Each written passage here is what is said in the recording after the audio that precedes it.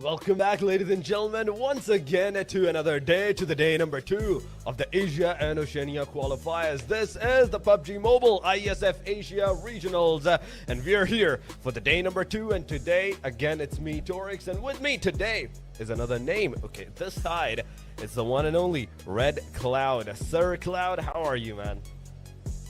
I'm feeling good. And today, of course, we are going to witness Group B battle out with each other. A new set of players, new sets of teams, and who knows what might happen on the battleground. But what do you think about day 1 of yesterday when you get to cast Group A? Oh, that was a very, very long day, let me tell you. The teams, either they were not fighting or they were completely going for the fights whatsoever. But today's a new group, and I'm really hopeful to see that new group on how they're going to play. Maybe we're going to see some different strategies from the yesterday group, because only top 3 is going out, like to the next phase, to the next stage. So the competition is already too much like sacred at this point in time. It's too much tough. The moment you're going to make a mistake, everything is going to crumble around you. Oh yeah, no mistakes, of course, because games are not that many. Each group will only play for 2 days. So that's a total of 12 games, and there's only limited amount of slots to go on to the next stage. So every round has to matter. Every single point matters. That's absolutely true.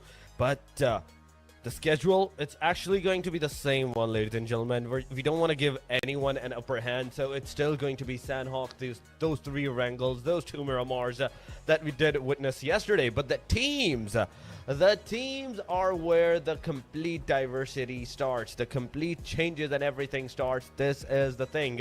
We will see that in some short time, but here is the group. Here is the names of the countries that is right now in today's matches in the Group B, Asia B. They're representing themselves. So we have Bhutan, we have Malaysia, we have Nepal, Indonesia, Brunei, Vietnam, Bangladesh, Laos, Japan, Sri Lanka, Myanmar, Thailand, Hong Kong, China, Chinese, Taipei, Pakistan, and Timor-Leste.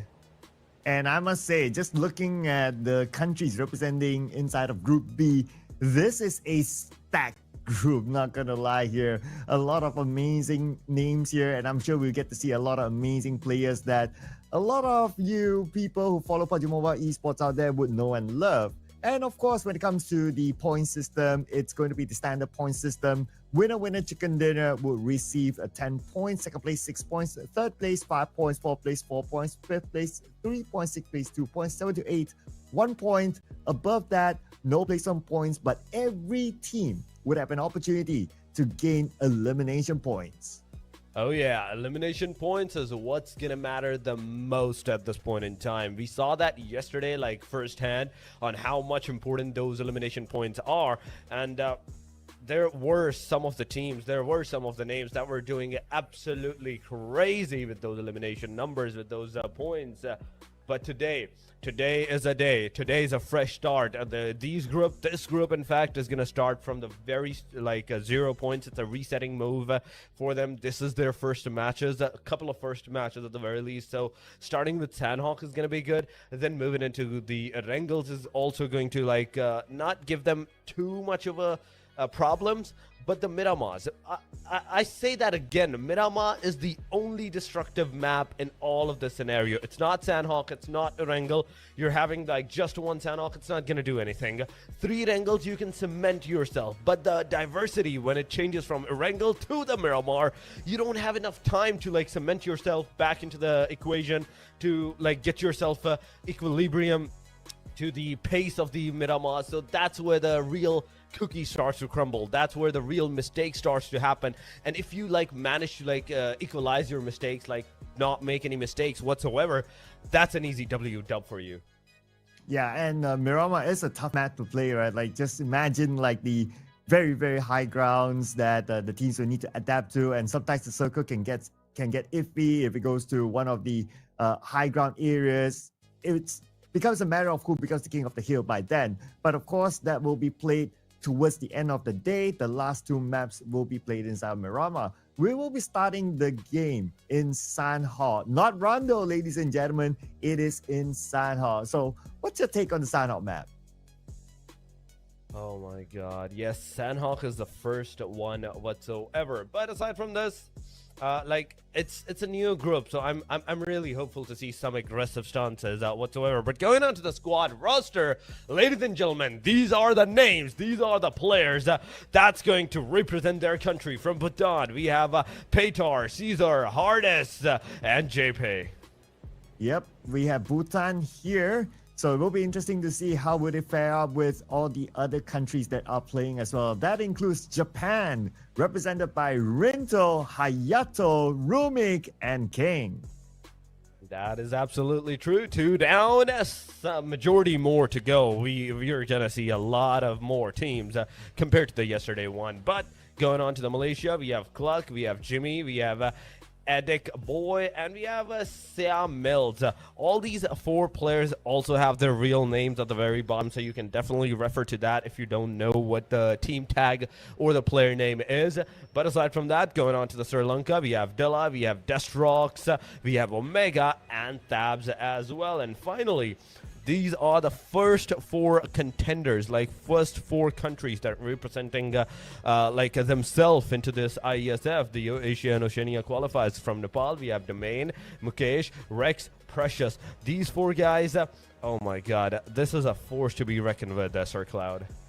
Well, speaking about force to be reckoned with, talk about this lineup. We have Smile, Romeo, Marnet, Say Cloud, and they were recently awarded a very, very prestigious championship as well. So looking forward to see if they'll be able to continue to perform here in this group. Well, and for Indonesia, we have Potato, we have Consulate, we have Zeta, and we have Vexi as well. Again, all these names are very familiar in the professional scene. They definitely are. They definitely are. And I mean, why shouldn't they be? Why shouldn't they be? They're representing their whole country at this point in time. Tan, Noi, Adam, Nick from Thailand on our screen, ladies and gentlemen. These are the names, but we still have a long way, a long list to know right now. Brunei Darussalam, going on to them. It's Wrong, Starboy, Milo, and Zen. But all of this situation is definitely going to help them make some confidence. But for right now, ladies and gentlemen, we're still on the squad roster. From Hong Kong, it is Tom, Ian, Louise, and Blizzard. But I want to say one thing real quick.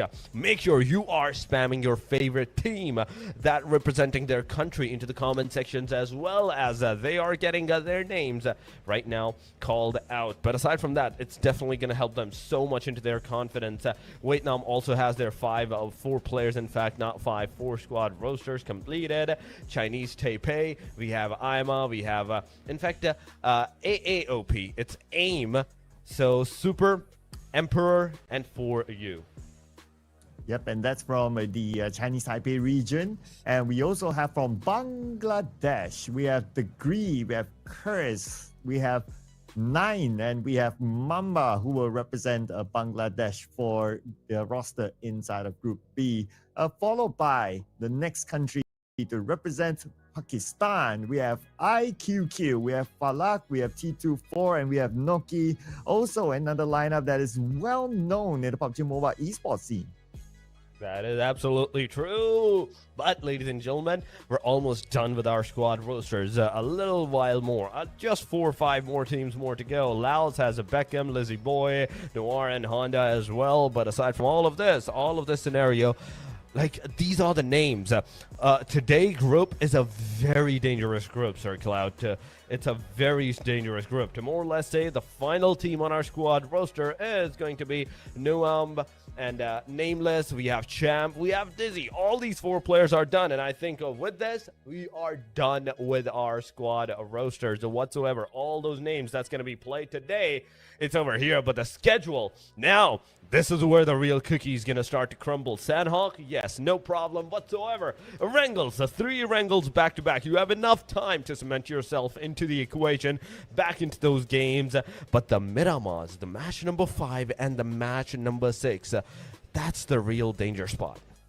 Yeah, that's the map that will set the end of today, right? But whatever happens, right, today is only day 1 for Group B, and yesterday was day 1 for Group A. they will still have a second day to play with. So whatever the result is, by the end of the day, they will still have another day to make up for it. But of course, you don't want to keep that gap too big to make it impossible for you to make the comeback. You want to keep that gap as small as possible, or even better, just top the group whatsoever. So you will have a lesser amount of pressure when it comes to day 2. That is absolutely true. Make sure you top your day, number one, just like some of the teams did yesterday. They were like 81, 61, that kind of a point that we were seeing. And I'm really expecting a lot more from this group at the very least, because they kind of know what kind of a lobby is happening and what kind of a strategy the teams are playing, and depending on that, they might choose their strategy a little bit to and overextend at this point in time. I wouldn't mind a very aggressive lobby at the very start of the games, like the Sanhok and the first 2 Erangels. The third Erangel, okay, that's where you really need to like start doing something, because after the 2 Erangels are done, we're going to be officially done with our half of the day. So the third Erangel, starting from the third Erangel, it's the second half phase, and you don't want to like mess around too much into that phases. So if you do, you might get really punished because of that. And Erangels and those 2 Miramars, you have to make sure that you do the utmost care in your whole like strategy wise to make sure that not a lot of points are gone, but a lot of points are secured. Yeah, frankly speaking, Torix, if you want to see an aggressive gameplay just by looking at the lineup, the names that came up earlier on, I believe that this lobby will be very active, will be very aggressive. But if you have so many names that are known in the professional scene of PUBG Mobile esports, and they're known to have that sort of aggressive gameplay, and if everybody plays that kind of style, at the end of the day, there's only one team that can survive. It's a battle royale at the end of the day. So it's going to be an interesting day to watch on who can actually top the group. That is true. That is true. We do have to see who's going to top the group at this point in time. I'm so excited for today's games. I'm so excited for today's matches.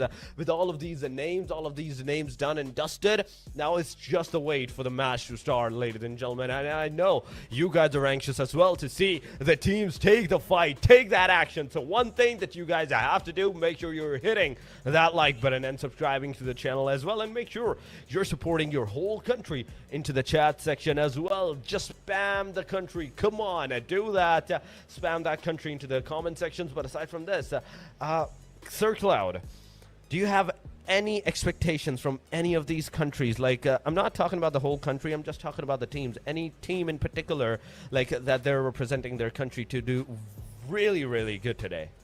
Well, I mean, recently crown champions, I would say Myanmar does have a good chance, and they retain the same lineup as well, so they're looking really stacked. I would say that Malaysia has a solid lineup as well. They are very known in the professional scene, and even players like K-Look, or I'm more familiar by calling him Adit Look. He is one of the top terminators for many seasons now in the professional scene. Indonesia, of course, they are no stranger in the international stage as well when it comes to PUBG Mobile esports.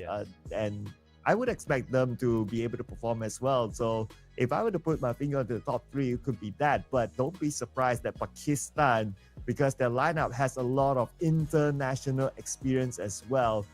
I would put them in the mix as well as some of the top performing teams. How about you? That's absolutely true.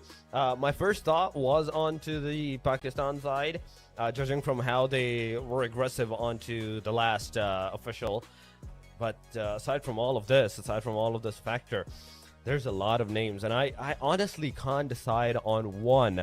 So I was gonna say the Myanmar as well, but you already said that. So now I'm really in a panic situation that which one should I pick? Which one should I go with?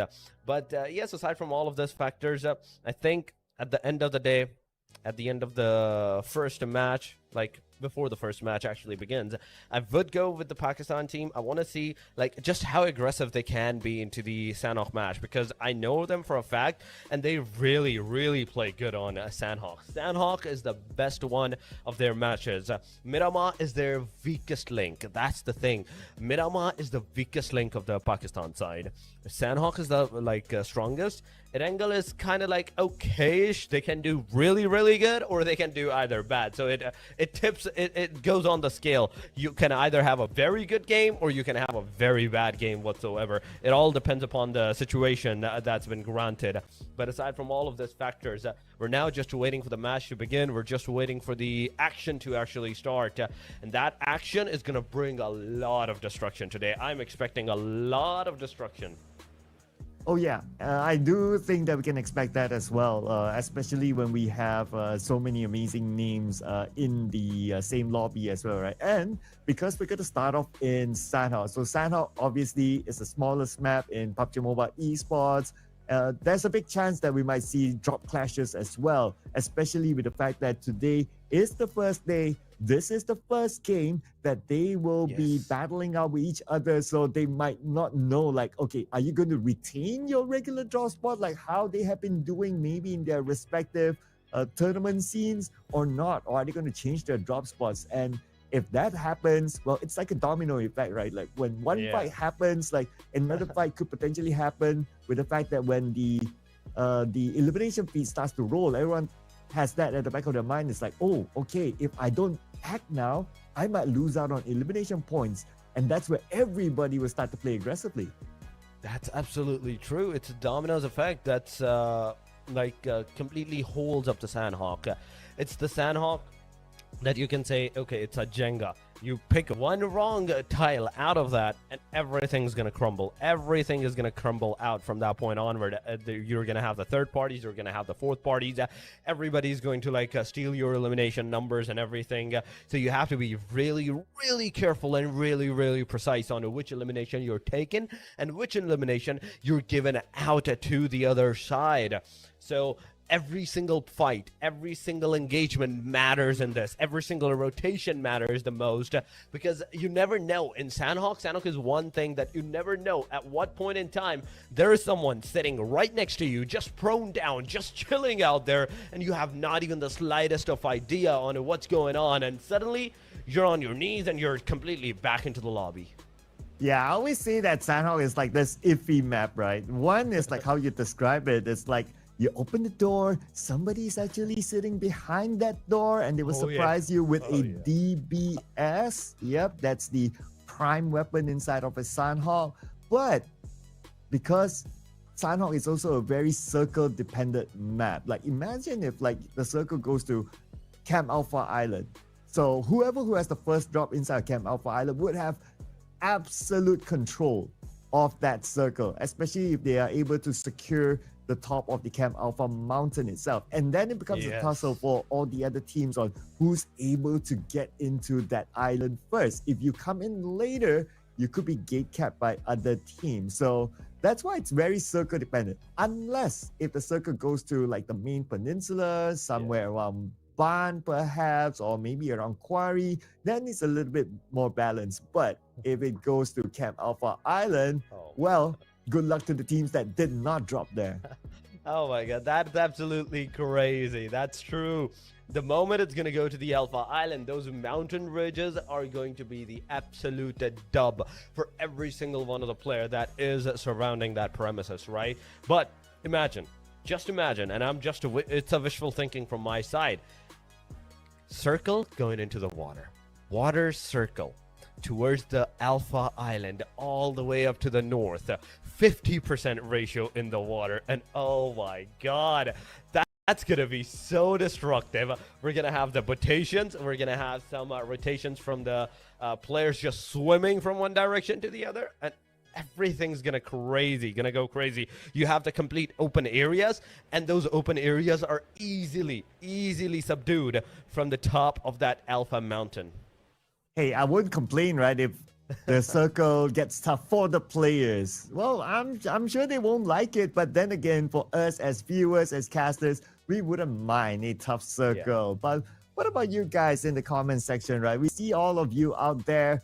What kind of circle do you guys like? Do put it in the comments as well. We'd like to find out from you guys, especially we are going to start in Sanhok, and prior to starting the professional league, where the map will change into Rondo. This is probably one of the last few tournaments that we will get to see a Sanhok inside of it. Yes. That's absolutely true as well. Like this is almost like the final straws of Sanhok. Sanhok is not gonna be into the S tier, the PMGC, ladies and gentlemen. So you have to make sure that you are seeing every single Sanhok that's been given out to you. Teams have to play every single Sanhok because it's about to go out. It's about to go out and changing with the Rondo, with that new meta that you can get a recall. Oh my god, the recall. Circle out. We were talking about this recall thing in the background, the backside before the stream actually begun. Recall is gonna change everything. We're gonna see so much of the destruction, like we kind of see into the classic scenarios. 3 players going into the very hot drop locations. Everybody's taking the fight. The 4th one is just chilling out at the recall. The moment anybody is gonna get eliminated, he's gonna come back. He's absolutely coming back with his Scar L or the M416 or whatever micro Uzi it can be. You never know what kind of a gun you can get after that recall. It's not like a complete thing. It's completely random. But yes, recall is going to change everything, and Rondo is going to change the complete meta on how the teams will be playing. Where we do usually see Sanhok and these single matches kind of like as a bonus. Those matches from that point onward, when it changes to Rondo, they become so much crucial, so much impactful that you can actually get like 20, 25 eliminations with a winner chicken dinner. Yeah, so that's going to be interesting, right? So, of course, that's not going to happen here in our tournament today and throughout the next few days. But it's definitely something that I'm intrigued to look to see how it will play off in the professional scene later on. But of course, here in the Iesf Asia and Oceania qualifiers, will be focusing on the sign-off. So it's going to be standard PUBG Mobile Esports, like how you would have known before this, ladies and gentlemen. So don't worry about, oh, is there going to be something new? Do we need to rewire how we see the game and all that? No, it's going to be pretty standard. How we will rewire, if any, on how to see the game, it really depends on how these players react to each other. And I believe that there will be some of these players or some of these teams who will meet for the first time. So they don't really know what sort of play style the teams in general will play. If they happen to be from the same region, say from Southeast Asia or from South Asia, then they would have met with each other. But if they're like from very, very different regions, then there's a chance that they have not met with each other. So we don't really know what sort of play style overall that we'll get to see. But just looking at the names, I believe it's going to be an aggressive one. Aggression is definitely inevitable. At this point in time, aggression is definitely inevitable. We're just waiting for the action to actually begin. And that action will definitely bring so much destruction, destruction. And let me tell you, this is the calm before the storm that's going to happen. Ladies and gentlemen, as we're here, this is the calm. The storm is going to begin as soon as we're going to head into the match. So stay with us. Stay with us. I know it's a little bit too much time, but stay with us. We want to make sure that every single player is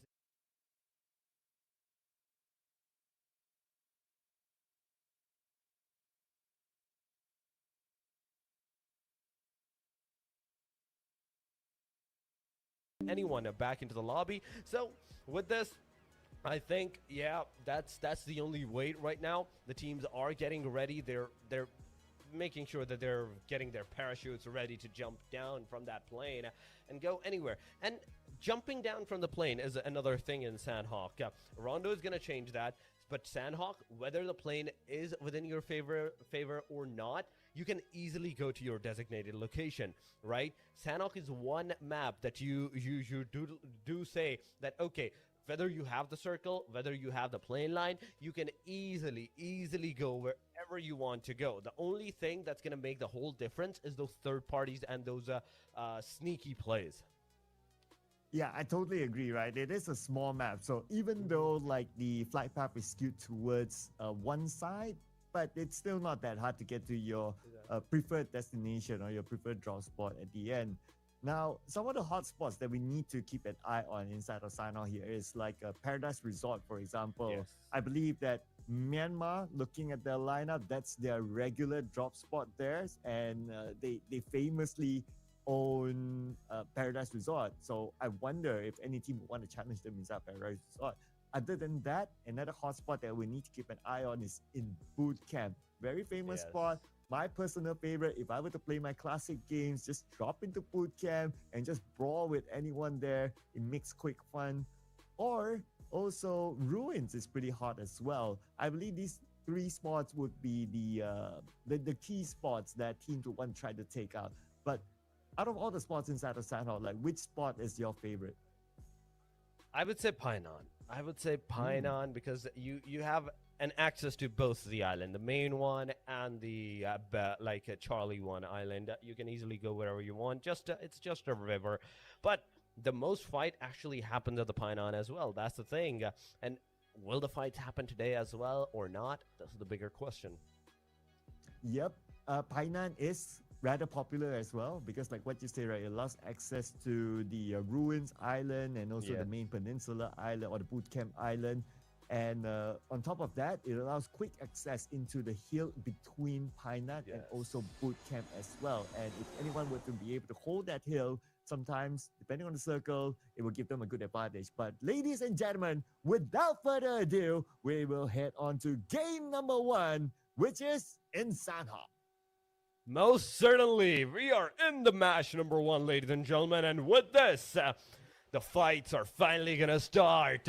The teams are finally going to drop out, and no matter where the plane line is, you can easily go to your designated location without any any hardship or anything like that. But my main concerning fact right now that I'm really looking out for is the fact that if we're going to have any kind of clash drops into the peninsulas, the main islands, or the Alpha Island, Charlie Islands, anywhere, but Paradise Resort, I think that's where the first cookie is going to start to crumble. And at the same time, you can see the Alpha Island, the mountaintops close to that, the eastern corner of that Alpha Island. It's also right now being contested by almost three different teams, and the fight is happening over here. Team Bhutan is here alongside of the team Pakistan. JP, in fact, 64 with the crossbow is here. The grenade is going to go from Falak's side, and that's a first casualty. IQ is going to get the second knock, and Caesar gets taken down as well. That's a knock. That's a confirmation.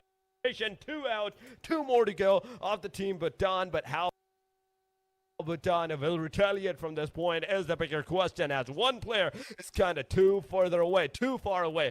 Going on to the Paradise Resort, we are also seeing not 1, not 2, but 3 different engagements. Yeah, 3 engagements, and all these 3 teams, they drop fairly quickly into Paradise Resort. Now, Paradise Resort only has enough loot for 1 team, generally, but because you have 3 teams here, loots will be scarce. So this will depend on what sort of weaponry did they manage to pick up. And looking at Sri Lanka, they're pretty decent. They do have a QBZ. They do have an M4. That's okay. So I believe they're ready to fight back.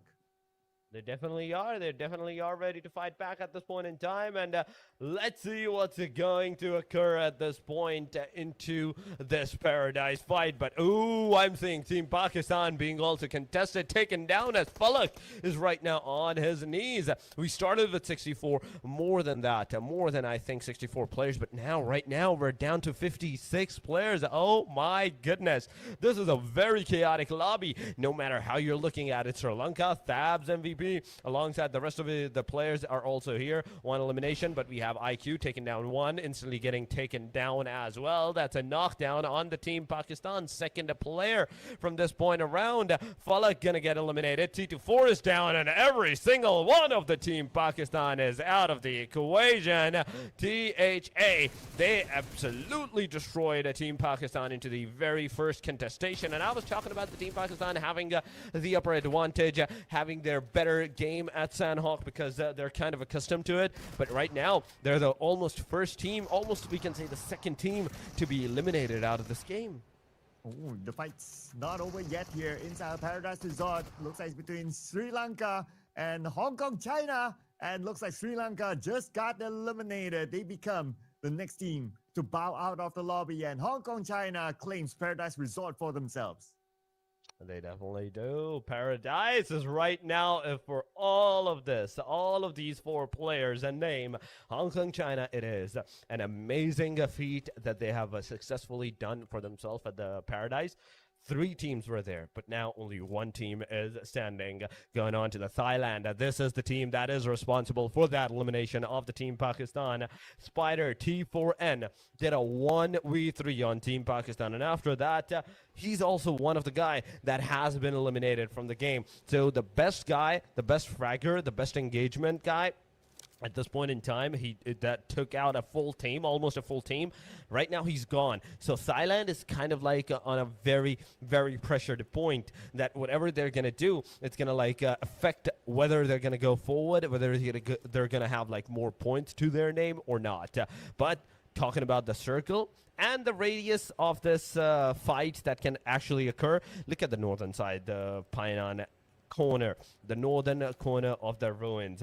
We have Team AG, we have Thailand, we have Team SBDR, and on top of that, there's also Japan coming close to the proximity. Yeah, and I understand why a lot of these teams, they want to try to pick that spot, right? Because now the first circle, it is on top of like 3 different islands, so it could go anywhere. But we'll probably get a clearer picture when the circle goes to stage number 2, or maybe when stage number 3, it depends. If it's still like stage 3 or even 4, when we have 3 islands within the circle, it's going to be really rough for the players. So the best possible thing that they can do right now is to try to take that middle spot on top of ruins. So if the circle goes into one particular island, they would have the quickest access there. They definitely will have a quick access to the side of the like mountain area, but oh, I'm seeing some fights. I'm seeing some casualties happening, ladies and gentlemen. Vietnam also has a 1 player completely done and dusted. It's elimination on one of the guy of the Vietnams as well. But the rest of the 3, they're chilling. They're going on to the buggy. 2 of them at least are. And Tuan 18. He's also kind of like in a different vicinity, different location from the rest of his team. So the real fight is going to start from here. The real engagement is going to start from this point onward. We are seeing these teams kind of like going super, super aggressive whatsoever. But 45 players are only remaining. If we had like 16 teams, then we're down to 13 teams. 3 teams has just given out their lives, and they're done, and they're dusted within the 6-7 minutes of the in-game timer. Yep. Because of the early drop clash, like how we saw early on, one of it is inside of Paradise Resort and the others happen somewhere else. But interesting enough, one of the players or the teams that love Paradise Resort, Myanmar, they managed to escape in time, but they lost Mernat in the process. So looks like they will be playing with only 3 players for the rest of the round. But we have seen it time and time again that a team that has 3 players is still able to get chicken dinner. So even though they have only 3 players, fret not, especially the fans from Myanmar. I'm sure that they'll be able to do well as well. But of course, the challenge is not going to be easy because we have all these amazing teams as well. Japan looks like they got one of the hotspots within the stage 1 circle, which is the Camp Alpha Island. But it will depend within the next 10 seconds whether this area will still be valuable or not. Within these 5 seconds, we'll know if the area is going to be valuable, but I think the circle is going to go towards the eastern. Yes, it does go to the eastern side.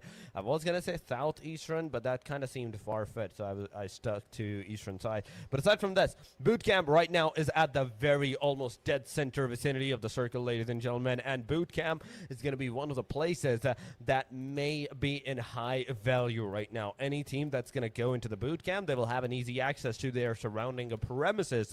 They can look at the surrounding premises for more of the teams and more of the engagement that they can actually pick off. I think someone should go there, but aside from this, what I'm saying is the fact that everybody's kind of like gathering around the boot camp rather than going inside the boot camp. Yeah, it's interesting that nobody actually took boot camp, even from the very beginning, even up to now.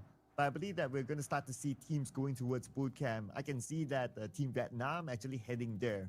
But on the elimination feed, we have Smile getting 1 knockdown for himself. So naturally, that happens when teams start to converge with each other. They probably saw a moving vehicle, and that's where they took the opportunity. Hayato will be the next one to fall. He definitely is going to be the next one to fall, but there we go. Wrongs is over here with the DBS in hand. He takes down another one of the Japans. Ladies and gentlemen, that's 2 down of Japan. Down to 1 more or 2 more to go. I think Japan is down to 2 more. Yeah, Japan is definitely down to 2 more players that were on the Alpha's mountains at that point in time, but now they suddenly have to like move inside of that circle because the circle actually went towards the eastern corner, right? But Brunei Darussalam, so far, 3 elimination, 3 engagements, and they took those beautifully without even a single casualty to their side. I can see one of the players of Japan on that mountain ridge, on that mountain top, and Brunei is actually looking at the area, but wait, no way. Another player, another engagement is right now on our screen in the boot camp, ladies and gentlemen, and that is Vietnam losing 1 player. The second one is knocked out, and let's see if he's going to be able to get that revival done in the meantime, and if anyone is going to take this opportunity, seize this opportunity to rush inside the boot camp as well. Yeah, the good news is that there's a long-range knock. I believe it came from Timor-Leste. So as long as it's long range, he's inside a boot camp, he should have enough cover to be recovered. And he knows. True enough, Vietnam, they're back as a trio, and they are the only team inside of boot camp. No other team really wants to commit into boot camp. And I guess that's because we only have about 50 more seconds before stage number 3. So you might as well wait and see where the circle will go from there. Definitely wait and see where the circle is going to go. Right now, boot camp is going to be an easy circle target. Why? Because it's right now at almost the dead center of the previous circle. So the chances are highly that the circle is still going to have that boot camp into the ridges, into the trenches. But talking about the teams outskirts of the boot camp, we are seeing Team ATR. Cursed is super close to the proximity of the Timor-Leste, and the fight can definitely ensue. He can definitely do a third party or the backstab from the back angle, but we are also seeing Vietnam being aggressed upon in the boot camp from a different team. That is Team Japan and ANN. Kenji, he's finally going to receive that call out that, okay, staying here is going to be dangerous, so why not go back into the safer side? But the circle is going to go towards the southern side, ladies and gentlemen. The circle is going to go south. One player is still in the boot camp. The other guy is on the other side of the road in the compounds, into the small shacks and the vicinities. He's kind of going to go chill, but the main concerning fact that I can think of right now is the fact that Northern Angle, the teams from the Northern Angle, as they're going to approach, it's going to be a really difficult situation, but he's going to put more difficulties on himself at this point in time as they're moving near the Timor-Leste's region and champions. Every single one of the Timor-Leste, they did try to shoot at the guy, but none of them succeeded. Yeah, Timor-Leste right now, they're just waiting for exit frags opportunity from Vietnam. They know that Vietnam is inside a boot camp, but Vietnam also know that Timor-Leste is across them. So I'm pretty sure that they will navigate from the left side of boot camp into the circle just to avoid that line of sight of Timor-Leste. While we check out the other teams rotating into the circle right now, we have Hong Kong, China, who's making a later approach with the vehicle. But Brunei Darussalam, they will happen to meet up with the member of Thailand. Journey is here all alone. He tried to get out of the door, but he was stuck in that building. No way. He got a lot of damage from the Molotov, but now he's finally going to face-to-face with the Brunei, and Darussalam is finally going to take him out as well. That's another elimination, 4 eliminations in total that this team is going to have without even a single casualty. That's the best part. This team not only took those fights, not only took those engagements, and from different teams. They took those engagements from different teams, and without any single casualties. Right now, they're surviving. Now they have to move inside the circle. That's another thing. With Bangladesh on our screen so far, Hong Kong, China is going to receive the damage. One player is going to get absolutely decimated from this point onward, but Aimbot is going to come here. He's finally going to take down the player, and there we go. From Hong Kong, China, that's a 1-to-1 ratio of those eliminations happening, those trade-offs going around, but now it's a 3 versus 3, and we do have to see what that 3v3 is going to actually go with. The MXCC7, in fact, it gets taken down. MAAOP. I'm a OP. Let's see what this guy is going to do, as this guy is going to be the final and only hope. Everything is residing on this person's shoulder. The moment he's going to come out, the sprays are going to connect, and it's all over, ladies and gentlemen. Hong Kong, China, beautifully executing this fight against the team and taking those 4 eliminations. Nicely coordinated by Hong Kong, China. Chinese Taipei at some point, they had them surrounded. They had them at their flanks, but Hong Kong, China, they were ready for it. They were ready to sniff out every single player from Chinese Taipei and took them out one by one. Now they have access into the circle. The next question is going to be, where will stage 4 circle go? And looks like it moves towards the inner side. Even for Team Malaysia, they have to move forward. They do have to move forward. But my main concern right now in all of this situation is the fact that the circle shift and how the circle shift is going to affect all of these team members. So far we're on the state number 4, right? And this state number 4 actually indicates close to that boot camp area that it went towards the northern angle, it went towards the northern region. So majority of the players are right now kind of in a very panic situation. Yeah, Japan is in the circle. There is the team Hong Kong, China that should be in the circle as well, because they were taking the fight near the boot camp, outskirts of the boot camp as well. But on our screen are the 2 teams. In fact, not 2, but 3 teams. We have Malaysia into the back lines. We are seeing the Timor-Leste in the front lines, and there's also the team YG. Oh my God, I think that's Bangladesh into the boot camp region. And here's Ryan from afar, gets Kevin. Beautifully executed, playing a support role. But now they need to save Ade Luke. Ade Luke will be back up again. And Malaysia, now they have to consider how they're going to move forward after saving Ade Luke. Kevin will be eliminated from afar. Timor-Leste will play the remaining round with 3 players. 10 teams. Still 10 teams more to go. Yesterday, the total number that joined was kind of low, so I can expect that, okay, 8-7 was okay. But today, we had 16 teams, and now only 6 teams so far has been eliminated. 10 more are still to go. Indonesia on our screen so far.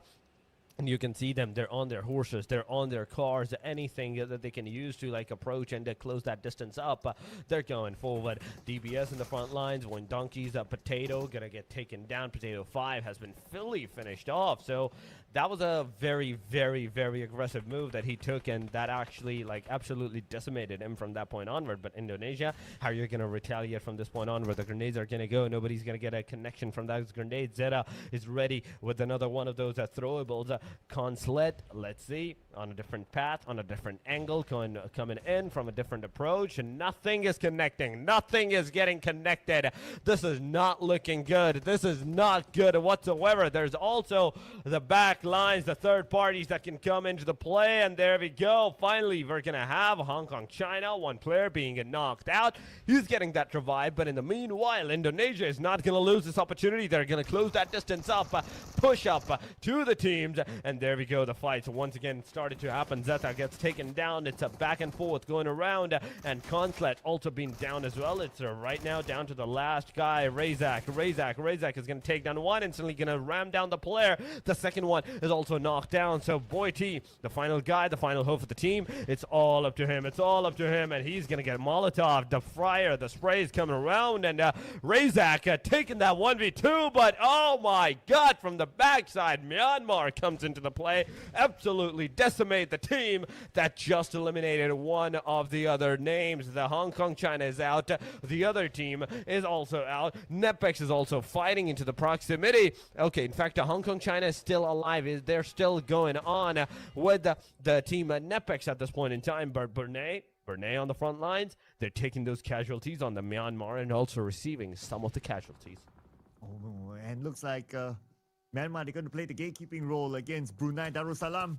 But from the side, Say Cloud receives damage. Yes, Smile together with him. Smile with 3 eliminations now, looking for more. But Brunei, now they have the elevation against Myanmar. Looking to sniff out the remaining 2 members. Wrong with the DBS in front, now cooking up his nade. Aiming towards the direction where the 2 Myanmar players were at. And they managed to get away to safety for now. Looks like they will survive to tell the tale another day. That's crazy. That's so crazy at this point in time. We're seeing so many casualties. We're seeing so many engagements at this point in time. And here we go.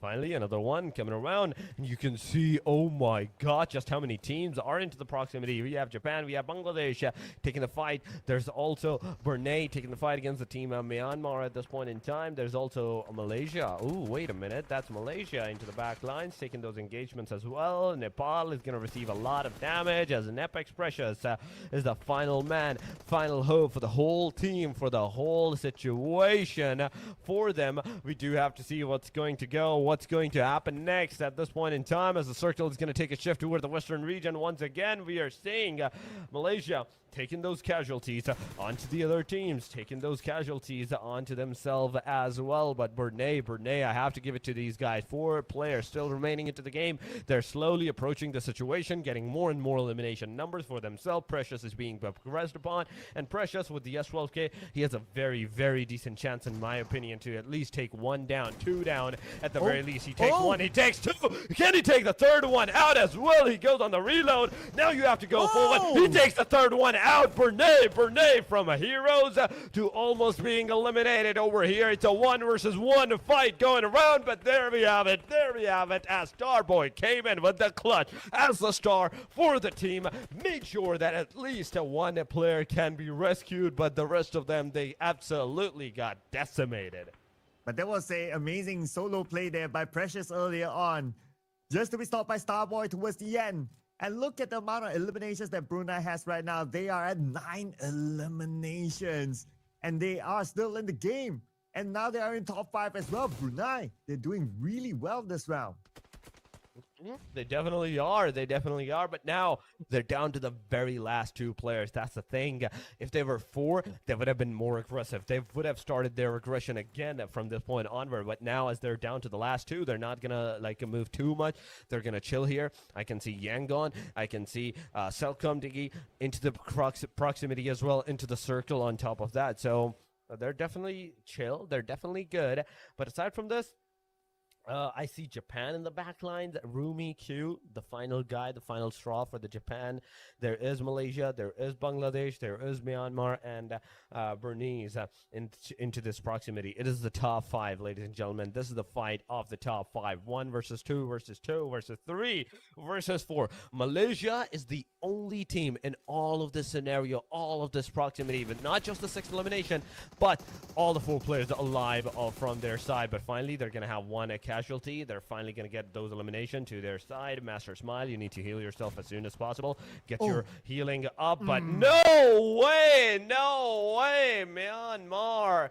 The casualty is definitely amazing. You made sure that even if you can't aggress upon the player, you can actually chip off his HP and make sure that he gets eliminated by the play circle. And for Malaysia, not only they have a full squad, but they have also the high ground. They also have the circle. As we can see here on the minimap, Japan, they're on the outside of the circle. They will need to fight through Malaysia, but they don't have the numbers. They don't have the terrain advantage. At the same time, Shamil is managing Bangladesh on the other side, and he gets 1. 90-degree goes down, but the name from the other side will finish up this round. Malaysia will score the first chicken dinner today. They will secure the winner chicken dinner of the match number 1, ladies and gentlemen, of the day number 2, the Group B. Match 1 has been given out to Malaysia. But how many eliminations are they going to have? This is the question that I want to know, that I want to be answered. But going on, I think we're going to have our answer in a short while. Yes, they are the winner chicken dinners of the match at number 1. In Malaysia, it is, ladies and gentlemen. Going on to the final blows, Bangladesh had 2 eliminations, right? And the other side, the Malaysia, I do believe so, they were somewhere into the proximity of maybe 7, maybe 8, or even 9 eliminations. And if they have more than 10 elimination, they're definitely going to be chill for the next match at the very least. Going on, they have 10 elimination points, ladies and gentlemen. We have Cluck with 460 damage. We have Kasim with 2 as the most assist between all of these 4 players. Then we have Cluck with the most elimination numbers as 3. We have Kasim with the 20 minutes and 29 seconds as the highest number of survival time. Yeah, so with 10 eliminations and a chicken dinner, Team Malaysia scores 20 points as a starter. But also, other teams, they did score a good amount of eliminations, especially Brunei. Last we checked, it was 9 eliminations. But we'll get to the board later on. Right now, we're going to break down the individual players for Team Malaysia. So, Adik Luke coming out with 3 eliminations and 460 damage, the highest among them all. He is the Terminator for the team. And we have Ryan, the Child Prodigy, 2 eliminations. We have Kasim, 3 eliminations, and Shamils with 2. So everybody within the team did contribute towards the points gathered here for Team Malaysia. Man, you didn't see Kasim. He only had 27 as damage taken with 3 eliminations, 400 damage. What is going on with that guy? He was completely annihilating everything. But aside from that, let's go to the match summary. 55 eliminations in this match with 55 knockouts, 13 revives, 3,361 healing. Not a lot of healing in the Sanhok. We do expect a lot of heals. 107 throwable use, 94 kilometers. In fact, I don't know if that is kilometers or that is in meters, because if it's in meters, that's 94 kilometers. But if it's in kilometers, if we're talking about all of the team's rotation, that is 94,000 kilometers that we're talking about. But going on to the longest elimination distance is going to be 237. We are going to have some of the headshots, but aside from this, going on to the head-to-head, it is Burmese versus Malaysia. 10-10 on both sides. The Vinavana Chicken Takers and the highest fraggers in this lobby without the Vinavana Chicken Dinner. 1357 is the damage from Malaysia, and we have a comparison to the 969 damage. 4 assists to 5 assists, 8 knockouts to the 7 knockouts. Yeah, so Brunei, they actually did very well this round, getting a 10 elimination haul. Even last we checked was 9, so towards the end it was 10. So it's a good round as well for Brunei, I must say. But because they didn't score the chicken dinner, so obviously the total points, they won't be able to match up to Team Malaysia. So I believe that looking just based on these two teams here on screen, Team Malaysia should be the team that scored the most points in round 1. They did. They definitely did, because not only with the 10 elimination, they also have that Vinavana Chicken Dinner. But I'm talking about the non-Vinavana Chicken Dinners. Those elimination number, look at that. Brunei Darussalam, 13 points. They got eliminated on the hashtag number 5, but 10 eliminations with 3 placements. That's definitely going to help them a lot. Aside from that, Myanmar also have 9 points. Hong Kong, China did good. 8 elimination to their side. That was really, really on a W side from their angle. They were completely going haywire with those eliminations and everything, right? Aside from all of this, we're seeing the rest of the teams kind of going on a equilibrium somewhat. 8, 8, 6, 6, 5, 5 points. They're not too much. We can't make a deduction from just this first match until we have our first half of the day, 3 matches done and dusted. We can't say, okay, who's lacking, who's not making too much of a good moves, and who is doing absolutely crazy in all of this scenario. But yes, on the first chart, the final team, that is Indonesia with 4 total points, from 20 all the way down to the 4 in the first chart. We are waiting for the second chart to occur, and there we go. Wait. Now, Pakistan, Chinese Taipei, we have Sri Lanka, Laos, Timor-Leste, and Bhutan, all the way from 3 points to 0 points on the second chart. Yeah, it's unfortunate for Laos, Timor-Leste, and Bhutan. No points collected in round number 1, but again, it's only round number 1, and they might be glad that, okay, Sanhok is done because it's a Iesf map, and I know a lot of players, they do not like to play Sanhok. So good news for them. We're done with Sanhok. We'll head into the OG map of Erangel after this. But what an explosive first round it was. From the get-go, we see a fight. We see a clash. In fact, we see multiple clashes.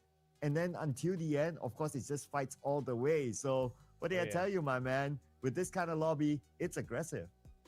That is definitely aggressive, and this is what I'm craving. This is what I'm looking forward to into the next matches as well. As Sanhok is done, we're now going to go on to 3 Erangels and 2 Miramars. But before heading to the match change, we're going to go for a very short break. Do not go anywhere. Stay with us, ladies and gentlemen, and we will be right back.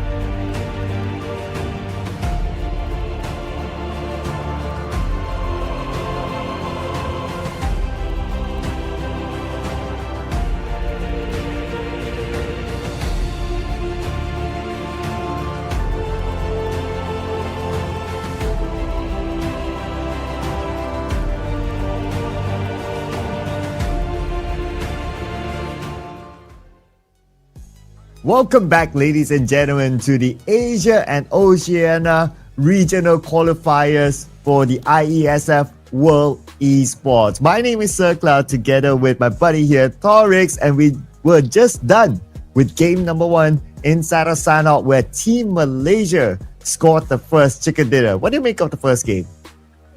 First game was absolutely crazy, man. It was absolutely crazy. But now, we're waiting for the next move, the next engagements from this team, from all of these names, right? There are 16 teams. They're definitely going to go back again once into the Erangel matches. And we're going to find a start of the stalemate. Then it's going to change into the aggressive stances from that point onward. We're not just completely going to go to the aggressive. Erangel is going to have a change of pace for the teams. They're going to set their momentum into that change of pace. Yes, but it's the start of the game, so they can still test the waters in all of the scenarios, in all of these actions and everything. So slowly, steadily, where the situation is going good, the fights are definitely going crazy. You don't have to go too crazy on all of this action, right? You have to make sure you're calm and composed in all of this particular situation, because each and every single match right now matters. You have just started your aggression. You don't want to lose it out. One wrong move and the whole momentum that you worked out into the Sanhok to make, it's gonna crumble.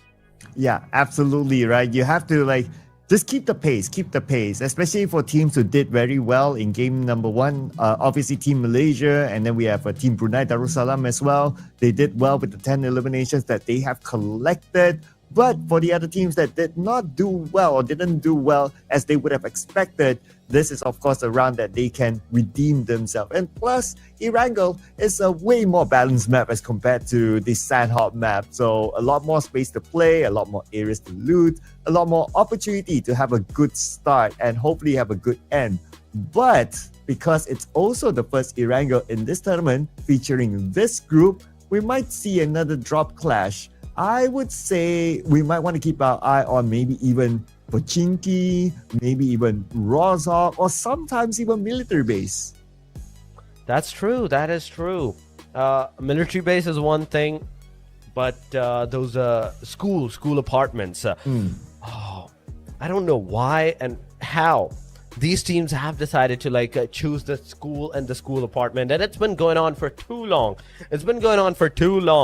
At this point in time, I've decided to go to the school, right? I couldn't find anything. I got eliminated. I don't know how these teams find some things, those guns and everything, and they start to really pace up those elimination numbers on top of that. But aside from this, Yasna Poliana can be a very crucial place. The Severny, if the circle actually goes over there, it can also be a very crucial place for the teams. But it all depends upon the playing line. We can't say okay, this is Sanhok, you can go wherever you want. No, the playing line is really going to matter on which locations you can actually access and which locations you're not going to be able to access for yourself. So everything is dependent upon that playing line. And from that point onward, the circle shift, the circle radius is going to determine whether you're going to stay at your designated location that you have just robbed, or you need to move ASAP. Yeah, as compared to the Sanhok match, the flight path this time would be would also really depend on where some of the teams would want to drop, right? So sometimes if the flight path is skewed towards the northern side, they would just choose to drop somewhere north. Sometimes maybe even as extreme as Zarki. If it's a southern focused sort of flight path, then maybe Ferry Pier might be a good spot for these teams. So it's very different from Sanhok, where wherever the flight path is, teams can still drop to their favorite drop spot, but not the same case for Erangel. So they have to quickly adapt to whichever drop spot depending on the flight path is. And for the players themselves, during the lobby, once they enter the countdown, that's where they will be able to get to see the flight path, and that's where they'll be able to plan where they want to drop. Now, if it's a sided skewed type of flight path, there's a higher chance for us to see an early drop clash. I mean, the chances are there, but it all depends upon the teams, that whether they want to take that aggression, that drop location, or they want to play it safe for the sake of the first match of Erangel. It all depends upon that. But in my opinion, if I was the one that was telling them to like whether to take the fight or not, I would suggest the fight, because at this point, this is just the start of the pace. This is just the start of that racetrack. You're not like in the halfway, the quarter way. No, this is the absolute start of the Erangels. You can go to the complete aggressive and start like chipping off that aggression as you move forward into the next matches, into the next phase and everything. So this match really, really, really matters at this point in time, no matter how you look at it. Going very aggressive can either be very helpful for you, or it can lead up to your first demise as well. Yeah, and also like what you mentioned earlier, right? The circle also plays a role. So in this map, if it's an Iesf circle, it could be anywhere. It could go all the way up north, or it could be like a military-based circle, in which it's one of my favorite circles, by the way. But the players, they obviously don't like that. I'm just evil that way. Or it could just skew towards one of the sides, right? Like maybe it would go to like Milta or Milta Power. That would be a rather challenging circle as well. But it's also common for us to see like a Gatka circle somewhere in the middle of the map, somewhere that is kind of open and balanced for all the teams. But yeah, I personally favor a military-based circle, but I'm sure the players, they will prefer like a Gatka-ish circle, if not like a shelter mansion circle. They'll be kind of balanced for them as well. That gives them a lot more space to play with instead of like those funneled areas, especially if you have to cross the bridge, whether it's the left side bridge or the right side bridge of the military base. You know what? I would choose your circle, your liking circle to the military base, but I would take it up a little bit to the northern side, you know, just enough that the very middle is on the bridge, just that bridge, and ending on the bridge is gonna be so cool. Everybody, no one has like a really good location to like cement themselves. And if imagine if the circle actually goes towards the bridge and someone is on the very top of that bridge to those complete railings and everything. Oh my god, imagine the destruction that he can rain upon every single one of the teams, every single one of the players from that location and the like direction. He can look back, he's gonna see the players. He's gonna look forward, he's finally gonna see the players as well. He can go from left to right corners to even spot down the players on those footpath areas that the teams do usually use now, those staircases to cross the bridges. He easily have that like location access to him as well. But now it's just my wishful thinking. It all will depend on how the circle is going to take and initiate from this point onward. As we are about to head over into our first mat, ladies and gentlemen, just a little bit more. Do not worry about that. Just a little bit more, and we will have our first Erangel on the way. Erangel is going to be such a chaotic one this time around, and I would love to see the teams go chaotic. On top of that, chaotic circle with chaotic teams, that's the best combination that I can actually hope for. Yeah, I mean, after having a teaser of how this lobby would react inside of Sanhok, I believe that even if you give them a bigger map with a lot more space as compared to Sanhok, which is Erangel, I'm sure they will react the same as well, and we can expect a lot of action to happen inside of Erangel. And you did point out one of my favorite spots early on when you were explaining your point, which is school, and that's a spot that I personally do really like as well. But without further ado, let's jump right into it. This is going to be game number 2, Erangel. Oh my god, this plane line featuring Eastern Corner, all its glory and all its of glory. Oh my god, this is going to be super insane. Stalber, Severny, Rozok, Napoleana, Lipoka, Milta Power, Nova Pinoy, and the military base island is going to be accessible. Even Pachinki is accessible right now for the teams, but anyone that wants to go to the Georgia Pool, the northern cities or the western cities of the Georgia Pool, they will have to be in a very concise location. They will have to drop into the garages, find the cars, find their vehicles, and just let's get out of there. Get into the Georgia Pool, the western sides, wherever you want to go to the eastern, in fact, western corners. But circle is another thing that I'm really waiting for. Okay, where the circle is going to go, which teams are going to be into the favor of the circle, and which of them are going to be not. Imagine the circle going to the hard southern side, Novorupnoi being the centralized position of that circle. It's going to be insane, but I see is Napoleana being contested by 2 different teams. We also see Sri Lanka, Vietnam into our proximity proximity. Severny has 2 teams at this point in time. It is one that is Vietnam. The other one is the team BG. And it's just one wrong move, and it's going to be absolutely crazy from this point onward. An early fight as well involving Team Malaysia and also Team Thailand. And Adeluk gets the first elimination. Spider 10 will be eliminated as well. And looks like this is a tussle for the farm area. And the farm area is a common spot for Team Malaysia. Now 1 more to go. On the other side, on the second floor, Adeluk is pretty low, but he's still going in for it though.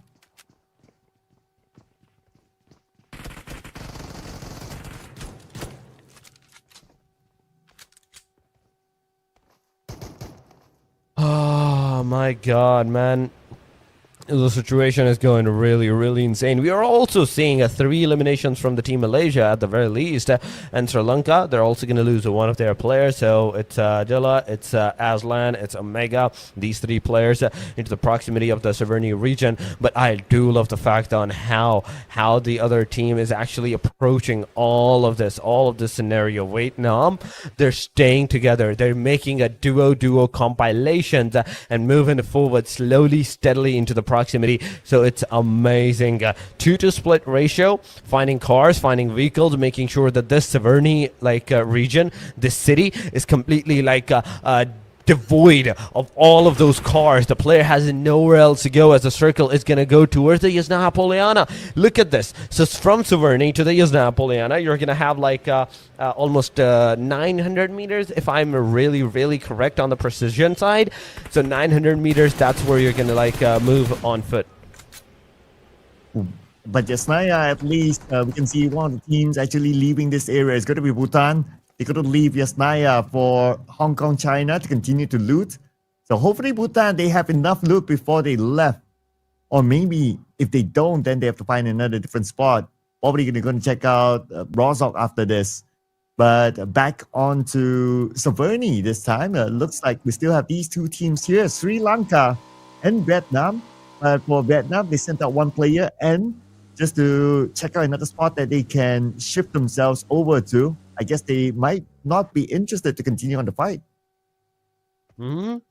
Continuing on the fight. Okay, right now, after that first initial eliminations of Thailand versus Malaysia, we can definitely see the lobby kind of cementing themselves in a safer approach, safer side locations, as the players are kind of so far going slow, steady in all of this situation. But 15 teams have joined.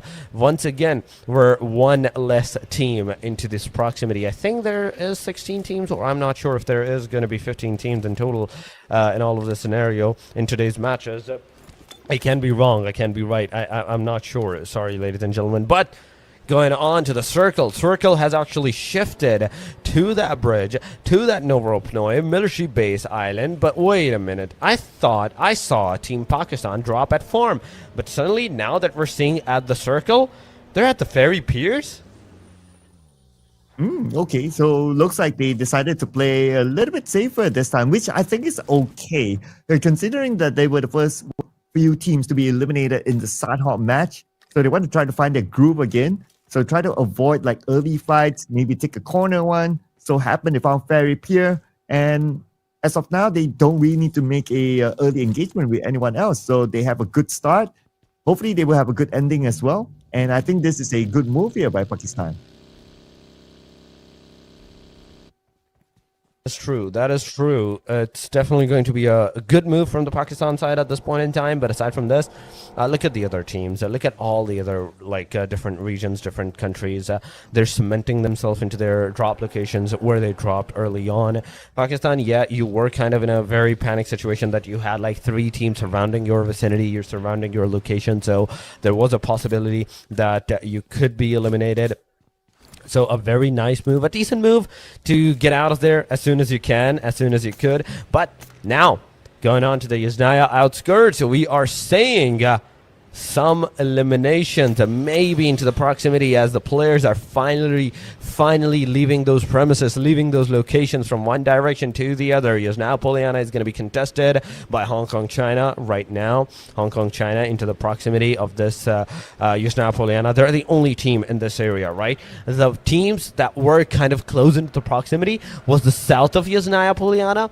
Those small compound areas, those are ridges, where right now, they have the circle for themselves, but for how long? In 1 minute, maximum 2 minutes, the stage number 1 is going to close, and we're going to see such a hard shift maybe from the circle, maybe towards the southern side. I can be wrong, but if it goes to the southern side, anyone that's on the northern angles absolutely is going to go crazy.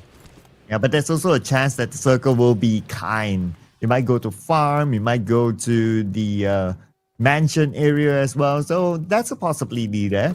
And if it does go there, then, well, that's a theory that we did discuss earlier on, that the teams will have a lot of space to play. And that's the kind of circle that the teams would like to have, rather than, it pulls all the way down south, like what you said, and it will be hard for the teams from the northern side especially. And last we checked, there were a lot of teams at the north. So if the circle does pull all the way down south, then we can expect a brawl up there. We can absolutely expect a brawl all the way up there into like the location, but it all depends upon the circle shift, right? It all depends upon when the circle is going to take that shift and how the teams are going to react to that. Are they going to go like completely haywire trying to figure out the locations inside of that circle or something like that or not? But going on, still 15 out of 15 teams are in this region, in this game. Okay, 3 players got eliminated, 4 players in total got eliminated, 1 player from Sri Lanka, 3 players from Thailand. Aside from that, every other team has their complete squad roster, full 4-man, all the way back up to the notch. 15 and almost 9 minutes. 9 minutes almost have passed. We're on the 8-minute marker, right? 15 more seconds, and this circle, this stage, is absolutely going to go crazy. Whether it's going to go crazy or it's going to go completely to the team side, I don't know. But already we can see the teams that have decided to take the circle and the bridge region for themselves. Oh my god, the farm outskirts, the region of that bridge, but the circle's going to go hard east once again. Oh my god, this is a very, very hard shift to the eastern side. Milta power plant. The power plant is still in the circle. Yeah, and especially the high ground just in front of prison. That is definitely going to be a point of contest for a lot of these teams. Everybody wants to try to take the high ground for themselves. And so far, no teams there. But we can expect more teams to head towards the area. And that's where we will be able to expect a clash point in that high ground area just in front of prison. And looking over on the other teams, making a later approach, one of them is going to be Indonesia. They're going to come in from the right side in. As for Team Malaysia, who scored the chicken dinner earlier on, they started on in farm, so they're not too far away from the circle, so they should be fine for now. No big reason for them to make their move unless if they want to be the king of the hill first. They do definitely want to be the king of the hills at this point in time. Right now, we will have to see what's going to be the next case and next move for all of these different teams. At this point in time, we're seeing Team Pakistan finally moving from their western side of region to the eastern side of region. They're going to go to the shelter area, but outskirts of the Pachinki, we're going to see 2 different teams, 2 different names, 2 different regions up against each other, maybe or maybe not, as right now they're deciding whether to take the fight or whether to not take that fight. Malaysia is over here. Ryan, he's shooting at the players into the proximity of I think Bhutan, but Bhutan is such in a hidden location that those sprays are definitely not going to approach them until like he has a really, really decent scope, like 4 times or even a 6 times at this point in time. But Pakistan, T24 OP on our screen so far. They have those compounds for themselves, and this is the bridge that I was talking about. This is the region that I was talking about, like the mountain, not the bridge top. The bridge top, this railings, he can see either to the back lines, he's going to find the players that may be rotating, maybe not. He's going to look at the front line. They're ready to take that action once again into the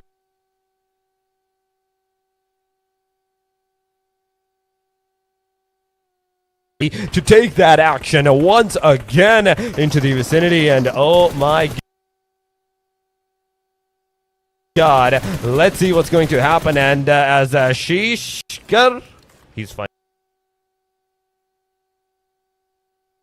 going to have a knockdown. He's finally going to get an elimination to take that action once again into the vicinity. And oh my God, let's see what's going to happen. And as Shishkar, he's finally going to have a knockdown. He's finally going to get an elimination onto the players. And VD Zeta is almost the last player remaining into the proximity. Those two eliminations are definitely going to help them so much. The third one is also down to Potato, the final guy from the team Indonesia, as a one donkeys. It's all up to this guy. It's all residing up to this person. Yeah, and he's going to play super safe by parking himself inside of Milta Power. A totally understandable move since he doesn't have any of his other teammates left, and he has to fend for himself. So the best he can do right now is play some points, hence the very safe approach. On the elimination feed, William from Timor-Leste just got gunned down and got eliminated. And looks like the circle continues to shift down south. This time, pretty focused onto the Milta area. And if we were to look at the northern side, we have at least 4 different teams there that's still around the area, and they're making a move, but some of them seem to be heading towards the same direction on the right side, especially between Japan and Hong Kong, China. That's true. That is true. But what I want to see is, when we first came into this match, I was expecting the complete chaos, but right now I'm not seeing that chaos whatsoever. Yes, we're down to the 15 teams at this point in time, but going on to the damage, these are the top 10 down. Approaching the situation, but they're definitely going to be in the fight. They definitely need to be ready and well prepared for what they're about to do, for what they're about to get into as the fight is going to approach. The sprays are going to come. Max LV, come on. He survived. He dodged all those bullets. Every single bullet was on his car, and he's finally going to get out, cook a grenade. He's going to throw it up, and that is absolutely going to maybe decimate the players. There we go. This first grenade is going to go. It's going to connect. And there we have it. RARGAGNN.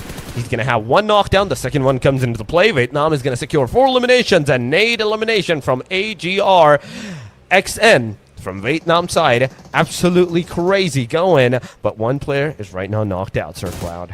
Oh, but from behind, look at this. Aimbot. He sees a player from Chinese Taipei. But right now, the player is going to pressure them. He gets the spray by Aimbot, hoping to be able to aim down his opponent, but not able to get it. But unfortunately, he's also the last player standing for Hong Kong, China. He has to focus on himself, but looks like he's not going to leave any man behind. He's going to focus on to saving his teammate first, but I worry for him that it might be too late.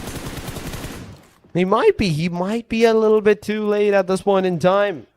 We never know what's going to happen. Like anything is a possibility at this point in time. But Pakistan, Naki. This is the first elimination that they're going to have.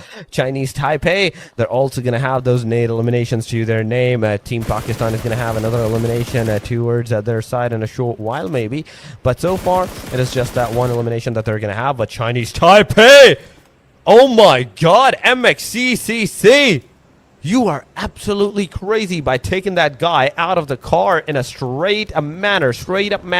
But now, we're down to these top 10 teams, ladies and gentlemen. 13 teams, in fact. 13 teams are still alive. 42 players remaining into the game. MXCCC, the final hope of the team, with a UMP-45 in the hand. The other gun is going to be an Ace-32, but the player rushed in on the face. Hayato just shoot that gun right on the point-blank range. He couldn't dodge. He couldn't go anywhere, and it's all over. The player is done. The player is dusted. And with this, another team goes out of the window. And there goes another team eliminated, leaving us with 12 teams left. And looks like Pakistan is in the fight with Vietnam. Falak gets Boiti, eliminating him immediately. And looks like they have this high ground advantage, and that's why they are stopping Team Vietnam from coming up to the high ground. But here comes Team Myanmar just behind Team Vietnam. So this could be a 3-way war coming soon. Three-way war. It's coming on. Pakistan versus there is the team Myanmar into the proximity. There's also, oh my god, Vietnam into the area as well. So it's a three-way deadlock going around. Anyone that's going to even give out their locations to the other one is absolutely going to get decimated. There we go. One player, Myanmar, actually took down the guy. In the meanwhile, Vietnam gets absolutely decimated. Wait a minute. Vietnam was just here, just circling in the area, and suddenly now they're done? They are done, it seems. They had a hard time actually trying to get up to the high ground because they were blocked by Pakistan, and at the same time, Myanmar was approaching them. So they didn't really have space to play with. And unfortunately, eliminated number 12. But we still have 11 teams here. And we're going to see the next stage of the circle in about a minute more. Most of these teams are already in the circle, so it's going to be okay for now. But for teams that are by the edge, like Myanmar, maybe even Thailand, who had that one player left, which is Shirley, they need to think how they want to get forward next, because the high ground is going to be a hard place to play with, especially if you have other teams already there. That's true. That is true. But right now, what we're seeing is an absolutely crazy circle, ladies and gentlemen. It's completely almost into the open, but on the mini screen you can see the fights actually engaging at the eastern corner. China, in fact Japan is there. There is the team Nepal into the proximity as well, moving around, moving away from the area, and kind of like, okay, in a safer side. The approach is a safer side, but for how long? This is the bigger question, because the circle is about to take another shift. The stage number 5 is about to happen in 50 seconds maximum. And those 50 seconds, even 20 seconds, I would dare to say 20 seconds is going to be the absolute maximum. But here we go. The circle is about to take a shift. This time around, it's going to go to the south, toward the western. So southwestern it is, to that city of the Milta. And those Milta city areas is definitely going to help some of the teams that is already cemented, that has cemented themselves into the area, into that region, to be in a safe side spot. But for how long? Everybody has to finally move a little bit, if not too much, a little bit. Your location will be provided to the other team because of your movement. The moment you're going to get out, you're going to take out the cars, and they will definitely be looking at you, just like how Nepal has actually taken down a Timo right there. That's the first elimination that they're going to have. They're looking at the more players, but the sprays are not connecting so far. But Brunei Darussalam not having a good round. Right now, they're still on the outside of the circle, and it's starting to be congested within it. Forcing themselves within the circle is going to be Japan, with Sri Lanka on the high ground, spraying down onto them. At the same time, while all this is happening, Thailand just got eliminated. And Japan, Rumi Q, moving down on the ground, eliminated by Aslan. And here comes Sri Lanka, collecting point after point. So far, only 1 point. The rest of them looks like Malaysia. Just stole away one of them. They definitely did. And now, from this point onward, we're down to the top 8, ladies and gentlemen. Bhutan is over here, also shooting. We are seeing Bangladesh also spraying completely haywire onto the players, getting some eliminations for themselves. But we do have to see what the other teams are going to have in store for us. So far, Timor-Leste, be very careful on what you're... In fact, Timor-Leste has been eliminated. This is the Sri Lanka. This is the Sri Lanka on our screen. So these 3 players, out of which one got absolutely decimated at this point in time. He got finished off. The other one is into the vicinity. He is healing himself back to the 75, then going to heal himself back to the 100 with the boosters. But Pakistan is coming from the top angle, the northern regions, and they're going to rain down the sprays upon all of these names, all of these players at one point in time. So be very careful on what you're going to do and what you are thinking of doing at this point in time. Situation can either go really good or really bad depending on what you're going to do and what your next move is going to be. T24OP looking out at the vicinity, trying to find out everybody into the proximity, but he's so far away from the rest of his team that if he gets taken down by even a coincidence, he's not going to be able to get that revive. But now Pakistan seems to be making a move from the northern side. And so far, no other team is going to challenge them. So they will have an easy entry from the north into the circle. They can play around the foothill or even in some of these higher ground areas, it's going to be an okay rotation for them. But on the left side, Team Myanmar, 10 more seconds, the zone will close. By playing by the edge of the circle, there's a chance that the circle will move away. But looks like Sri Lanka, they just got eliminated by Malaysia. They definitely did. They definitely did. We're going haywire, ladies and gentlemen, in this complete region right now. It is the top 7 on our screen. 24 players remaining with 7 teams are remaining into the match. 21 minutes have passed. This is completely like a reverse U-turn that we're seeing from the teams after Sanhok being done and dusted within the 24-25 minutes marker. We're in 21 minutes, 22 minutes a marker of this game, of this Erangel, and barely we're done with half of the teams. Okay, 15 joined, so we're barely done with more than a half. So only 7 teams are remaining. 24 players are alive into the proximity. There's Bhutan, there's INA, there's Nepal, there's Pakistan, there's Bangladesh, there's Myanmar, there's Malaysia. Every one of these players are right now still alive, with the majority of them having the 4-man squad. I'm only seeing Team INA, right, with a solo player, and Team Nepal with a trio. Everybody else is a complete squad. Oh, Yamas just got Romeo from Myanmar. That is a long-range knock. And now Myanmar, they need to recover him. They're probably on their way at this moment. But Myanmar, they don't have the circle. They have to move forward. The zone is starting to close right now. But right in front of them is going to be Bhutan. That might block them from coming in. Bhutan, they need to find an angle though. They do have a good compound. But then again, if they don't have the angle against Myanmar, Myanmar could slide in. They definitely can. They definitely can slide in at this point in time. But the question is when. The main question is when are they going to slide in? The circle's going to take majority of them down. The 2 players are down and dusted. The third one, come on, shoot at the third one. Do not get greedy on those elimination numbers. You have to shoot on the players. But Bhutan, Caesar. Let's see what he's going to do. The Esports is not going to make any connection. He's going to get taken down. It's a knock confirmation right there with that. Team YJ, Myanmar, they're finally going to be able to revive their players, but nope. I spoke too soon. The circle's closing in. You're not going to be able to revive your players, so that's one thing that we're going to see. But Romeo, can you get your car out? Can you get that car out of that area and just go into the safer side, safe zone area? Romeo, that's exactly what he's going to do. But those 2 eliminations, they're definitely going to go towards the Myanmar's location. Malaysia is also here, tapping on the team Pakistan at this point in time. IQ, loan that HP. Come on, one more shot, and there we have it. IQ down 4, engaging with the players, getting some eliminations into the proximity of the areas. But T24, he's low, he's coming, but he's finally going to be taken down 90 degree. He's here. Romeo's here, but Falak with the S12K, he's going to take him down. It's a knock confirmation, and Myanmar down to the very last as Falak is cooking that grenade. But will that connection happen? The answer is yes, as Falak makes short work of the team. Myanmar getting that elimination for themselves. Amazing start to an amazing engagement, and that came down definitely to an end. But Team Pakistan now, in fact, down to the last 2.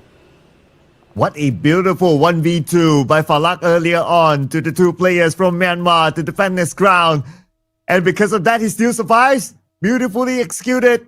It's still him and Noki representing Pakistan. And speaking about Noki, we have it on screen right now. Right in front of him is going to be another player, this time from Nepal, that he will need to defend his ground against. It's going to be Domain. But Domain right now, he does not have the circle. The circle shifted towards the left side. This situation surely doesn't favor Domain. He is in one of the toughest positions possible now. He definitely is. He is in one of the toughest positions. Domain, you cannot go anywhere. The moment you're going to get out, you're absolutely going to be destroyed by every other team. Naki, not a good position as well. Yeah, he is looking out for Domain at this point in time, but this Domain grenade, it might make an end for you. And there we go. It definitely goes close to the Naki side, but not enough that Naki can get absolutely destroyed from that point in angle. Naki's here. Domain is on to the other side. He's slowly approaching this situation, crawling in. He can definitely see Naki on barefoot. There we go. It's completely open. Domain gets taken down as he takes down Naki by the 6-9. There we have it. Nepal Nepal out of the game. Bangladesh with the 4 eliminations, 4 men still standing. Team Pakistan down to the very last guy, that is Pubg on the very top of the mountain. He's shooting at the Team Bangladesh but not making any connections on those knockout scenarios. So 6-9 on the back line, but behind that rock. In the meanwhile, we have Hitman behind that hovercraft that he's using as a covercraft at this point in time, but Naki's providing all the locations from different angles at this point in time. He's making sure that even if he's not like available to take the fight on, he's still giving out the call outs that, okay, the one player is here, the other guy is over towards that direction, so be very careful on what you're going to do. But Pubg, beautiful shots, but instantly retaliated. He cannot peek, he cannot shoot at this point in time, and now he's just waiting for the circle to actually approach. Oh, and still Falak with the high ground advantage. Get in the car. But he might not get the circle advantage when the circle goes stage number 8 in about 15 more seconds now. So he has to make do with whatever that he has right this moment. 8 elimination points right now for Team Pakistan, while Bangladesh, 90-degree, looking to aim that nade into the warehouse. Potato is inside of it. They know that he's there, but they can't finish him off. The smoke isn't really helping, and the nades aren't really landing. Oh my god, the top 5, ladies and gentlemen. It is a 1 versus 1 versus 3 versus 4 versus 4 that's going on. Falak, low on that HP, and finally he is done and dusted. It's all over for the Team Pakistan. The hashtag number 5, they went out. Grenade on the face. Potato, how is he surviving? That's my question. The grenade clearly went inside, but my main concern is, how is he surviving that splash damage of that grenade? Everything that is being dumped upon in this shack, he's absolutely taking it like a champ.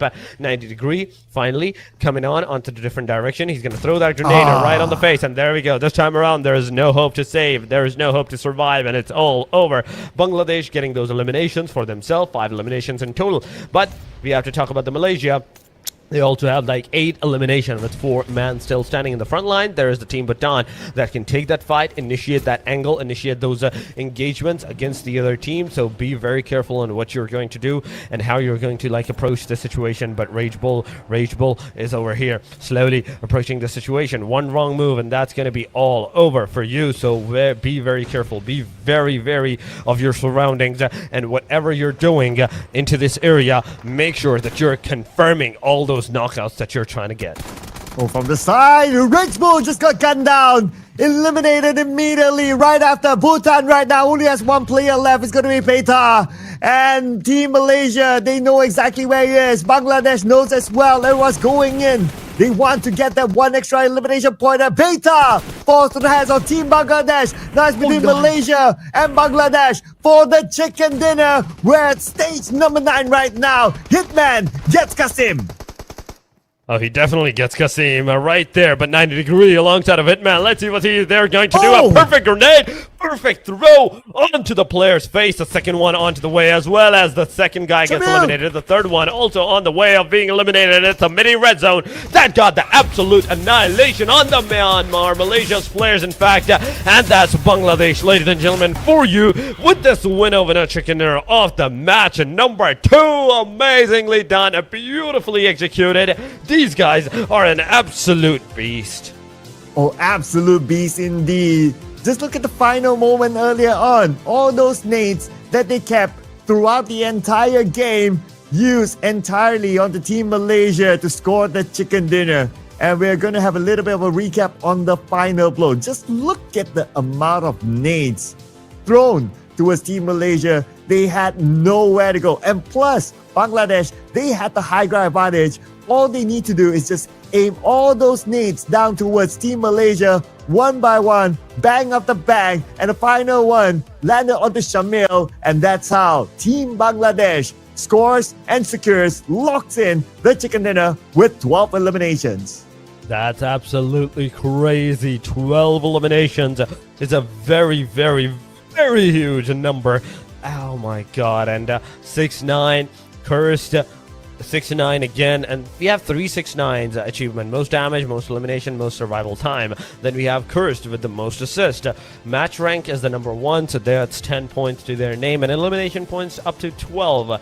22 points in total into the match number 2 that they're going to secure for themselves. Going on to the WWCD stats, we have 90 Degree with 1 elimination, 1 knockout, 355 damage, 5 eliminations for 6-9, 4 knockouts, 597 damage. We have 2 eliminations for Cursed, 1 knockout, 386 of the damage, and last but not the least, Hitman with 485 damage, 4 eliminations, and 3 knockouts. But this guy, he not only got 4 eliminations with 485 damage, but damage taken, he received a less than 100 damage.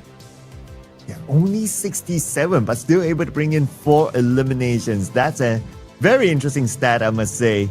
Now, looking at the overall match summaries, throwables used in Sanhok, it was like a 100-ish, but this time it's 181. So there's an increase here in the throwables used. I guess that's also because of it's a larger map. So naturally, players will have more time to loot and to gain those throwables. And we saw a lot of them being used towards the end of this match earlier on. So that kind of justifies the number as well of 181 throwables used. Other than that, only 1 airdrop looted. To me, it's a little bit of a surprise considering that it's an okay circle. It's not one of those tough circles that the players will need to make those big rotations. But still, I guess because of the level of aggressiveness or the level of rotation by all the teams that they are all across the map, that's why there's only time to loot 1 airdrop. I mean, I would give it to pressure as well, like the peer pressure that someone might be looking at that airdrop, and these teams are a force to be reckoned with, so you don't want to like mess around on that to find out what's the end result of all that loot dropping. But head-to-head wise, it is Bangladesh. 8 elimination in total. We have Malaysia, in fact 12 eliminations in total for this match. Malaysia has 8, 1823 damage to 1460, with assist going up to 11 to 3, 9 knockouts to 8 knockouts. This is the head-to-head, ladies and gentlemen. But going on to the match ranking now, 22 points for Bangladesh. Malaysia 14 points. Pakistan, 8 elimination as well. Comparison to the Malaysia, it's the same elimination number, just the placement is kind of like a different one, where Malaysia got eliminated on the hashtag number 2. Pakistan got eliminated on the hashtag number 5 with 3 points to their arsenal, 11 total points. We have Bhutan doing somewhat okayish with those elimination number. Hong Kong, China, once again, they're consistent. 6 elimination in this match. Previous one, they had 8 elimination. Indonesia has 1 elimination. Myanmar has 4, 2 for Nepal elimination side. Vietnam also having 4 elimination to their name, to their numbers. This is the point structure going on. 9, 6, 5, 5, 4, 4 for the first chart. Yeah, and for page number 2, unfortunately, 3 teams, no points. We have Laos here together with Thailand. We did see them in action against Team Malaysia very early on, and unfortunately for them, they didn't win that fight. And they only had 1 player towards the very end, that was Shirdi, but he was not able to survive long enough to gain placement points. So 0 placement points for Thailand. Timor-Leste as well. We saw them having the high ground, but they were sieged down and they got eliminated fairly early as well. So no points collected by Timor-Leste. So hopefully they'll be able to make a comeback. As for Brunei Darussalam, from a good Sanhok match, this time only 1 point collected, so they'll be looking to make a comeback in the next round. But when it comes to the overall standings, when we tabulate all the scores, Team Malaysia is still at number 1 with 34 points. They definitely are. 34 points. Then we have Bangladesh securing some decent placement into the overall ranking. 30 points whatsoever in total that they have right now for themselves. Then we have Hong Kong, China with 15 points. Now that's where the real cookie is crumbling. From 34 to 30 all the way down to 15. That's half of the difference of the complete point structure, right? 15 points minus, that's what we're seeing from number 2 to number 3. Myanmar is going to lose some of their placements alongside of Brunei Darussalam. Pakistan is going to receive some of the placement points, like positioning points into the overall ranking as well on the hashtag number 6. Right now they're residing. Nepal being dragged down onto the number 7th. 8 goes up to Bhutan. They successfully got that placement for themselves, a placement jump. But the second page, in fact, it's completely on the loss. Laos didn't even join. But Timor-Leste that did join, they're still like barely getting any points for themselves. 2 matches are done and dusted, and they're not having even a single point for themselves. It kind of reminds me of UAE for the Group A. That's what was happening for the UAE onto the Group A side. Between the 5 matches, they only managed to secure up to 3 points. Yeah, hopefully Timor-Leste will be able to get the points on the mark, right? Coming soon, because you don't want to end the day with a 0. But of course, it's still early for us to talk about a team ending the day in a 0 because we're only 2 games in. We have 4 more games to go. But after this, we're going to go on to game number 3 and we're going to replay the same map again. That is going to be Erangel. And now that the players have the experience of playing Erangel with this lobby, I'm sure there will be major adjustments. I mean, it's only like a couple of more games to go, right? 4 more games to go, and it's going to be done and dusted from this point.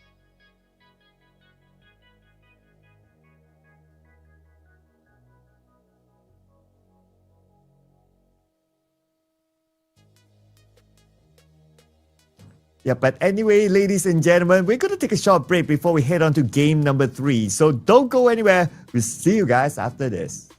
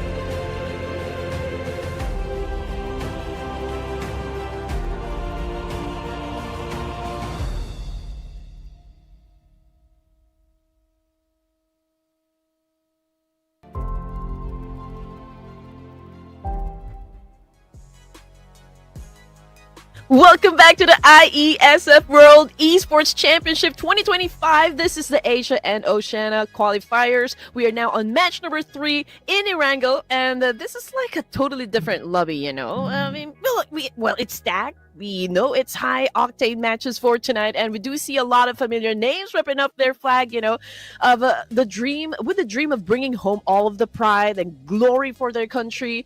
But you know what? For the remaining matches, it will be Red Queen and Sir Cloud ready to take you guys in a world of action. How are you, Sir Cloud? Fresh from Japan? Oh yeah, fresh from Japan, and I have my whole red outfit here to say hello to the Red Queen. And I noticed that you have a new chair as well. Oh yeah. It's because my back is already hurting, you know. We cast like for how many hours? 4 to 5 hours every tournament, and so I needed to get myself, you know, something comfortable. And this is pretty cool, right? It's a good investment. Always take care of your back, ladies and gentlemen. And after a certain amount of time of sitting, you guys should walk or just move around as well. That's a bit of a PSA for all of you out there. But glad to be having you back at the desk as well, Red Queen. And in the first 2 games, just to give a little bit of a recap for everyone, the first chicken dinner was by Team Malaysia. The second chicken dinner is by Team Bangladesh. And because these 2 teams, they scored their own chicken dinners respectively, they are now stacked up at number 1 and number 2. Yes, I actually saw the overall rankings just moments ago, and I'm pretty surprised that, you know, Bangladesh kind of packed some heat, you know, during that first Erangel match. Now, I do wonder if that's going to be the same case, because we're going to have 3 Erangels for this evening, and so I would want to see if they could replicate, you know, the same strategy, the same energy, and get the chicken dinner once again. You know, yesterday for day number 1 of Asia A, I would say Group A. That's Group A. There was a team that actually scored a chicken dinner, 2 chicken dinners in a night. So maybe we can see something like that happen today. Yeah, but this lobby is pretty tight, right? If you kind of think about it, right? Like you have like amazing teams, amazing players that we often see in the professional scene as well. So it's kind of hard to tell who might get a double or if there will be a double at all, because of how competitive this lobby is, I would say. I know, right? And we got some champions over here representing up Myanmar, if I'm not mistaken. Yes. So I just know that it will definitely be a hot showdown, you know, for this specific group. And I'm already excited at what kind of, you know, some clutch moves I'm going to see for the remaining matches. I am stoked. I like how you're dressed up today as well. It feels very like formal, unusual. is it? I know, right? It feels like you just I feel like back. I'm going to the bank or something. I mean, you look like you're going for a job interview. Yeah. Hi. Hello. Good evening, ladies and gentlemen. I'm applying for being the caster of Iesf. Wow, we're back to Erangel. I like that. That's a smooth one. Smooth transition as well. As we transition into our game number 3, ladies and gentlemen, it's going to be a very different flight path this time. The flight path will be skewed towards the southern side. So we can expect teams to drop somewhere in between to try to go up to the northern side. Yeah, I'm just, again, looking forward to the kind of action I'm going to witness for today. I mean, yesterday was okay. I mean, there were some sparks that happened from, like, in between.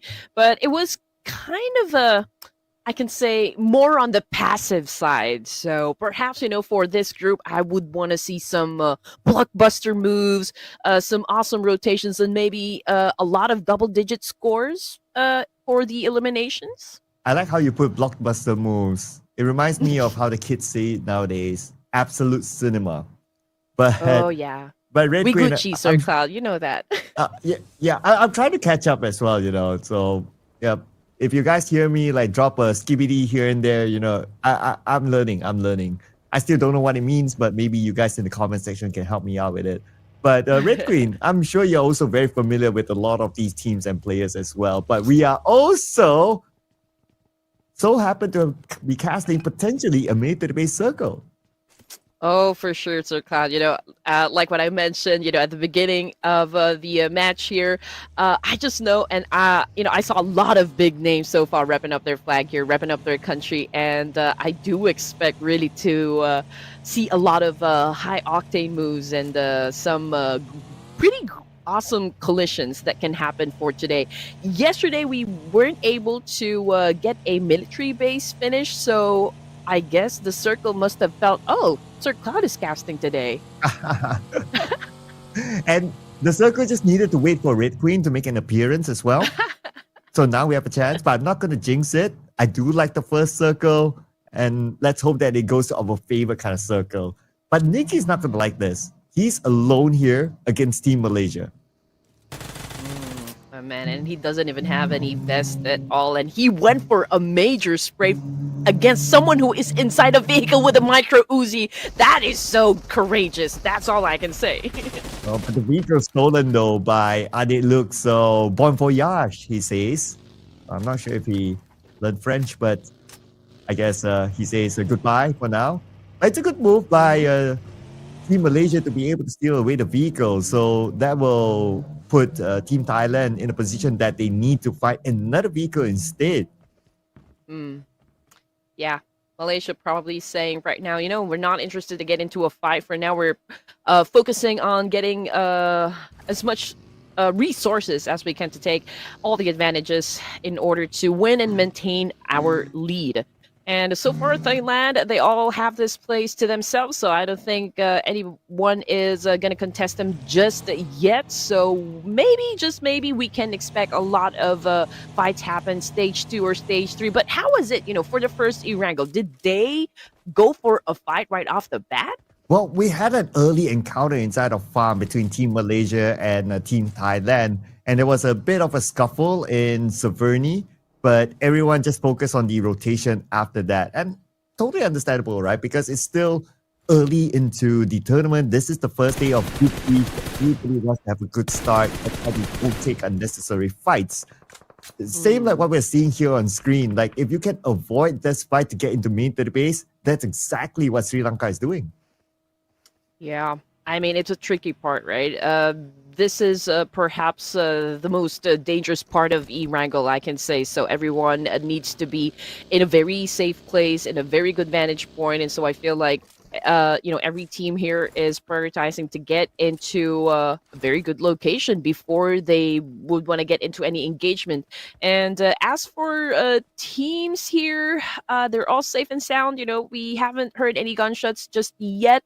Everyone is still a complete squad here, but we do have 15 teams competing for tonight. Unlike yesterday, there were only maybe 11 teams. Yes. Yesterday, it was about 11 teams.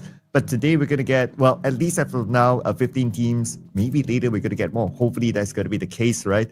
But with 15 teams, we also have to look at the quality of teams as well. Like, just look at this. Myanmar, they feel their best team, recent champions. And then you have like Team Malaysia, who is also a mix of like very, very high caliber players. And then you have Indonesia as well, very known players. And also for Brunei, gotta give it to them. This lineup or these few players recently also qualified into the professional scene. So this is a really stacked lobby that makes things really interesting to see, especially for Group B. Maybe that is why, we have a lot of viewers for today, because everyone's so eager to know, like, okay, how is this roster going to do in this competition? And so far, everyone's looking at the recent champions over here. I mean, we got them representing Myanmar for this tournament. And of course, everyone is curious if they're still going to top, this tournament, maybe show everyone how it's done. But yeah, we're looking at them and they know someone is just lurking, within the area, and they're trying to hunt them down. I don't know what Champagne is going to do in this situation. I mean, obviously it's going to be 4v1, so I don't know what the rest of the backup is. Yeah, not too sure though, but he's all on his own right now. It's going to be a 1v2, and it's going to be a straightforward knock onto Champagne, and SayCloud will land the final blow, and that is going to be the first elimination given towards Myanmar, picked up by none other than SayCloud. It was an obvious outcome. I mean, it was a 4v1 situation, so we're not really expecting that he'd survive that one unless he is a ninja. But anyway, we only have one player that got eliminated, and now we're looking at, of course, Indonesia. And I believe this is also perhaps a similar situation, but we do see a teammate not far behind, but I don't think they will be taking up this fight. And these are the boys of Sri Lanka. Yeah, Aslan's not going to be interested. I mean, he's alone. But at least he did the scouting work, so he has an idea that, okay, there's somebody there, so they might not want to take the fight head on. But Mernad spotted another player from Timor-Leste, just took him out. And we might expect more fights to happen here. Now the follow-up is happening. Kevin is calling up for help, but again, the same situation. No. His teammates are nowhere to be found. Kevin is home alone. Oh, My goodness. I get the reference. Yeah, I don't think Kevin is going to survive this one. I mean, he's currently facing the floor, bleeding out there in the open with no backup, with no teammate whatsoever. So I think this is a pretty easy 2 points in the bag here for Myanmar. And so far, they're the only team who was able to score some points for this game. And now we are looking at, of course, Team Pakistan over here. And this is their usual place, I can say. They love to hang out here, so they're waiting for any teams perhaps to cross that bridge, and that's an opportunity right there, for Team Pakistan to score a lot of points. But it takes a big risk to actually be staying there. I want to see who's going to take the big risk of still staying on the main peninsula, because now the circle, military base, let's go. And Red Queen, just look at both bridges. On the left side, you have Brunei there. On the right side, you have Thailand. It's all being gate capped right now. So teams who want to come in late, well, they might want to figure out an alternative to get into the military base. Pakistan and Thailand, they're gonna ask for any identification with them before they can even pass through the bridge. And if you don't have any identification, then oh no, I don't think it's gonna end well. For those teams that would try to cross the military to the military base here. But in the meantime, we're looking at Brunei, okay, and they are also just waiting for any teams that will cross and get within their line of sight here, and they are ready to make it rain. I think for the other teams, they're scouting. They're still probably going through towns to get something and to fill up their backpacks. But for Team Pakistan, it's all business right now. I mean, they were able to get their weapons, fill up their backpacks, and now they're just staying here, waiting for anyone that would take the bait. Yeah, but Team Japan, they're taking the time though. It's still around the area of Pochinki as of now. And clearly, this area is not in the circle, so they have to figure out how they're going to get into the military base later. But on the elimination feed, looks like Sri Lanka, one player gunned down, but no follow-up, so it could be a long-range knock. So it could be back up anytime soon.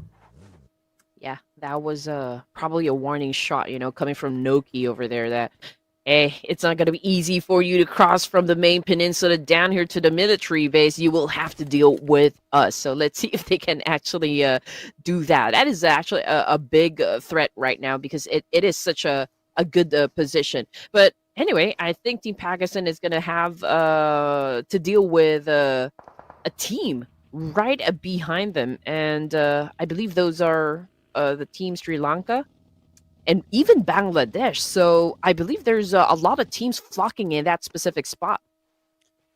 Yeah, and we can expect more to come because look at the timer right now. 30 more seconds before we head on to stage number 3. And we still have a good amount of teams spending time in the blue or on the main peninsula. Say Cloud gets one for himself, but now Thailand, they're tanking the blue. Thailand, they have not moved at all to my surprise. And not only did they not move, but they didn't make any moves to stop any teams from crossing. You're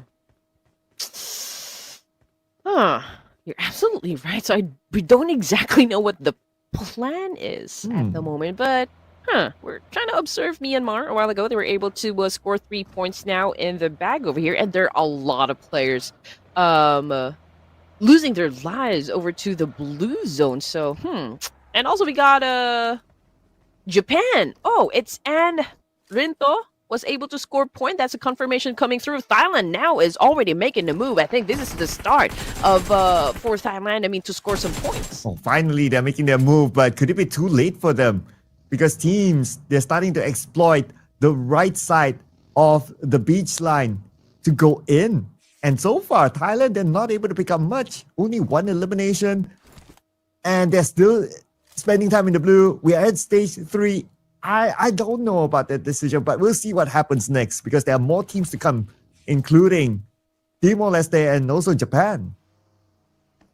Yeah, but I don't exactly understand what is happening at the moment. I mean, there are a lot of teams passing by, but nobody is, well, trying to gun down each other, except for Nikki over here of Thailand. I mean, this is probably the first player that I saw do a massive spray here up against those teams that are driving by. But just the amount of teams actually close to one another, it's so surprising that no one is actually going for any hard push, any, crashing of compounds here.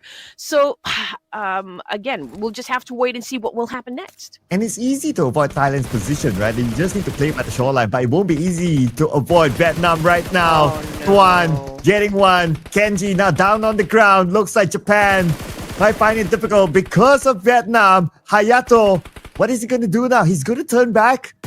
But where else is he going to go? And the blue is chunking down his health.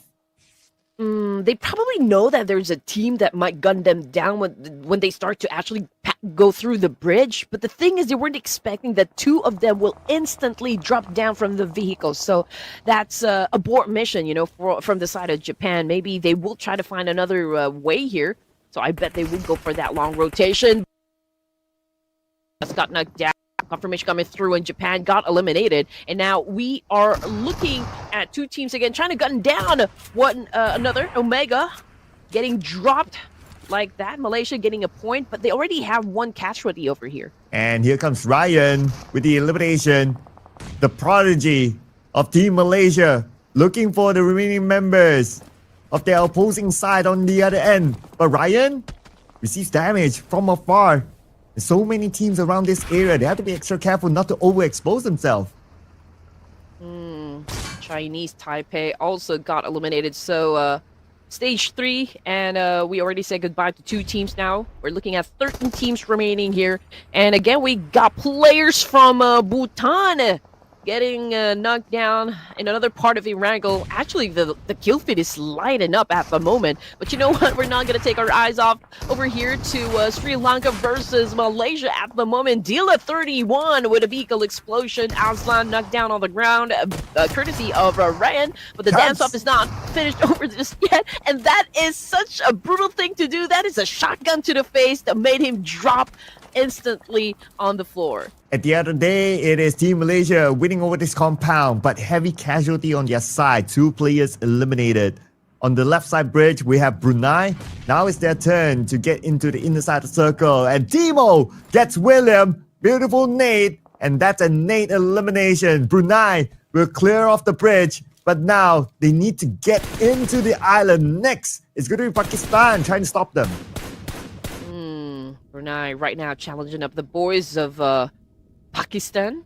And just like that, again, Bhutan already got eliminated as well. Spider Tan, oh no, just gave himself up to the blue zone. We're looking at 10 teams for stage 4 over here.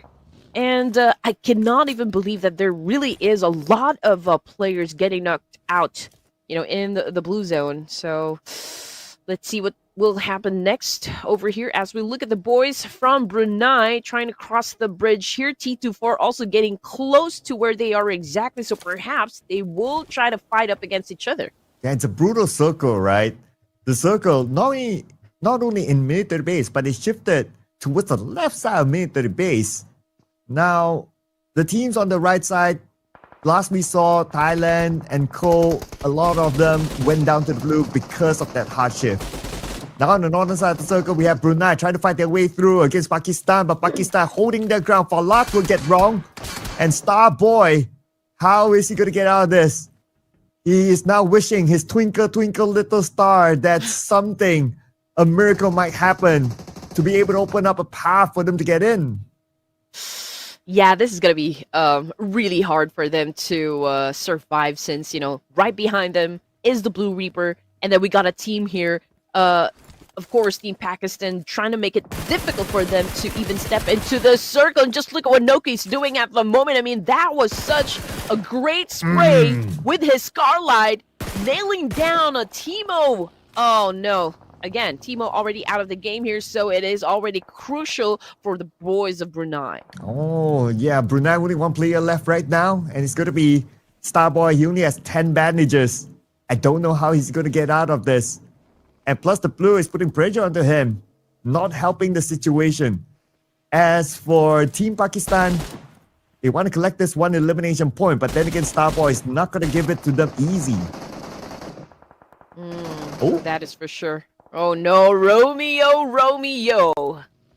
This guy continues to rack up some points here. 6 now for Team Myanmar, and Pakistan is also getting close. I mean, they probably know where they are exactly, so I'm just waiting for them to decide, okay, maybe it's now time for us to challenge up Myanmar and get those elimination points that we need. But say Cloud is just picking up the information, trying to check where they are exactly, and probably maybe thinking, is it safe to actually engage for at this stage? Yeah, they're calculating the situation, right? And they need the information as well on how close the other opponents are, because you don't want to be either long range or be third-partied in. But speaking about a long range now, Murder tries his long range against Falak, and Sayclub from the side will get him with the Scar L. They saw T24 as well. T24 will be down on the ground, leaving only Noki left for Pakistan.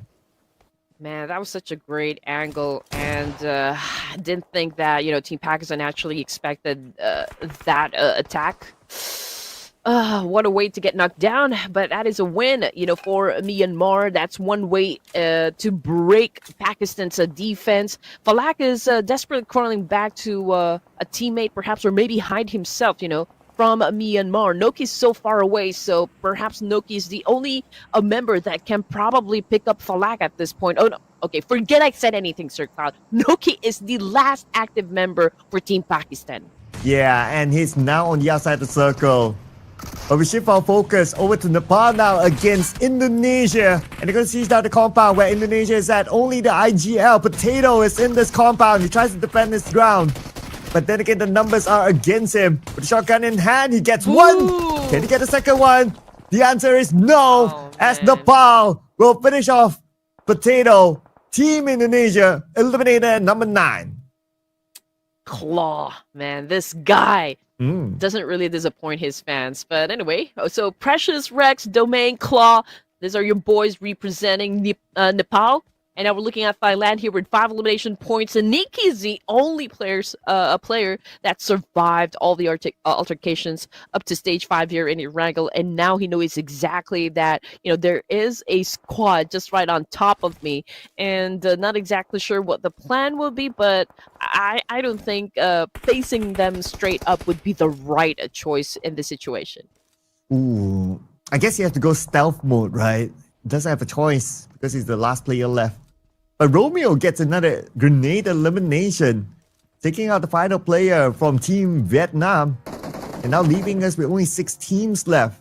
And it looks like Team Myanmar doing so far so good this round. Still a full squad with already 8 elimination points. Yeah. I mean, for this round, they are really the highest performing team, but again, the game is not over just yet, so let's see who's gonna top everyone for this second Erangel, who will get the chicken dinner. Nikki getting close to Nepal, not even sure if Nepal is even aware of that fact, but if Nikki could sneak an attack here, maybe throw a nade, knocking down 2 members of Nepal, maybe he will stand a chance. But then again, there are already a lot of teams surrounding him, so could be very tricky here for Nikki. It's going to be a tricky one indeed. But Team Nepal, they don't know that he's there. Somehow he managed to slide in. So it looks like the ninja work is working out for him, but the circle is not working out for Nikki. It favors Team Malaysia and Team Bangladesh at this moment. Nikki, he has to hope that the players from Team Nepal move forward so that at least he has some space to crawl in front. That is some wishful thinking. Yeah. He doesn't have any cover. He doesn't have any teammates, so it's very crucial that he take up space here. Probably that could protect him from any stray bullets. But let's see what's going to happen.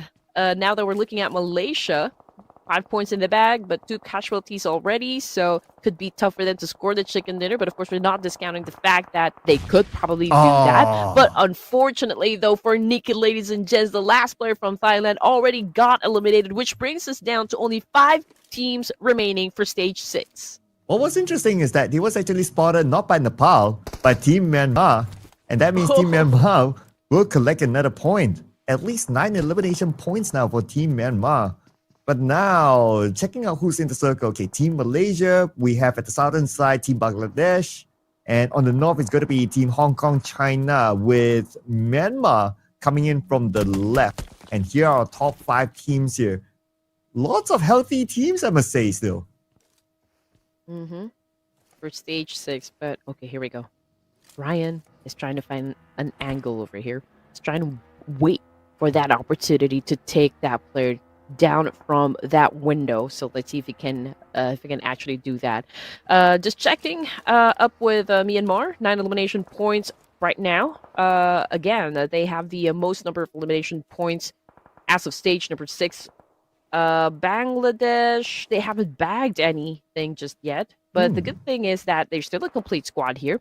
And maybe for now, Bangladesh, since it was a strong performance in the previous round, maybe they would want to go for that double chicken dinner in the night. That's why they are this cautious.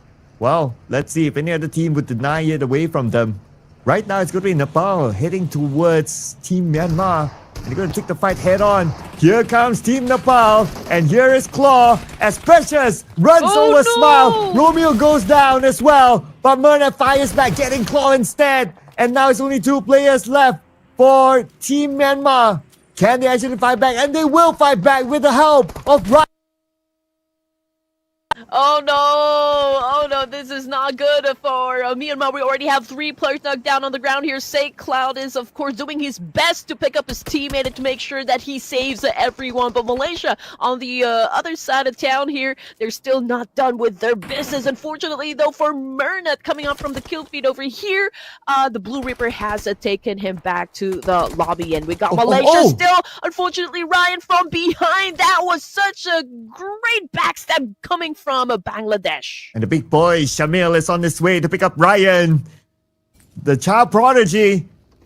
And they will be back up as a duo. But hang on a second, Shamil. He didn't have the time. And here comes Team Bangladesh. They want to siege down this compound. Ryan will be eliminated by Curse with the nade. And same goes for Shamil as well. But he's taken out by Monkey from Team Hong Kong, China. Top 3 teams. Here we go. Man, he waited. I mean, Ryan waited for the longest time and he wasn't even able to pull the trigger. Oh man, maybe he waited too long. But getting back into the competition, we got 3 teams remaining. We got Myanmar doing a massive spray up against Bangladesh, and we got the green knocked down on the ground here, and another one bites the dust. So Bangladesh not looking too hot at the moment. Oh, and for Team Myanmar, so far, they managed to collect 12 eliminations, looking to secure more and also potentially the chicken dinner. But they need to fight here. Curse is now the only one left for Team Bangladesh and is rushing into his compound. Wow! He gets one on the right side. 1 more to go. He needs to do the business here for his team, for his country. But no, denied away. Man, that was such a great dance-off. You have to give it to both of those players. I mean, Bangladesh did their best. That was an absolute massacre over there.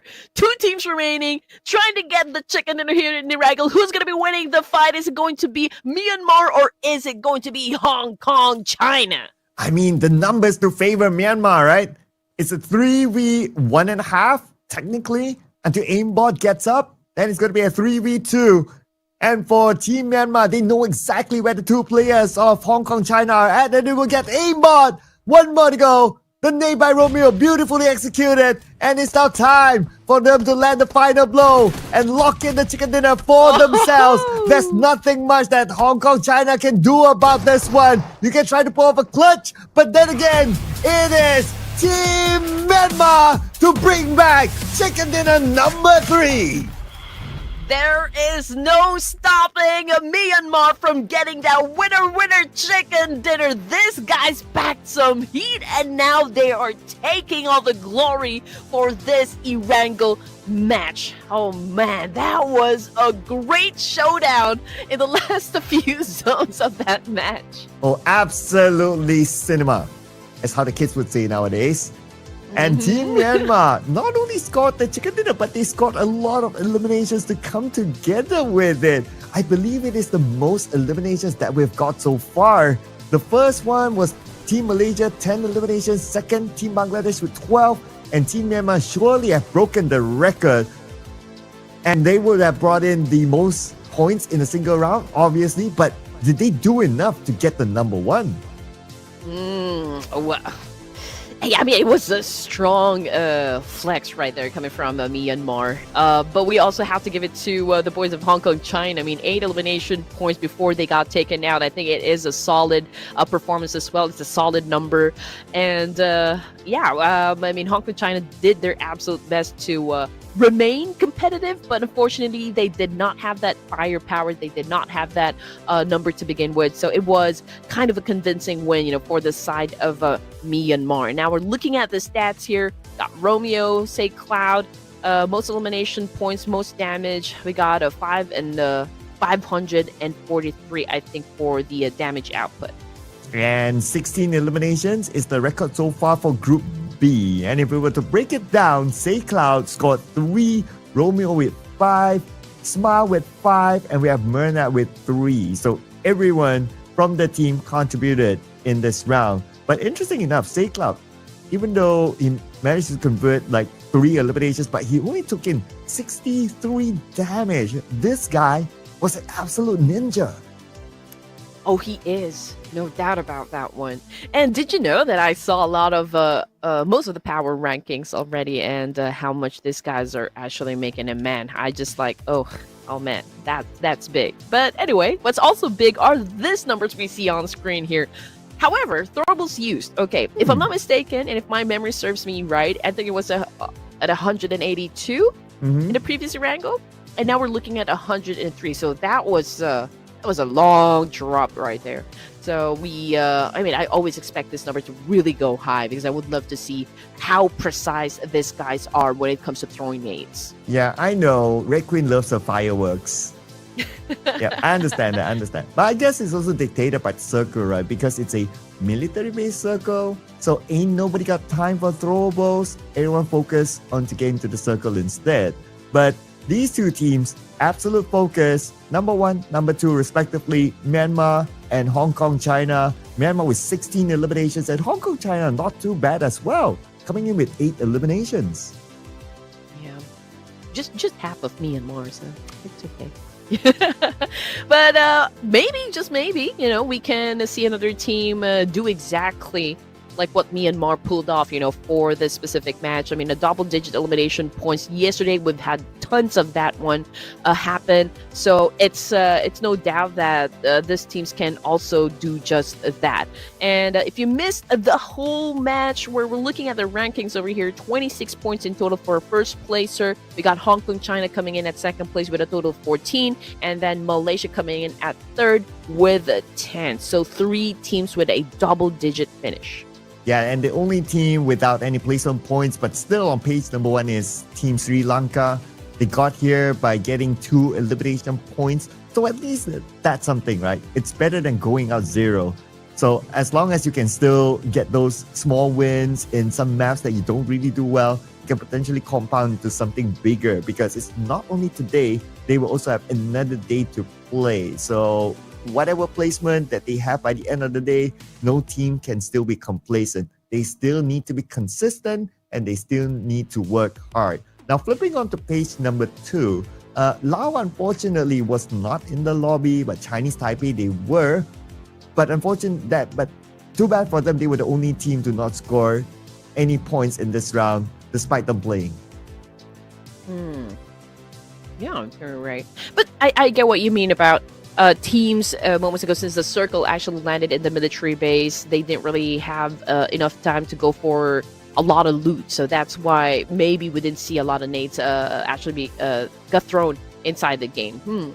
But anyway, we're looking at the overall standings right now after 3 matches. 44 now for Malaysia, but that's just a 4-point lead up against Myanmar, who is currently at 2nd place at the moment. Bangladesh still, I think they moved down 1 rank with 37 points here. Hong Kong, China coming in at 4th with 29, and Nepal is currently tied up with Pakistan.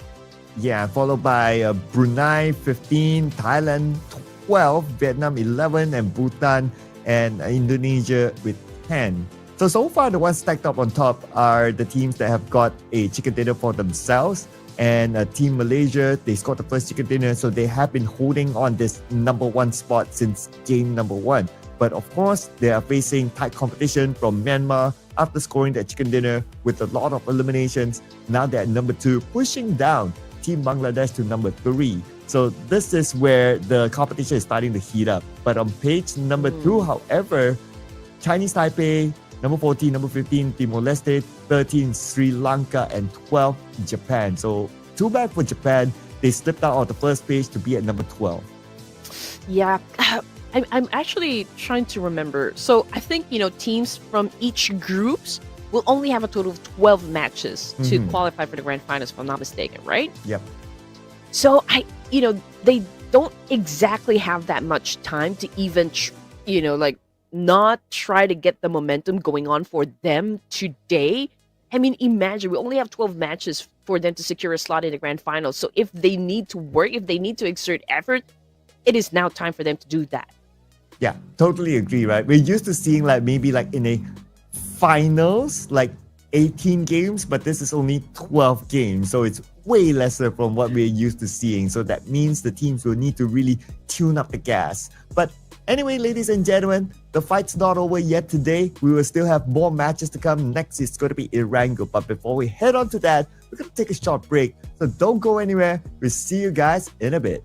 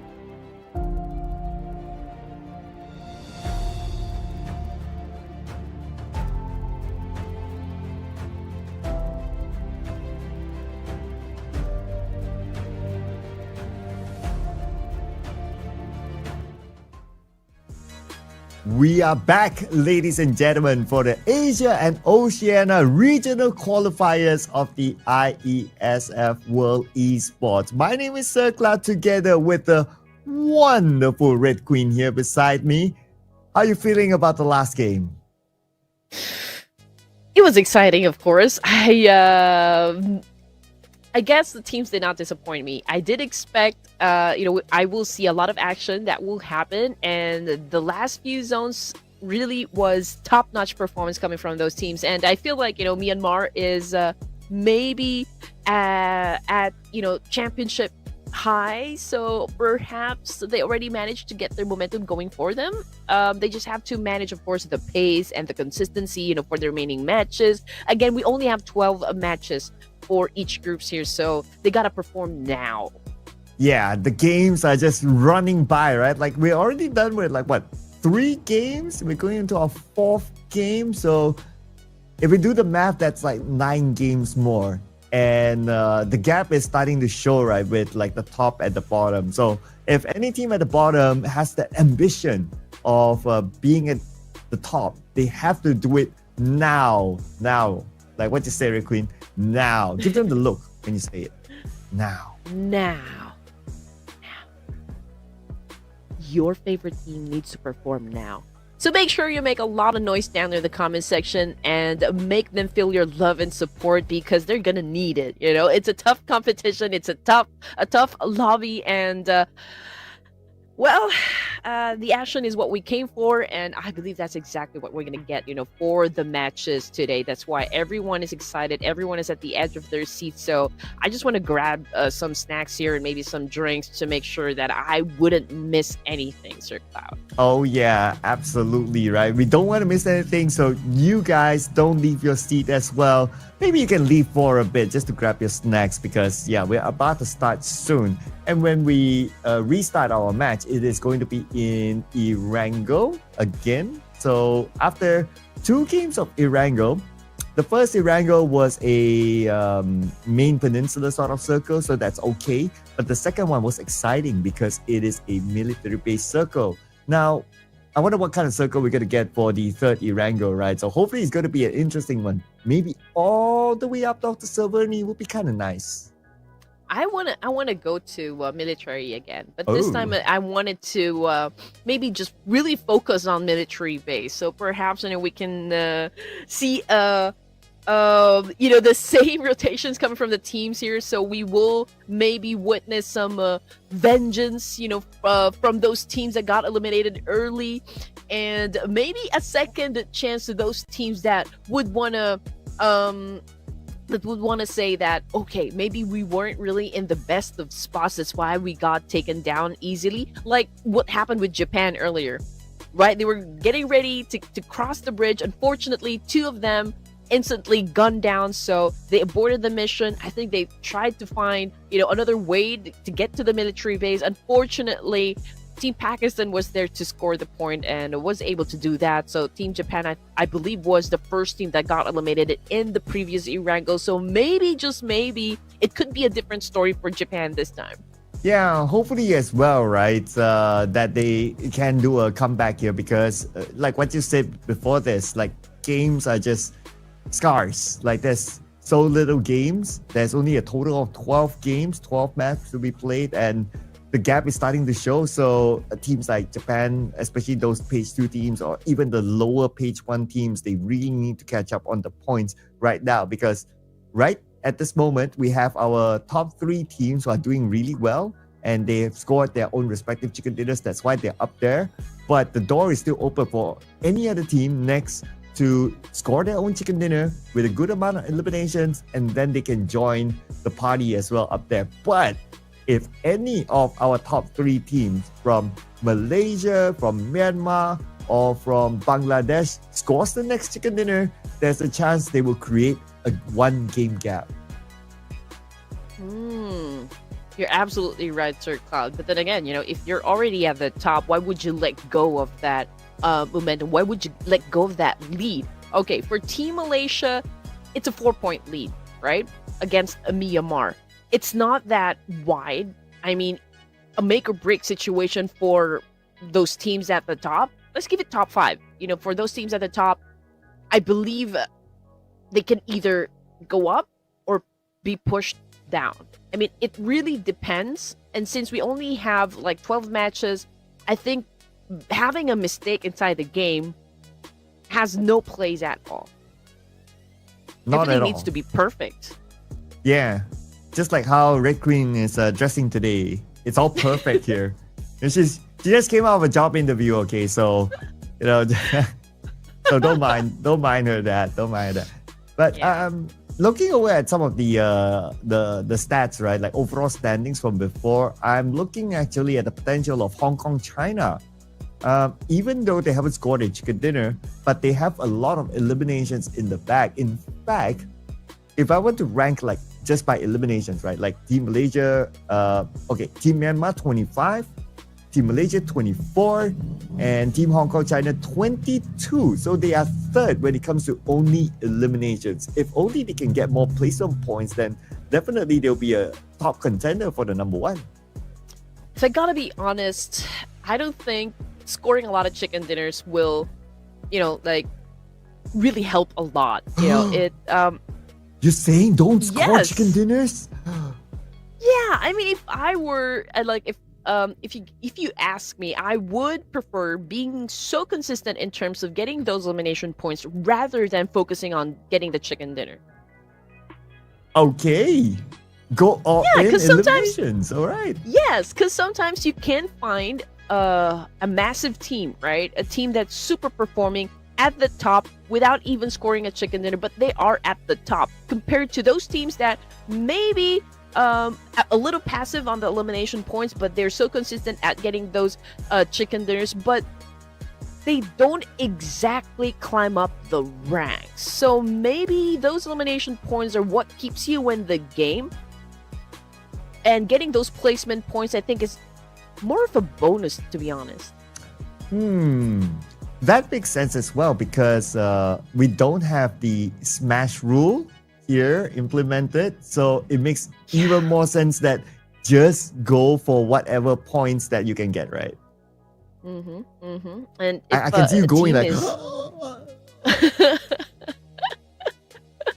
No, like if a team is super consistent with elimination points, I think they're the biggest threat. They are gonna be the biggest threat in this tournament. And you're right. I mean, having no smash rule, I do miss the smash. I am a fan of smash rule. Well, I think this is the old PUBG. This is the old meta we are talking about. But like, if we have a smash rule over here, I think it will be more exciting. But then again, maybe just maybe, in the next one we can maybe apply the smash rule. But for now, I think teams should focus on their consistency, their performance. It can be exhausting. We all know how much effort, each team and each players actually invest in each maps. And not to mention, like, if a team actually had a bad game, how are they going to get to the second game or to the next game rather with like having a fresh mind? Again, it's pretty hard. The pressure of being a pro player is absolutely nuts. So we always just have to make sure that the teams are very well supported. It can be very exhausting. So I'm just wishing everyone good luck over here, and especially those teams at the top that are doing great. Well, I hope they can maintain it. yeah, also as well. But of course, the competition is tight, right? Even like from Pakistan, I mean, there are names that we are so familiar with, Red Queen, and we know the potential that they're able to put out. So I wouldn't be surprised if we see like a comeback team coming in the upcoming matches, like maybe even for Indonesia, because if we look at the current overall standings of Indonesia, they're at number 11. So with the names that again we are so familiar with, I'm sure there's a level of expectation from the fans that they would perform as well. So I would say that they could potentially be one of those teams who can make a comeback later. Oh, that is for sure. But I mean, everyone, I feel like, still at that stage where they can, if they have a big game, it would really catapult them, at the top of the ranks here. But if they're not gonna really invest a lot on farming those elimination points that they need. I don't think they're going to be lasting long in this competition. Again, only 12 matches here, ladies and gents. So, like, if you want to really go for the top and remain competitive, I think every match you should not go out empty-handed. Yeah, as long as you gain something, right? Even though if it's that one round that maybe you aren't feeling yourself, and you don't really do well in terms of placements, at least you get like 5 points or 6 points, and then you'll be like, okay, let's just refocus on the next map. So that's still okay, rather than going out with a 0 and it becomes a waste of a round, right? So that's the bare minimum if you ask me a team will need to focus on. Even if they're not feeling themselves, it's just get like 5 points, and that's okay. And then you refocus back on the next map. Or maybe it's just that, you know what? We ain't feeling this map. Maybe Erangel ain't our map. Maybe it's Miramar that we can really claw back all those points. So as long as, again, the same theory applies. You ain't feeling Erangel, you get like 5 points, 6 points, that's okay. But when it comes to Miramar, which will be our last 2 games today, bam, bring in those chicken dinners, bring in those eliminations, and then you'll be all right. Exactly. I mean, with this kind of map sequencer, Cloud, those 3 Erangels will definitely help you climb up ranks. I mean, 3 Erangels, it means that you could replicate whatever that you did, from inside that map, or like if it didn't work out for you, I think you could pretty much, very easily change whatever it is not working inside that game. But anyway, okay, we are now down to the last Erangel for this evening, and it's going to be the barren desert of Miramar. So this is a very different flight path from the previous one. It's a little bit up top, so we got plenty of space to go around down south. But then again, we don't exactly know where the initial circle will land, so we'll just have to wait and see. But perhaps, the PUBG gods can grant our wish of having another military base finish. But as for those teams, they've already opened up their chutes, and now most of them are headed perhaps Pachinki, Farm, School, Milta. I'm just wondering if there will be other teams that would go for a drop clash. Ooh, that's what we want to see, right? We kind of saw that in Farm in the first Erangel, but maybe because of the flight path, we might not see that this time. We did kind of see in Severny, in Yasnaya, but looking over at Severny, looks like nobody's really interested in that area. But my eyes are towards South Jogopo. But Red Queen! You know what in Malaysia we call? We call this What? Salty mouth. It means that when you say something, it happens. I got me some salty mouth. And of course, this will be difficult, for those teams since, this is a hard one. We did say that we want the circle to really focus on military base, and that's exactly what we got. But anyway, this is an early engagement coming from Japan right now, challenging up Hong Kong, China. So let's see who's going to be winning the fight here. It's a full force coming from the side of Japan, and it's an instant trade-off. We've got one of them currently knocked down on the ground here, so it's a 3v4 situation. But hey, from the side of Japan, we got 2 of them knocked down on the ground as well. And there goes another nade, and Hayato surprisingly survived that one. What? I couldn't believe that they actually survived that one. What sort of shields did they have? Oh man, I want to get myself that kind of shield, but now Hayato tries to fight back. Unfortunately, he's just too low. Immediately goes back down to the hands of Monkey. But Japan, they fight back still.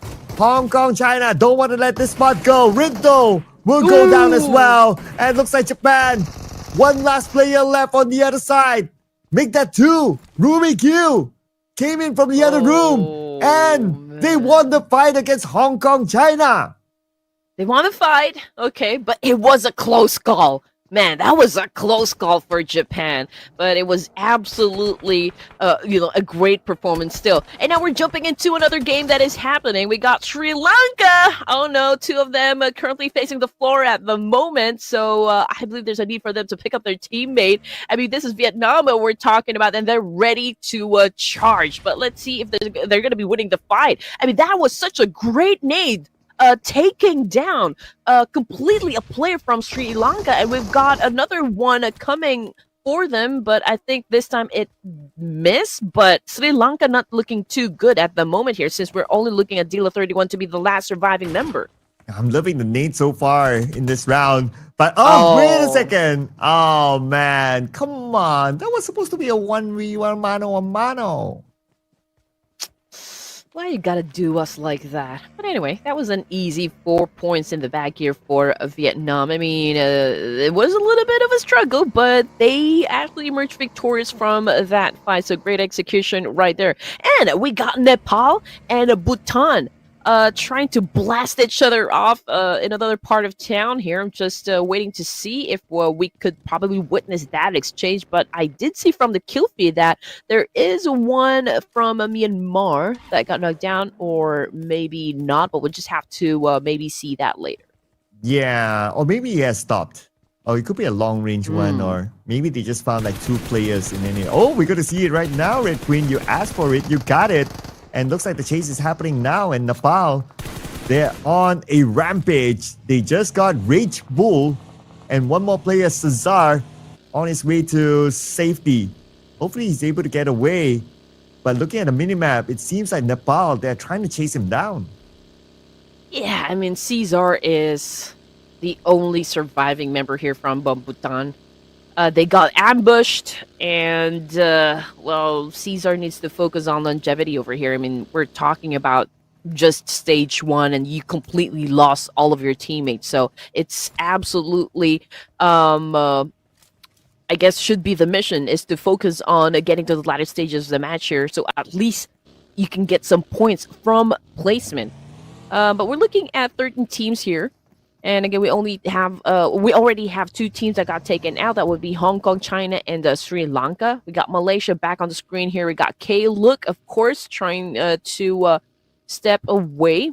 They're on prone here, just monitoring the situation. I think there is a team passing by. That would be Brunei. Ooh, and yes, they will pass by against Team Malaysia. But they have no idea? Or maybe they do. But it looks like they don't. Okay, but now, shots fired by Team Malaysia. That will alert Team Brunei Darussalam. Ryan takes damage. While Team Brunei, they're still circling around. Okay, now Demo with the snake cooking up. Right in front of him is going to be Ryan. Can he land it directly onto the child prodigy? Yes, he will. Ryan down to 10% of health. He needs the time and space to heal now. Timo with an angry spray, wasn't able to connect. Okay, I think both of the teams are being very, very cautious, not making any rush decisions. We got Bhutan getting eliminated. Okay, look, what a dodge there. That was almost a road rage. Unfortunately, he got a little bit exposed, and yeah, he got taken down almost instantaneously. Now Ryan with a massive counter and was able to take down another player from the opposition, and now he needs to recuperate in this situation. It's a good thing that he has a backup right behind him who's making sure that the enemy will be at bay, and Malaysia seems to be winning the fight here, Sir Cloud. Ooh, and looks like they're making this comeback right now. Without Adik, look, they'll fight back against Team Brunei. Team Brunei wrong is pretty low, but he managed to heal up just in time, and now Ryan from afar sprays down onto Starboy. Starboy will be gunned down by Ryan.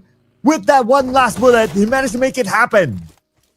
Oh man, Starboy just got face planted on the ground there. And we're looking at Ryan. Of course, the fight is not over just yet. Both of the players here are suffering some major damage, from all those bullets, from all those attacks. But Brunei, of course, is not going down without a heavy fight here. They're going to make sure that they give a huge challenge onto the boys of Malaysia over here. But we got Yami trying to get close to the fire here. Wrong, just behind that boulder, of course, waiting if there will be someone, from Malaysia that would be courageous enough to try and get close to him. But let's see what's going to happen as Wrong prepares himself for a fight. Oh, Wrong all alone. Unfortunately, there's nothing much you can do about that situation. His other teammate survives to tell the tale another day though. But with only one player left for Team Brunei, the best that he could do right now is to play for placement points. Yeah, you gotta focus on just making sure that you get to the last stages of this round. At least, even if you cannot really get those elimination points, at least you'd have something before you get taken back to the lobby. I mean, that is should be part of the objective over here. But anyway, okay, stage 2 is about to get done and dusted. We'll just have to wait for 45 more seconds before we do just that. And I was looking at the map feed over to the right side, and Nepal seems to be doing a little bit of a bridge camping. I mean, there are probably 3 teams more that will be headed towards that direction. So that's an opportunity for Nepal to score a lot of them. But let's see if they can actually pull that off. And the other side of the bridge, Pakistan is still there, but they already need to move since it's not already part of the zone. And we also have a good amount of teams actually still traveling from the north coming in. Oh, Zeta, you saw the final player of a team Brunei Darussalam, and Team Brunei Darussalam unfortunately have been eliminated at number 12. So no placement points for them. But still not empty-handed. They managed to get 1 elimination point out of Team Malaysia earlier on. So I guess right now it's for them to recuperate for the next round. Reset. Okay. I mean, we've seen maybe a couple of clashes that just happened, but teams right now, since it's too early, since it's just stage 2 here, so perhaps we will see them fight later on. I mean, it's still a big space here. It's a big circle. I think, most of the teams are focusing on maybe trying to find a specific location where they could get a lot of advantage. It's a tricky one since, like, we've got at least 20-30% water included in the zone, so we got a portion of the main peninsula included and majority of the south base. So this is going to be hard. We don't really have that much compound to work with. But the team that needs to travel without much compound to work with is Team Vietnam, and they seem to be heading towards the right side bridge. And last we checked, the right side bridge, the gatekeeper is Team Thailand. But the difference between them doing the gatekeeping this round as compared to the round before is that they played on the island instead on the main peninsula, which is a way better strategy if you ask me. But on Novo, a bit of an update here. Say hello to Team Bangladesh. Yeah, you're right, Circle. I think, that is still the game plan for Thailand. I mean, Nepal is over to the other side in the main peninsula. They could potentially have a fight there. I mean, with at least 3 teams. But if Nepix will survive, then they will have to deal with Thailand. But that is, of course, if Bangladesh will not decide to backstab Thailand, considering their position in Novo. So that's probably can happen. But as for Myanmar, they're already in the middle here. I can say that this is a power position because, well, they already know from which direction their enemies will be coming from. Yeah, totally agree. Myanmar, they do have the power position, the high ground around the area, so they can see rotating teams around them. But they might be challenged by Team Indonesia from the south. But we're going to focus on to Team Nepal here on screen. And Team Nepal, they're still on the main peninsula. And their objective right now is to try to stop Team Vietnam and also Team Timor-Leste from coming in. But inside of Novo, Team Bangladesh, they took out a member of Team Thailand. So it looks like that plan of playing passively is not working out for Team Thailand. Japan just shut down another player from the game. And that was Emperor. Confirmation, Kenji with a kill. 11 teams still for stage number 3 here. And again, this is a hard circle, to be honest. And now, since the circle shifted a little bit towards down south once more, those teams coming from the main peninsula will then have to collide with one another. They have to deal with one another, and who will survive the clash? That is what we are about to find out. But not sure if Japan can actually survive this clash against Team Chinese Taipei. I mean, the blue is also putting pressure onto them. They don't have space to work with. So I don't know how they're going to survive that one. But Champagne just got taken out by Tuan. And that's the right side bridge fight that's happening right now. Boiti gets gunned down as well. A bit of a trade between Timor-Leste as well as Vietnam happening right now. And it looks like Timor-Leste just got eliminated. Oh man. Timor-Leste obviously having a difficult time here to pick up the pace. Hopefully they can still do a comeback, in the remaining matches for tonight. However, Japan is also in an altercation. Same thing goes for Nepal. And now Rex currently knocked down on the ground here. What is Nepal going to do in this situation? Vietnam cooking up an aid here. Just really waiting for that opportunity to throw it up against Nepal. Rex is still knocked down on the ground, but Precious is here probably to save his teammate. But no, I think they're still trying to flush out this last surviving member from Vietnam. Yeah, it's going to be N on the second floor. But his teammate's actually on the other side. And let's see if they can actually do something about this one. Claw gets N. N on the second floor will be eliminated. The other members of Team Vietnam is on the other building. 2 players from Team Nepal currently down. The snake by Claw. It could be a big one though. Let's see if we can actually do it. But looks like he decided to go down onto the ground floor. But now here comes another nade being cooked up by Precious. Nade number 1 in. Nade number 2 launched. But none of them connected. Yeah, none of that connected at all. Boy, team, man. Hopefully, he gets a job done for Vietnam. But okay, here comes the attack now. Here comes the dance of Precious with a charge. And there you go, the nail in the coffin there with an M416. Nepal took the win. And that's Team Vietnam eliminated at number 10. And Team Nepal, they survive. But can we say the same for Team Chinese Taipei right now? Only one player left. It's going to be CCC. And look at the damage onto him. He only has this one bandage left. He's not going to make it for sure. No.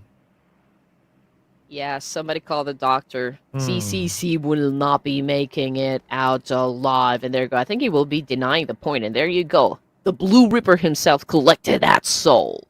8 teams remaining, ladies and gents, stage 4. And now we're looking at where the teams are currently situated. Myanmar is just waiting there, for any team that would dare challenge them up for that spot. Indonesia is trying to get close, though, probably trying to take some information and how they're going to engage into battle. Thailand is taking their time. Nepal is taking their time as well. So perhaps we will see a little bit of a cleanup happen right outside the zone between Thailand and Nepal.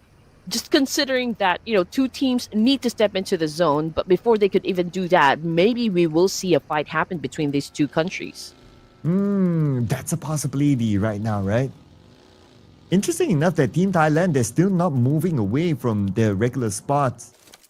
They still want to be the gatekeeper, even though they don't have the circle. But to be fair to them, the circle is just next to them so they can easily move in. But they decided to wait. So they could have a chance against Team Nepal, but Precious, he took a different route by the sea. Ooh. And he was surprised by the tan from the side. They totally didn't expect that. Great off-angle takedown, I can say, coming from Nepal. That was absolute cinema for me. But I think, Thailand got caught off guard, I can say, with that play. So they're now paying for it. I mean, obviously they're a little bit disoriented because of what happened here. But again, you just have to give kudos to that shot coming from Precious. Precious. Can't do it any better than the original actor, of course. But Thailand doing slightly better than before this time. Though they don't have Spider Tan, they won't have the space to pick him up. The point will go to Team Nepal.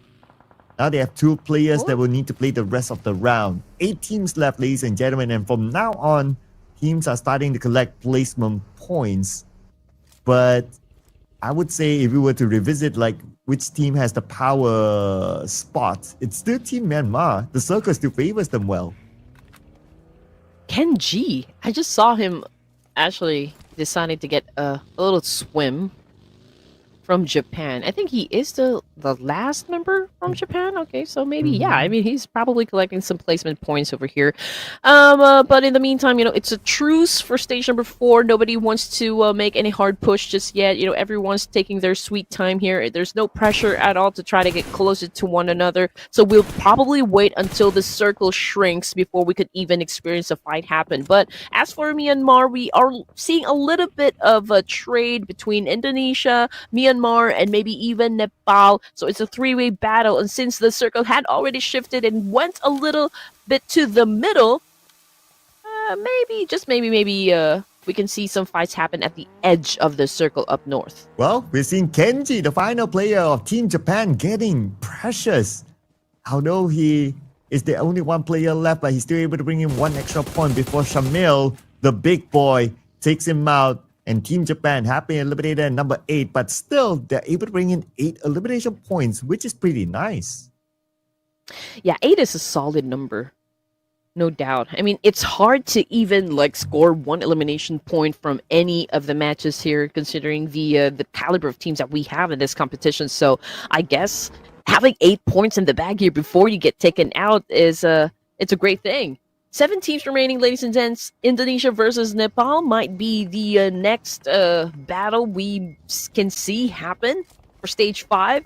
But I guess both of the teams are still trying to pick up some notes, trying to still pick up some information as to where exactly they need to point their guns. Well, I'm sure they will get that information soon once the trigger has been pulled. You can see that 3 teams around the same area. We have Team Thailand, Team Nepal, and Team Indonesia. While Domain scopes down, he sees one player on the other side. But at the same time, he has to move because of the blue. He's not really in the circle yet, but in order for them to get in, they have to fight against Team Indonesia. But before that, Nikki sees one. Nikki has to be extra careful. Down to 40% of health. He needs that space to heal. Here we go. Oh man, I mean, Nepal is trying to get closer and closer and closer, but that was such a brutal shot coming from Nikki, putting down Rex, and now he's coming after Domain. Domain, just at the nick of time, was able to hide. That was a serious road rage that happened. Wow, that's an absolute strike there. I'll bring him to team up with me in a bowling match next. Beautifully executed. And now it's going to be Nikki, the final player of Team Thailand. And he has to find a way through. This nade being lobbed across. Team Nepal now in trouble because Team Indonesia is starting to make the move on the other side as well. Oh man, and this is the kind of action that we want to see all the time, and now we are looking at it. We got Thailand still doing their best to survive in this situation. Bangladesh might join into the mix as well, so this is gonna get crazy, ladies and gents. So please do not change the channel or you're gonna miss everything. Unfortunately for 30, that is again, or Shirty, confirmation coming through, who's already out of the game here, which brings us down to Nikki as the last player representing up Thailand. And backing away from this situation, I think it's a good call because Indonesia right now taking a lot of damage from another team. Oh, and that's from Team Myanmar. Smile from the side, putting in the pain with the DBS gameplay. And now Team Indonesia only has Constant left, the final player. And Team Myanmar, they have been staying quiet for the longest time. This is the right moment for them to bring in the points for themselves. And with that nade launch across, Romeo almost got it. Second nade. This one should do it if it lands well, but a little bit too short. But still able to get Concept back on the ground. Where art thou, Romeo? Romeo, man, with a killer nade right there, getting some points done. Absolutely great for Myanmar at the moment. I mean, that's already 3 points in the bag. And again, they have another chance here to score a chicken dinner. So we'll just have to wait and see. We're already at stage 6, looking at the final 5 teams over here. Team Pakistan is still alive, but haven't bagged any points just yet. But there's still that great opportunity to do just that. It just all boils down to how great the execution will be from the remaining teams that we have for stage number 6. Oh, the circle shifted again. On the right side, those teams, they need to move in. Nikki, the final player of Team Thailand, have been eliminated by Hitman. Team Bangladesh claims elimination number 3. And Team Pakistan from the southern side, it's their turn to come into the circle. But lucky for them, they will be unchallenged as most of the teams pretty busy on the right side. Okay, Team Pakistan. And this is how, of course, you try to analyze the situation. I mean, obviously, they're just monitoring what is happening from down below here and probably already thinking, okay, how or like what is the best way to approach this situation? And as for Team Pakistan, the opportunity is now. IQQ did not waste this opening shot up against Malaysia. He was able to shut down one player, but how can you actually translate that into a full-blown elimination point? Yeah, it's going to be hard, right? Because Team Malaysia, they have a compound, so they have enough protection. So they're not able to convert that into an elimination. So they have to try again later on. But looks like IQ, if I look at the minimap, he's actually heading towards Team Malaysia. He really wants to lock in the point, but by now, Team Malaysia would have reset themselves back as a duo. Okay, here we go. Another quiet time for the final 4 teams. I'm looking at everyone, and Myanmar and Team Pakistan seems to be the only teams here that still has a complete squad. So I guess the advantage is, of course, to them. But let's see what Malaysia is gonna do in this situation, since they are at the top spot. They probably have some momentum going on for them. But then again, you know, Myanmar and Pakistan, it will be easy for them to turn the tables up against Malaysia, since they do have the numbers. So a lot of ways that this exchange could end, this trades could end. But who's going to go for that zone control? Based on the position here, Sir Claude, I feel like Myanmar still has the best chance here to dominate. Yeah, either that or maybe Team Pakistan, I would say. Just look at that 2-2 split. That means they're ready for if the zone shifts towards the left or the right. So they're prepared to move fast from there. But for the other teams, well, they're more clumped up with each other. But I do like the positioning of Team Myanmar as well. They're well spread out on the northern side. They're taking as much space as possible that they can. But now, it will be all dictated by where the circle will go. And it still favors Team Myanmar. Oh, man. This is going to get tricky. But you're absolutely right, Sir Cloud. Myanmar and Pakistan right now is doing everything that they could to score that chicken dinner. So the intention is there. You just know that they want to reign supreme for this round. And that 2-2 split is really working out for Team Pakistan. I mean, you just know that they're not going to go passive on this one. They're going to go aggressive with that firepower. Based on the strategy right now, it only takes 2 players from Team Pakistan to handle a business here. Oh, and T24 starting it off, getting 693 down on the ground, eliminating him immediately. And now Noki needs to be extra careful. A headshot onto him, shredding himself down to 50%. The time is on their side. The blue is starting to close right now. Team Malaysia will be pressured. Ryan gets Murnat, but still they need to step out the compound. They need to step out in the open. The moment they do that, IQ is ready for it. Yeah, he was ready from way before. I mean, he's not letting his side out, you know, up against this remaining players from Malaysia, and he's just waiting for Yami over here to step out of that house, and he will make it rain a lot of bullets, and there you go. But, oh, we did expect that it was Noki from Team Pakistan just gonna get the point, but no, it was Myanmar. Stolen away, it seems. Team Malaysia eliminated at number 4. Now we're in our top 3 teams. And we are starting to see Bangladesh making a move as well. They only have 2 active players as of now. Only 90 Degree and Hitman here. They're trying to take point in the middle of the circle. Now they need to lock it in. But the challenge is going to be big. Here comes Team Pakistan with T24. Take it out, Hitman.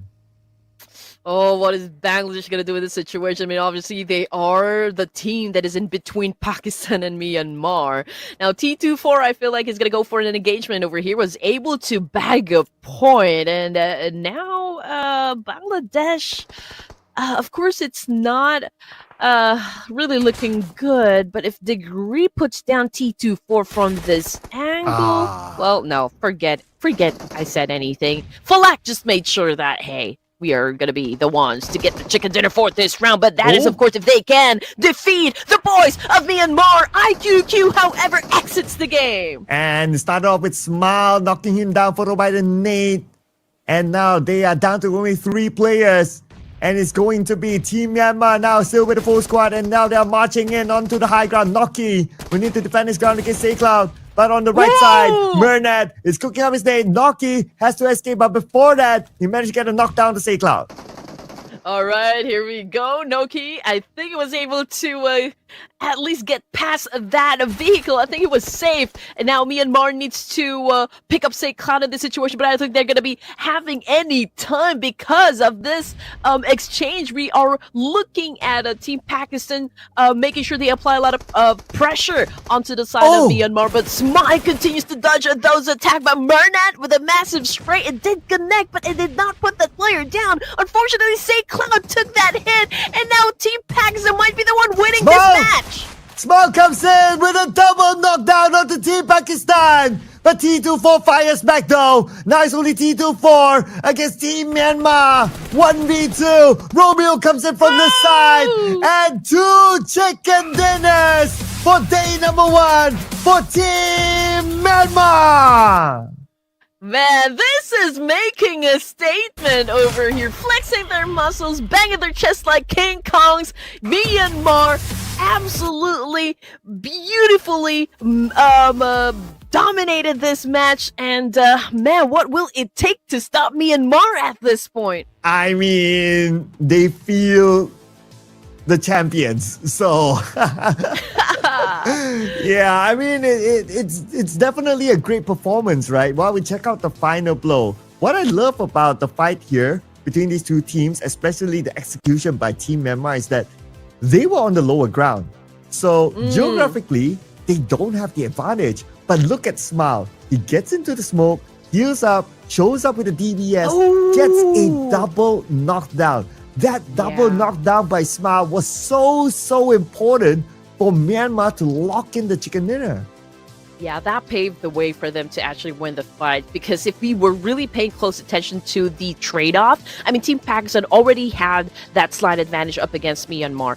Again, just like what you mentioned, Sir Cobb, they are the team that came from below. Pakistan had that high ground advantage, so to speak, and also, you know, with the kind of tempo Team Pakistan was able to set with that trade-off. I mean, obviously they were winning the fight, but until Smile actually stood out, run towards Falakanoki, and he was able to take them down at the same time. So it was, I think, that was really the that paved the way for them to win the fight. And look at the stats here, right? So Romeo with 3 eliminations, Mernat with none, but of course he contributed in different ways through damage, that is, and Saycloud with none as well, but again, different kind of contribution. But Smile, absolute MVP for me, 5 eliminations. And sometimes people wonder, right, like, oh, why are you such a big fan of Smile? There you go. That was an essential takedown coming from Smile. I think if it wasn't for that takedown, I think Myanmar would have lost that fight to Team Pakistan, if I'm going to be honest. But since Smile was able to pull that off, that double takedown, that was, again, just wonderful to watch. But anyway, we're looking at the stats once again, ladies and gents. Throwables used, okay, at least it went up just a little, 114 here, 58 total knockouts. Total of elimination is 55. Total revive is 16. But the number of airdrops that got looted from this match is a total of 3. So I guess it was there was a lot of chance for teams to level up their gears. And just like how Vietnam has leveled up as well, 8 eliminations this time, same as compared to the team that scored the chicken dinner, that is Myanmar. But when it comes to damage output, even Vietnam, slightly more than Myanmar. So it just tells me that they did a little bit more work. But of course, because Myanmar, they scored the chicken dinner, they lasted longer. So naturally, like, they would see more action. So the amount of assists do favor Myanmar. But at the end of the day, it's about the eliminations that is brought in. And because of the double chicken dinner, welcome Myanmar to the number 1. I think we already called it out, Sir Cloud. You know, the moment that we said that, hey, this is a power position over here from Myanmar, they were already in the middle of the map, and you know, they already know from like which direction the enemies will be coming from. So they've already anticipated. They were already was able to come up with the plan of how things are gonna get handled in those last few zones that we've experienced. And again, it was a beautiful execution, I can say, from Myanmar. At least 2 teams, Pakistan and Myanmar, ended the match here with a double-digit finish. And I can see maybe there's a team that exited the game without anything at all. So we'll just have to wait for that second page.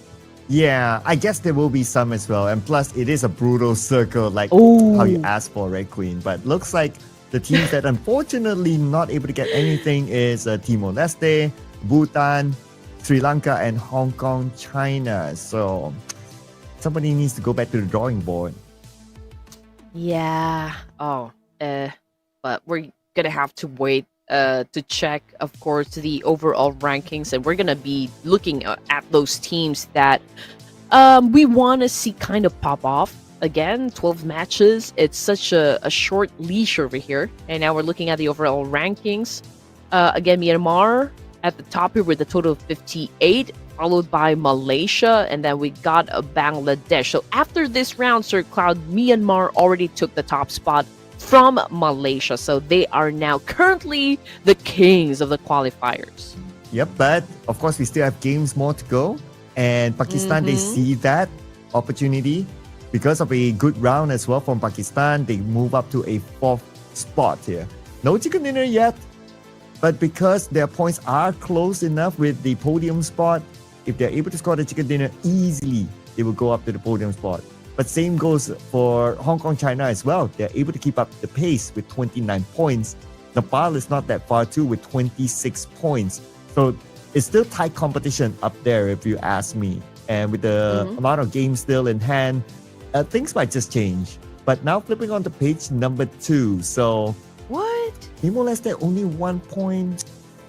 Man, to my buddy Keku, who is probably watching this from Timor-Leste, do something, man. Yeah. There you go. Message Do sent. something. But you know what? I'm also kind of glad that I think I can say Bangladesh is doing absolutely great. I mean, they're able to maintain the pace. They're able to keep the energy. They're scoring a lot of points. The consistency is there, and it's been a long time coming, I can say, for the side of Bangladesh. And since they are at the 3rd place again, that the only thing that would be tested, I guess, for Team Bangladesh is their consistency. Yes, consistency is going to be key. And of course, there's no smash rule. So it's all about consistently collecting those points to be in the spot that they want to be in. But ladies and gentlemen, we're actually done with the Erangel matches. After this, when we come back from the break, it is going to be Miramar. So stay tuned, ladies and gentlemen. Don't go anywhere. We'll see you guys after this break.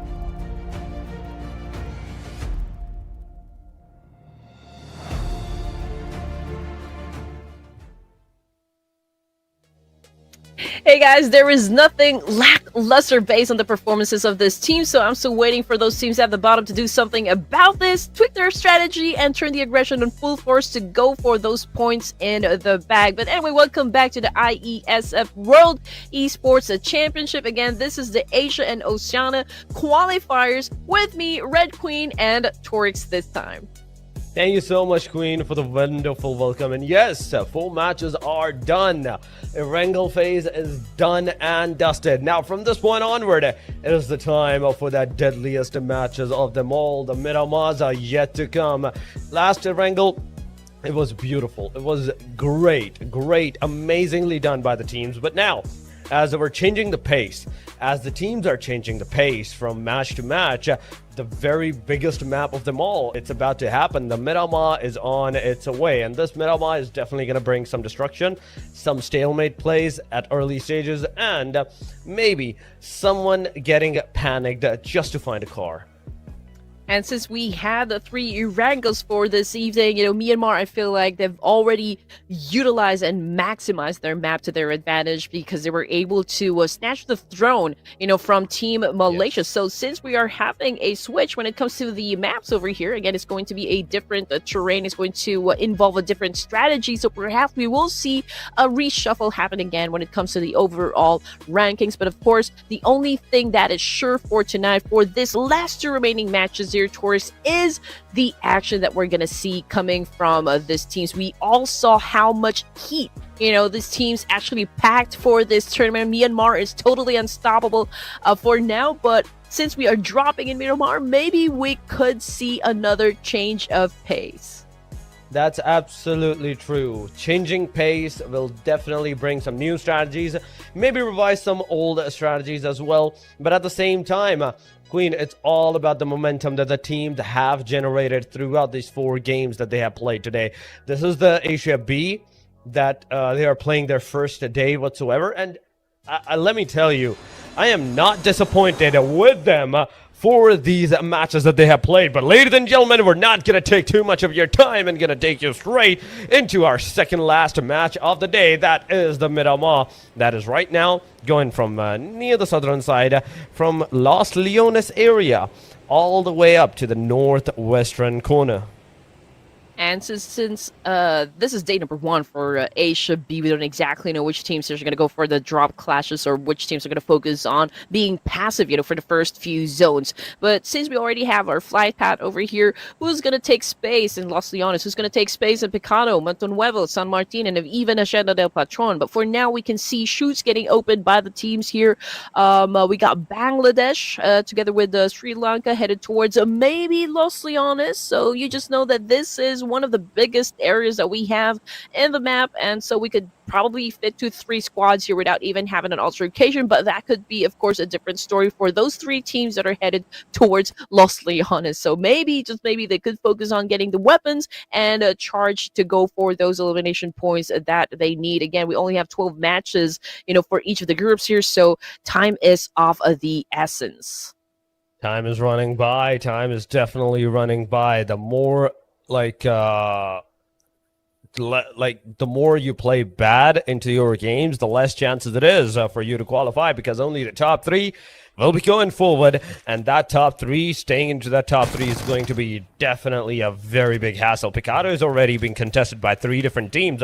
We did not see anything of the sort in yesterday's matches, Queen. Today is a very, very great day, let me tell you, on all of this engagement.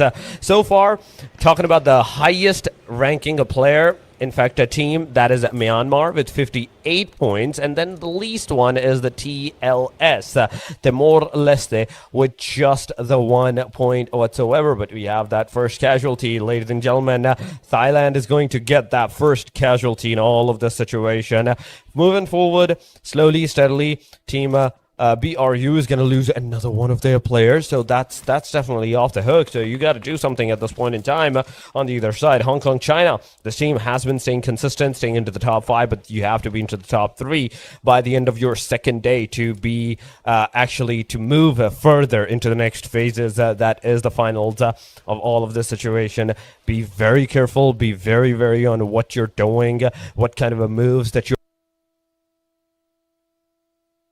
making from this point onward. But so far, on our screen, it is Thailand. They've been doing good. They've been doing decent with 16 points, but this is the time. This is the moment where everything from this point onward is going to be tested to them. Yep, it's a 4v2 situation, so obviously Brunei's already at a deficit over here. Maybe they could turn the tides up against Thailand here, but they gotta pick their moments, their angles as well. I mean, this probably is a dynamic duo for the team here, but it could take a miracle for them to actually survive that clash. I mean, especially if you don't have the numbers. And now looking at the situation here in Pecado, this is a Mexican standoff happening at the moment. I mean, it's a three-way battle that could happen. But nobody's making their first move just yet. Nobody's doing an open fire picking up their timing, which is, of course, one of the few considerations that you should have when playing this game. So let's see who's going to be making the first mistake. But this is Hong Kong, China. This is Timor-Leste and Team Pakistan. And so far, Team Pakistan probably the only team here that's a little bit scattered around Pecado.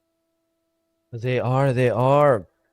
They're kind of scattered, but this is not going to stop anybody else from engaging on all of these aggressions or these chances of aggressions at this point in time.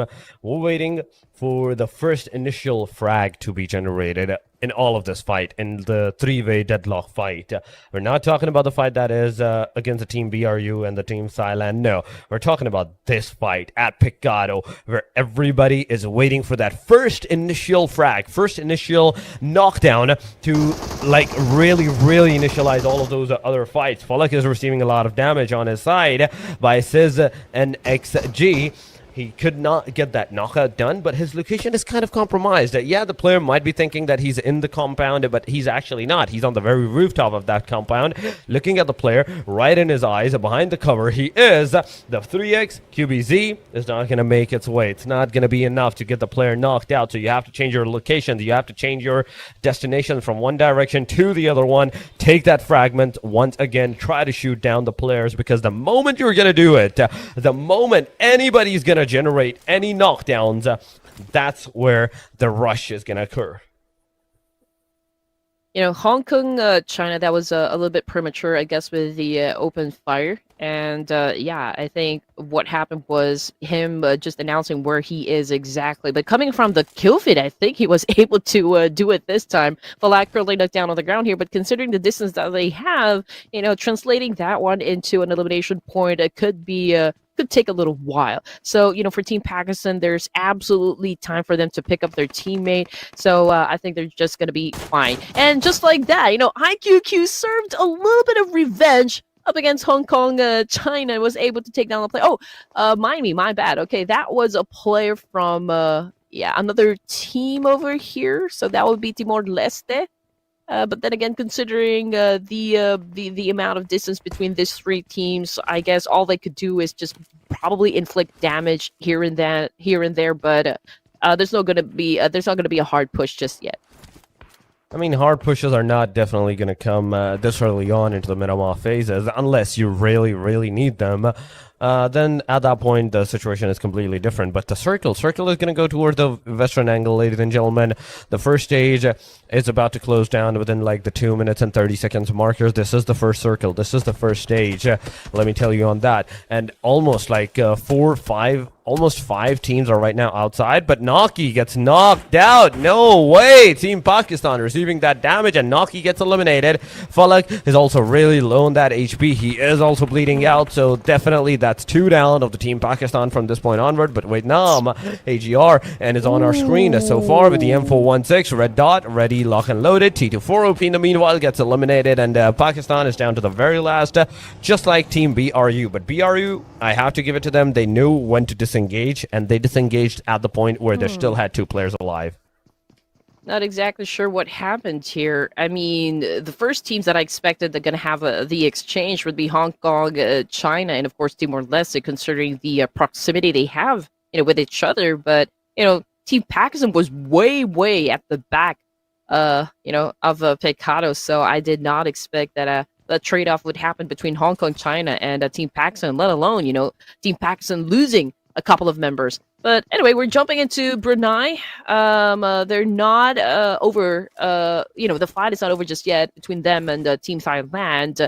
But considering their situation, of course, they will have to be very patient. They have to know when to pick that moment as to when they could go for that pre-fire. But let's see what's going to happen right now, because Vietnam is back on the screen here, and it's CCC again with a Scarlight all alone in the middle of a desert.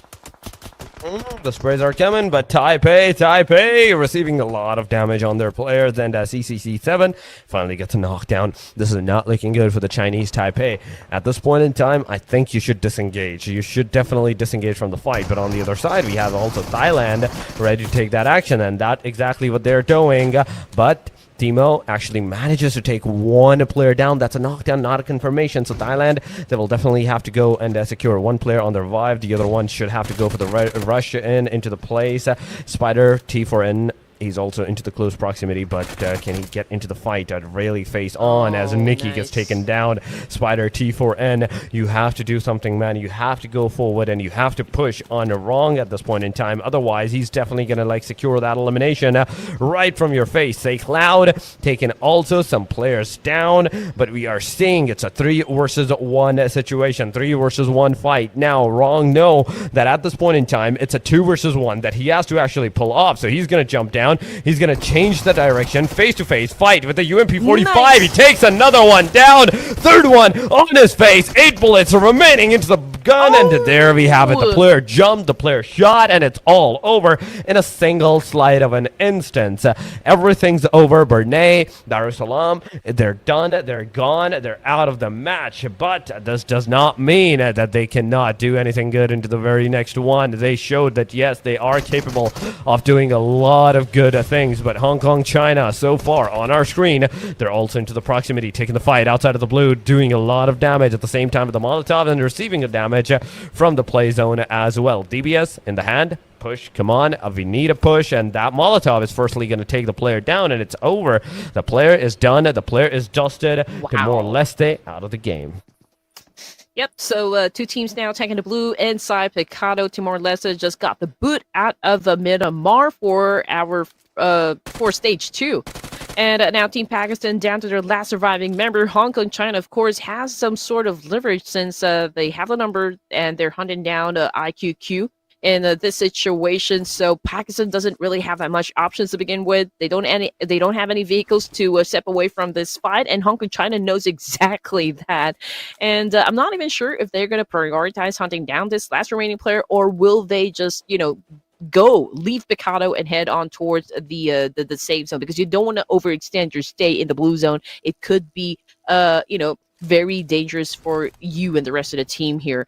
And looking at the situation, we got a lot of teams here flocking around south part area of the zone, so there could be a cleanup that can happen. I mean, Nepal would probably go up against Chinese Taipei, Vietnam, and even Malaysia over here. I mean, they're taking a spot down in El Pozo, and Myanmar also has the opportunity to gatekeep at least 4 teams here that will be headed towards that same direction. But in the middle, we can see players from Bhutan, Japan, and even Indonesia over here. So that's also a fight that can happen.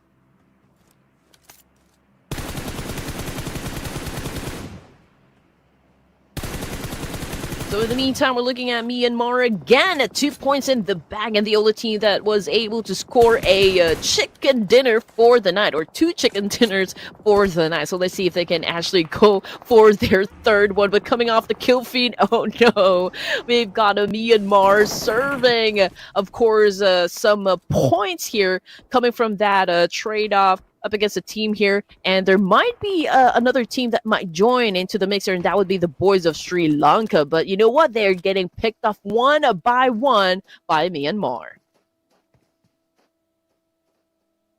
We are just at stage 3 here, ladies and gents, but we only have 13 teams remaining over here, so let's see what's going to happen, since most of the teams here are really gunning for that aggressive gameplay as they need to.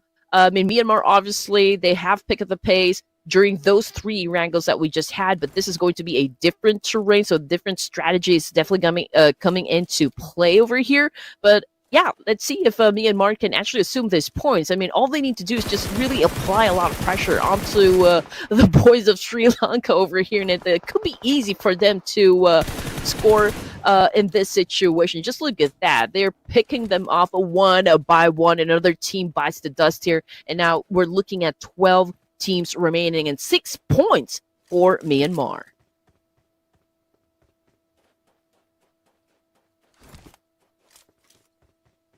Is the 12 teams that is surviving at this point in time, 39 players remaining. But at the same time, the one great thing is the moment like the fight initiated, it actually initiated like a chain of reaction. It was a back-to-back, back and forth. Those eliminations that were coming in hot. Bhutan, man, could not catch a break. I mean, obviously, with their status right now in the overall rankings, they're experiencing a little bit of struggle. But since this is day number 1, and we only have 2 remaining matches, they could probably, you know, just talk this over, maybe discuss what went wrong, you know, from each of the maps so far, and come back even stronger, you know, for their day number 2 here for the qualifiers. Just like what my co-caster mentioned a while ago, you know, we only have the top 3 teams that will secure a slot in the grand finals coming from each group. You know, we're back at looking at Chinese Taipei. They already have 2 casualties because of the engagement that they got involved in just moments ago. But we can hear still a lot of gunshots that can happen, and those fights are happening down south. Thailand is in big trouble right now, and Malaysia knows exactly that one. They're capitalizing on this one. They're challenging them up and making sure that they stay inside the blue zone. And there goes Shirty out of the game here from Thailand. Myanmar making a smooth move, you know, up against Hong Kong, China at the moment. They're hunting them down, and you just know that these boys are a little bit kill hungry in this competition. Yeah, that they are. I totally agree. On this point. That they're completely going in with the kill elimination hungry. Myanmar's over here getting those elimination numbers. Beautifully done. It is like 7 elimination to this player name, but then we have Say Cloud getting those decent number of grenade and those Molotov eliminations for the team on the other side, outskirts of this safe zone region, where the region of the safe zone is still 230 meters away. From this particular location, there's 3 teams taking that aggressions upon each other. Nepal is also in the front lines of the TPE Taipei. So it's everywhere. The fight, the aggression, the engagement chances, it's actually every single where. No matter which direction you look, you will find 1 team or 2 teams close to each other's proximity. Okay, Nepal right now. Just doing a little bit of gatekeeping here up against Emperor. Okay, Chinese Taipei. It's going to be hard for them to step out of that compound, that is for sure. And Nepal's just really waiting for them. You know, they're being very patient and just waiting for that right opportunity to collect those points. They know they already have it in the bag. But we already have 10 teams remaining here for stage 4. Myanmar having an altercation right now up against Japan. Oh, this could be an easy 3-way battle, and Japan is getting beaten down at the moment. Kenji got shut down by Say Cloud, and as a confirmation, Rayan was able to score that point. And just look at those nades. Beautifully done by Myanmar, absolutely dictating just how strong they are in this competition. They definitely are strong. That is absolutely true. Well said. But the fact is that this Miramar is going really on the aggressive side. Like within the 17 minutes marker, we have like 5 teams completely done, completely dusted from this match. Back to the lobby that they go. And might I tell you, this is the first day, second last match. You only have 1 more match after this. To make sure that your team is actually residing within the top 10. or at least the top 5 whatsoever. So far, Malaysia on our screen, and they're kind of like on the second spot, but only 2 players remaining. This is not good because 65 to 53 points. The diversity, the difference between the points, like that is 12. And securing those 12 points in a single match, it's kind of a hassle. You have to like really pray that the top team first get eliminated early, they don't secure too much of a point, and then you start to secure too much points to like close up that gap slowly, steadily, or just take that aggression against them and just take them down. But on the other side, we have Nepal taking the fight. At the same time, Bangladesh is in a third-party scenario as they're coming in. They're making sure that even Japan, in the meanwhile, gets absolutely decimated from the back angle. Look at that. We are seeing a back-to-back fight. Vietnam versus Nepal is happening. We have like Japan in the meanwhile versus Bangladesh, and the fire, the sprays from a 6-9 actually made sure that the connection is there and the player gets absolutely eliminated. Strong performance coming from Bangladesh. They did not let go of that situation. They had the opportunity to score some points, and they went for it, no doubt. 8 teams remaining, and again, just like that, Team Japan got eliminated with all of the massive attack that came from Bangladesh, making sure that they will not be surviving that round. And as for Emperor, I did expect, for Chinese Taipei to get beaten down by Nepal, but no, it was Malaysia who took those points. But then again, current situation for Malaysia, we're down to just 2 players over here at stage 5, and it could be a little difficult for them to get the chicken dinner just because they don't have the numbers anymore. But then again, we're not exactly discounting the fact or the probability that they could close this round with a chicken dinner. But of course, that would take a lot of effort to begin with. But anyway, Myanmar back on the screen here, 8 points in the bag. Unfortunately, Smile got sent back to the lobby this time. He definitely did. He definitely did got sent back to the lobby this time around, but 23 players with 8 total teams. The mid phase, the mid region of this overall ranking, it's completely empty. Only I see Nepal at this point in time. The bottom and the top are the only ones surviving, but Myanmar is also going to receive the damage. One of the players going to get taken down, but Myanmar is going to receive the damage on Murnet boy as well. So Murnet, be very careful on what you're going to do. But Fusker gets eliminated. Chinese Taipei is out of the match. We're down to top 7. Bhutan also down to the very last guy, and that is at this point Paytar. So Paytar, what are you doing at this point in time? The moment, the position that he has put himself into, he can get that revival on Rage Bull. Together with Rage Bull, in fact, with the 2 players remaining into the proximity, they can actually hope to like at least take some players down, but not all the players down, because the moment anybody with a full squad or even a trio is going to come into the proximity, they're absolutely going to be like on the disadvantage of the manpower. They're not going to be able to like maybe secure some of the eliminations. Yeah, they can take 1, maybe 2, but the third one is actually going to like hurt them at the very least. This game for Bangladesh is a big opportunity for them to overtake Malaysia and Myanmar in this situation, since they still are a complete squad over here, and it's not the same story for Myanmar and Malaysia. So this could be big, for Bangladesh if they can keep their consistency and their pace from the previous rounds. Now they have the opportunity to prove just that. They could go up against Myanmar, but they need to make sure that they will be surviving the trade-off, for against this top dog. There's also the exception, of course, of Bhutan also coming into play over here. So this could be easily like be a 3-way battle. But you know what? Malaysia, they could join the mix, and there you go, a shot done coming from Malaysia, taking down a player from Myanmar. Those are some casualties coming around. Those are knocks, but Bangladesh Hitman is finally becoming the Hitman that he actually is. He's going to make sure that the player's down, absolutely decimated, but Say Cloud says no less.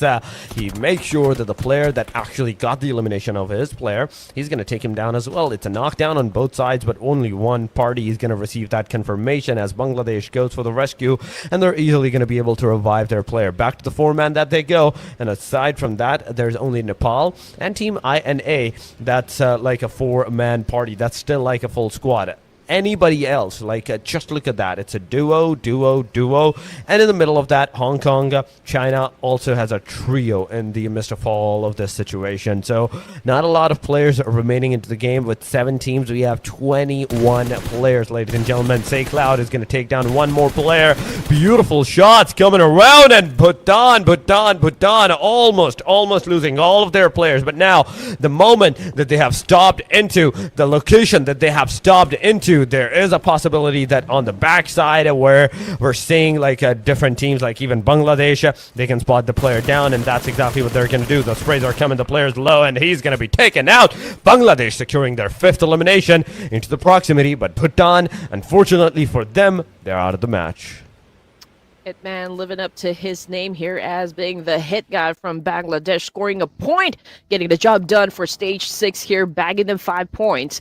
And now we're looking at the situation. We got one of them knocked down on the ground here, courtesy of Indonesia. Now what Hitman is going to do in this situation? Are they going to go for that pickup, or are they going to close business with this team? Now, we are looking at stage 6 with 6 teams remaining as well. Judging by the distance, yes, it is still a bit far, but, you know, mid to long range fights already happening between this final teams remaining. 9 points in the bag for Myanmar, 8 for Hong Kong, China. So it's a tight competition. It is a tight competition, and the thing that makes this competition tight, the major thing is the fact that the top 4s are still alive into the match. We have Hong Kong with 8 eliminations this time around. We have in the meanwhile, Malaysia with 1 elimination, 9 for Myanmar. Myanmar, might I tell you, this team is down to the last 2 players, but the elimination numbers, they are not stopping. Bangladesh is also another team that is still alive as a 3-man squad and 5 eliminations. So in total, all of this situation has ramped up to those 10 elimination points for Myanmar. There we go. They got their 10th elimination, ladies and gentlemen. And with that 10th elimination now, the situation is going even more dire and dire for all the other teams to like secure that top placement for themselves. Bangladesh Hitman receiving a lot of damage. He's surviving. He's getting out of there. He needs to get out of there as soon as possible. But nope. I don't think he's going to be able to do that as a player gets eliminated. Myanmar reviving their own players as well as Romeo's here. Reviving Safe Cloud. Circle is about to take another shift. Stage number 7 is going to be formed up right now, and it's going to go towards the very centralized position of the previous circle. Now, from this point, the top 6, the situation, you can see on the mini-map, you can see, in fact, on the map that whatever this is, it's a very dangerous scenario. Anyone that even dares to, put a foot into the circle, they're instantly going to be shot down from all the different directions.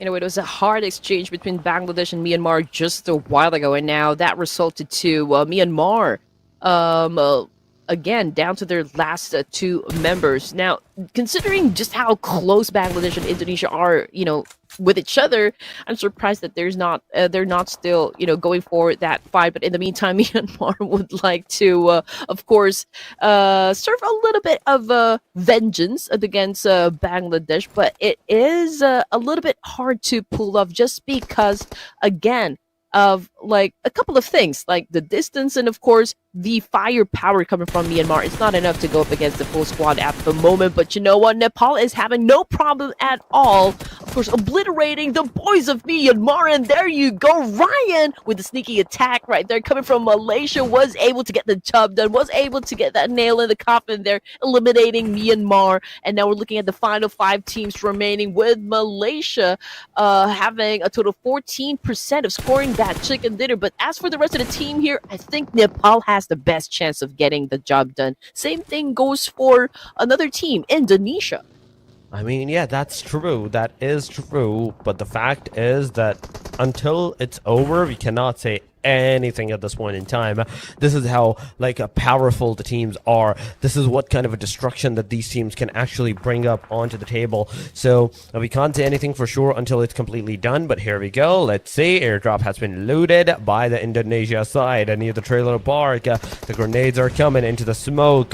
But Malaysia, Ryan finally going to be taken down. This is not looking good for the players whatsoever. But Bangladesh, they're going to approach the situation, do maybe a third party from the backside. But I still want to see that fight against the team in Nepal at this point in time, against the other teams into the proximity that is constantly throwing those grenades, those mini red zones upon all the players. That Precious is super low, and that HP Claw making sure that his HP stays full, and he's also throwing those grenades against the other teams, trying to keep them at bay. But will any of them connect? The answer is somewhat of a yes, but the players are still alive. The thing is, the players are still alive, but not anymore, as Claw's grenade is finally going to take Razak down. There is a retaliation grenade coming from Zetas that's going to take down Rex, but the grenade making a confirmation. Now Rex, you have to come back as soon as possible. You have to come back, get that revival done on you, so you can have the upper advantage against the other team, against the other players at this point in time. Nepal, be very careful on what you're doing, because Team INA, Indonesia, they're definitely coming up. They're coming in hot with those elimination numbers. They will try to do that. One Donkey's Zeta finally getting taken down. Domain is here, taking that DBS once again on the face of the player. It's over. The players are done. They are dusted. Indonesia out of the match, and we're down to the top 3. Man, that was such a show coming from Nepal. Oh, that was a great exchange, great performance, great execution. 9 points in the bag there. So I guess they have now picked up their momentum, which is absolutely great, not just for the cast, but for the fans as well. Definitely, I just know the fans are cheering down there in the comment section. But anyway, we're looking at the final 3 teams remaining. Bangladesh is still in the mix here. And again, we did talk about the consistency coming from Bangladesh. And right now they are displaying their skills, showcasing their talent when it comes to playing PUBG. And now they're currently at number 3 here for this round. Stage 9, ladies and gents, and eventually we will be running out of space here to play on, so teams will not have any choice but to actually collide up against each other. They do. This is the top 3, and this top 3 is going to be super deadly, as Bangladesh is going to lose one of their players. That's a knockdown. There's no hope of getting that revival upon on the player. At the very least, Claw is ready to take that action. He's getting into the car with the rest of his team members. 6-9 getting finished off. There is 90 Degree alongside of Hitman, but 90 Degree, first of all, getting taken down. Hitman, the final hope. The DBS is making connections. He gets a knockdown. Couldn't make an elimination on the player, but 10 bullets on the DBS. Ooh. It's not going to help them as the player gets eliminated, and Hitman out of the match. With this, we have 12 elimination, ladies and gentlemen, for the team Nepal. This time around, it's 12 elimination, and they're just gonna soar even higher and higher and higher from this point onward, as they're ready, they're in the confidence, they're making sure that anybody that's coming in into their front side is absolutely getting decimated. This is a 2 versus 4. They know it's only just 2 players, and they can easily go into that direction, take that fight against them. But Hong Kong, China, 9 elimination to these teams, to these players named. The grenade is going to go. It's finally going to hit one. The second one, on the other hand, he will try desperately to survive, but I don't think there is any chance of survival. And there we go. The player gets eliminated, and it's over. Nepal securing that winner chicken dinner of the match number 5, ladies and gentlemen. That is our first Miramar, and they're going to start this aggression with almost 15 eliminations. And they know this was the right time for them to actually take their aggression up a notch here. Was able to secure a lot of elimination points plus the chicken dinner. So this is like a major victory from Nepal. And judging by the way things ended, from that last zone between them and Hong Kong, China, they have the numbers, they have the advantage, they got the high ground, and it was easy for them to actually bag that winner chicken dinner for match number 5 here. And again, this is already the second to the last match here for day number 1 of Asia B, and it's even going to be more interesting as we step onto the final Miramar to cap things off for day 1. Yep, that is the day number 1, match 5, the first Miramar, ladies and gentlemen. These were the final moments where Nepal got that winner chicken dinner. 14 elimination. 14 is the lucky number for these guys. This time around, the number of elimination that they're going to have, and now it's It definitely is going to help them a lot with 24 points secured. But going on to the Precious, he has 690, the most damage dealer. Claw with the most assist, 5. Claw is also the guy with the most elimination. That is also 5. So Precious, after that, is going to be the guy that has survived the longest with 29 minutes and 8 seconds on the clock. Going on to the stats, every single player stats, in fact, it is Claw, 5 elimination, 520 damage. We have Precious, 690 damage with 2 eliminations. Someone get my man some eliminations, man. I don't know where he is. 4 eliminations win. Yeah. Well, at least, there are a lot of teams really stepping up into when it comes to their gameplay, at least for this group. I mean, yesterday there were a couple of, or like maybe several events that really happened, that really made our blood boil, or like maybe made us sit at the edge of our gaming chairs. But this, I mean, this lobby is, I guess for me, super stacked, considering the caliber that we have, from like the teams. Throwable CS in the game, it's a total of 163. That is way higher compared to the 114 just in the previous round. So again, since we still have one more game to go, just maybe we could still see this number go up. Oh yes, that is absolutely true. We do have to see what's going to be the situation, but going on to the head-to-head, it is Nepal versus Myanmar. 14 elimination to 10 elimination, 1989 damage to 1362. Then we have the double assist, 15 assist to the ratio of 7 assists for Myanmar, 12 knockouts on both sides. So that's one thing. That's what we're doing. So with this, it is the head-to-head done and dusted for the match number 5. Now, ranking. Ranking is where the real diversity is going to begin, and overall ranking is where the real chaos is going to be ensued upon the teams, because it's the final match now from this point onward, and it's definitely going to be really difficult for them to like hold down that candle to the top 3. 24 points in this match for Nepal, Hong Kong, China with 15, Myanmar with 12. Number of elimination wise, Hong Kong, China did amazing, Myanmar did amazing. We still have Thailand doing some decent work with 6 elimination. Bangladesh having those 5 elimination is also a decent number, but Malaysia, Indonesia, Chinese Taipei, Japan, all these names with less than 5 elimination numbers, 2, 1, 1, 2. This is not good. Yes, you are surviving and you are getting those placement points, but placement points is not everything. Yes, it's a part of things, but not everything. You can't stay consistent with just the placement points.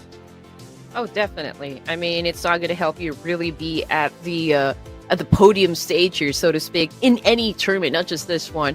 And again, what makes a great team that could probably take on a lot of fights and get the victory is that if you carry your own weight, if you can be flexible, if you gotta be versatile in terms of how you handle each situations in each of the maps here. I think that's the way to go. And so far, Nepal has been great, from this particular round. But of course, we're going to be focusing on the data or the numbers that we can see from the overall rankings. And I believe with this performance, even if Myanmar wasn't able to score the chicken dinner this time, they are still at the top here, and Malaysia still at the second place. But hey, this is just day number 1 for Asia B here, and we just know that perhaps Malaysia is going to do something about this one and take the throne or reclaim the throne for this tournament, or at least for these qualifiers. But again, I'm very happy with the fact that Bangladesh is quite consistent right from the get-go with a total 55 points and still currently at 3rd place here. But with this massive performance coming from Nepal, they were able to skyrocket themselves onto this 4th place with a total of 50. I mean, that's true. They did skyrocket it somewhere at the very least, but they need to do more work. More and more work is really needed. Just look at the point difference. We have 58, 55, 50. Top 3 is very concise at this point in time. There's not a lot of points difference. But as we move to the number 4, number 5, we have 6 points of a difference. Then from that 6 point, it goes up to 14 14 points of a difference. That's where the real diversity is going to begin.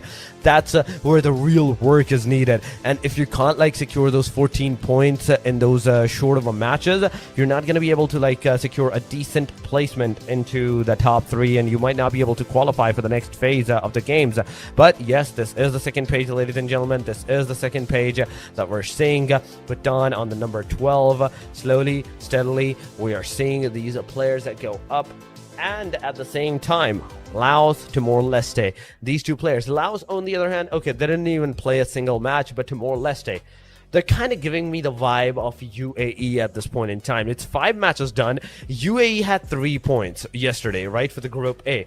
Timor-Leste now, today, they have 2 points after the 5 matches. Yeah, you're absolutely right. But then, well, there's still day number 2 here, so perhaps they could just go through the broadcast that we'll be having today. Then I guess they could maybe talk about what they can do better in the next matches to come. But you know what? We're gonna find out just who will win the final round as soon as we come back here, ladies and gentlemen. So don't go away. We'll be back after a short break.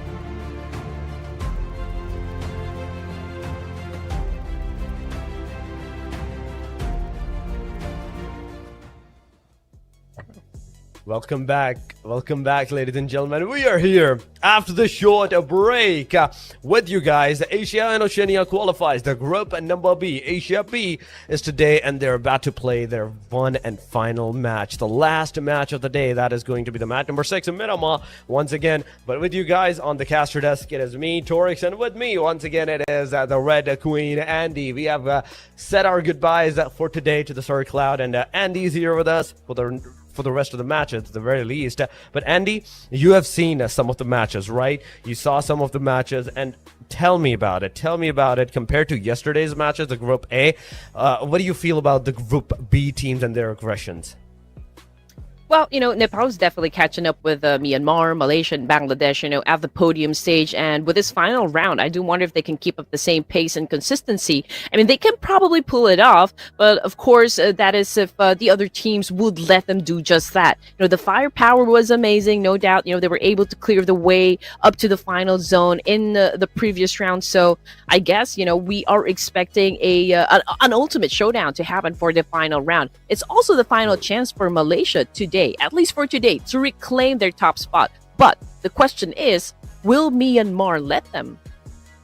I mean, that is the question. Will Myanmar let them take that top placement or not? Because at this point in time, the amount of fights that we are seeing, the amount of aggressions that is happening, those point structure from the top 3 all the way like number 1, number 2, number 3, it's kind of looking not too good, but at the same time not too bad as well. So there is a slight possibility that, okay, the good things can definitely happen. The good things can definitely occur by all of these teams at this point in time. You just have to make sure that you pray and you're like, okay, we need to get as many points as soon as possible that we can possibly get. But yes, aside from all of this factor, the final match, it is going to be the Miramar once again. And just like the last Miramar, it started with a little bit of stalemate, but then suddenly the whole gear shifted, the whole pace shifted. We saw a very aggressive map at the end of the day.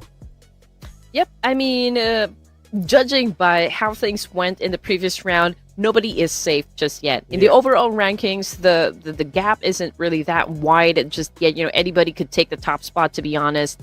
But I guess since we only have 12 matches, for the qualifiers, and only top 3 will then proceed to the grand finals, there's a need for those teams, or all the teams, to be honest, to be really aggressive in getting those elimination points. And again, I don't know what kind of a plan they need to be able to execute, but I think at the end of the day, it all boils down on how great your team's consistency is when it comes to picking up points. True. And just like what you mentioned a while ago, I don't think getting chicken dinners is like a super top of priority again for me.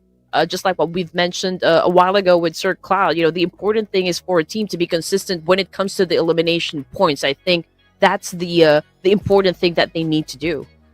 I mean, securing the winner chicken dinner is one thing, but not everything at this point, right? So it is one thing, but not everything at this point in time. You have to make sure that somewhere in between, you're also covering up your points with those aggressions, with those elimination numbers, because it's the consistency that you want to have. It's the consistency that you really, really, really need at this point in time. And you can't have that consistency without securing those elimination points and the elimination points at the same time. You have to keep everything balanced. Everything should be balanced for the things to really, really work perfectly into your favor. The final match is going to bring so much chaos. I do expect that majority of the teams, they might go for the aggressive stance, but not all of them is going to go. Bottom line teams, there is a must. They are a must to go for the aggression if they want to have any good chances of surviving from this point onward into the next phase, into the next day. This is their time right now from this point onward. One wrong move and everything is going to be over. But ladies and gentlemen, we're here with our final match of the day. On your screen, you can see the plane, and it's going to go kind of shifted towards the one eastern corner to the other eastern corner. Top to bottom. They can they can actually be aggressive, but they cannot really be reckless. You know, they have to always really consider everything that they're going to do in every situation. You have to make a series of good decisions to be able to get to the latter stages and, also get that winner chicken dinner. And I guess, for this tournament, we don't really have that much option but to really play this one with like a champion material like kind of gameplay for this team, just to make sure that they will get through all of the obstacles from inside this tournament. And that could be hard to pull off. It really is not that easy. I mean, considering the names that we have here in this competition, the teams that we have, it's absolutely nuts. If you're not too careful, and if you are going for that rush decision gameplay, it's going to be hard for your team to actually survive any battles from inside Miramar. But anyway, I think we do have a clearer picture of what is happening over to the map feed over here. So the circle just favored the northern side, but we do have a number of teams already inside, like Indonesia, Nepal, Bhutan. We also got Timor-Leste into the mix over there, but I don't think a fight is going to happen just yet. Even in Los Leones, we have 2 squads in there, but since they're so far away, from each other, I don't think a fight is going to happen in there. But it could be a different story for Bangladesh since they are so close with Sri Lanka.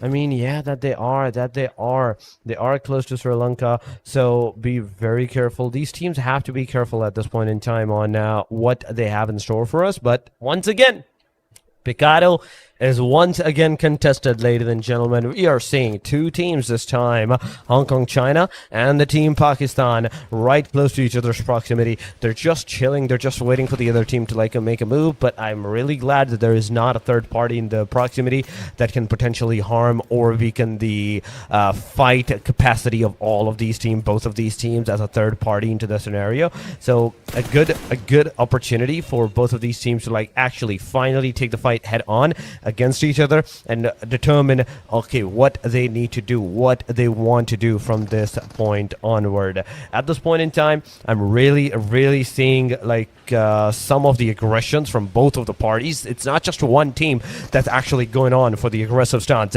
It's both of them together. They are going for the aggression. They're approaching this fight, and we do have to see if they're going to be able to secure any kind of eliminations for themselves. IQ is over here. You can see him behind this area, behind this broken wall, just chilling. On the other side, you can see the Hong Kong China just leaving the premises of the compounds, getting out of there. And I don't know why. This might be a wrong move for them. This might be a bad move from the Hong Kong China. By disengaging this fight, you're giving more of a play space to Pakistan instead of you taking that opportunity to secure the a playable zone.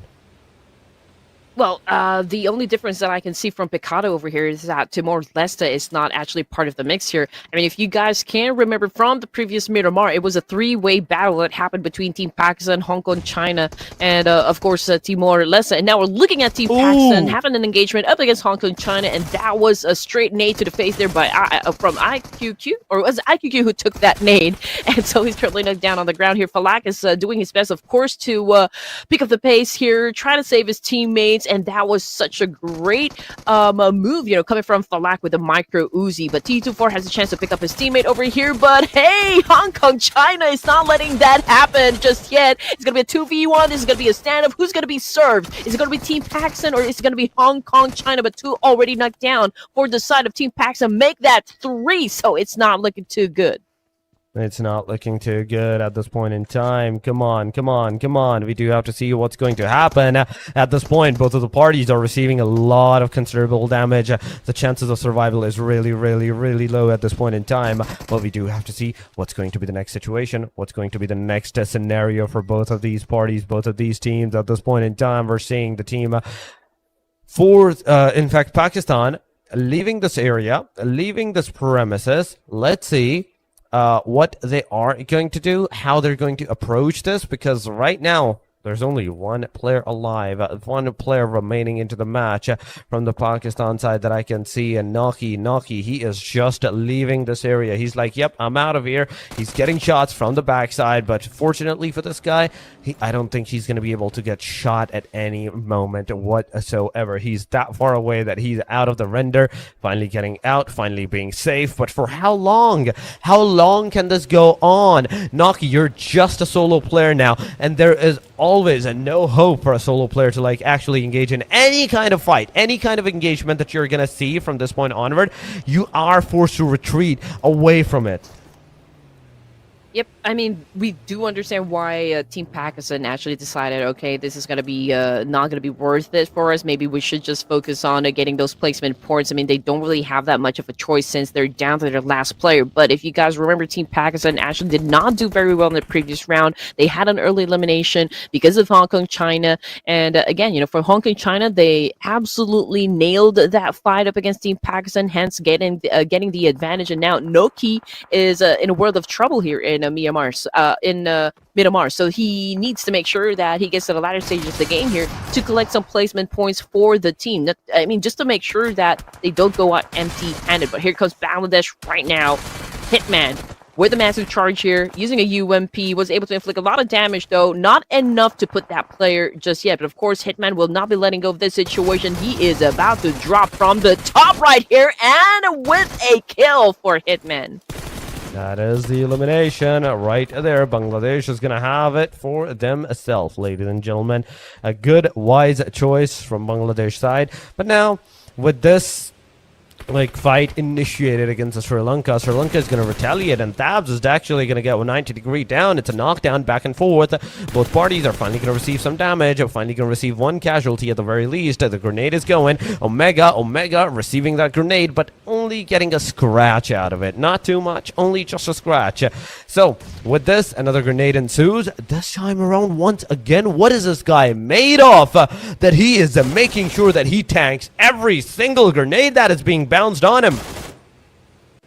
Ooh, okay, here we go. Sri Lanka still trying to counter Bangladesh in this situation. We got two of them inside this building, so that is why Bangladesh has been throwing a lot of nades to flush them out of this compound. But there is someone doing the off-angle attack here up against Bangladesh. That is why we can understand, you know, the hesitation coming from Bangladesh to enter this building and to just, you know, eliminate this player. Thabs is doing his absolute best here, of course, to rattle up the boys of Bangladesh, but it's not working out too well. And there you go, Bangladesh crashing this compound, taking their win, taking their points. And Thabs, I'm not sure what exactly you're gonna do in this situation. It's probably already too late. It may be too late for you, but you never know. But Thabs, finally, it's over. The player is done. The player is dusted. No more aggression, no more anything for this guy from this point onward. And now you have to think of something different. You have to think of something new and choose a different strategy for the next day at the very least, because this day it's over for you. It's over for you. We're here with 14 more teams. Pakistan down to the last guy. We have 3 players down to Indonesia. We have Taipei down to the last guy as well. Bangladesh is also 3-man standing, so there is a slight possibility that, okay, we might see some more casualties around the areas, around in this circle, maybe 9, 10 to 12 minutes marker. We might see another team getting eliminated, but it's not sure. Stage number 2 has just begun. Stage number 2 has just been made, and it's already beginning to drop down even into the stage number 3. 10 more seconds and the zone starts to close up.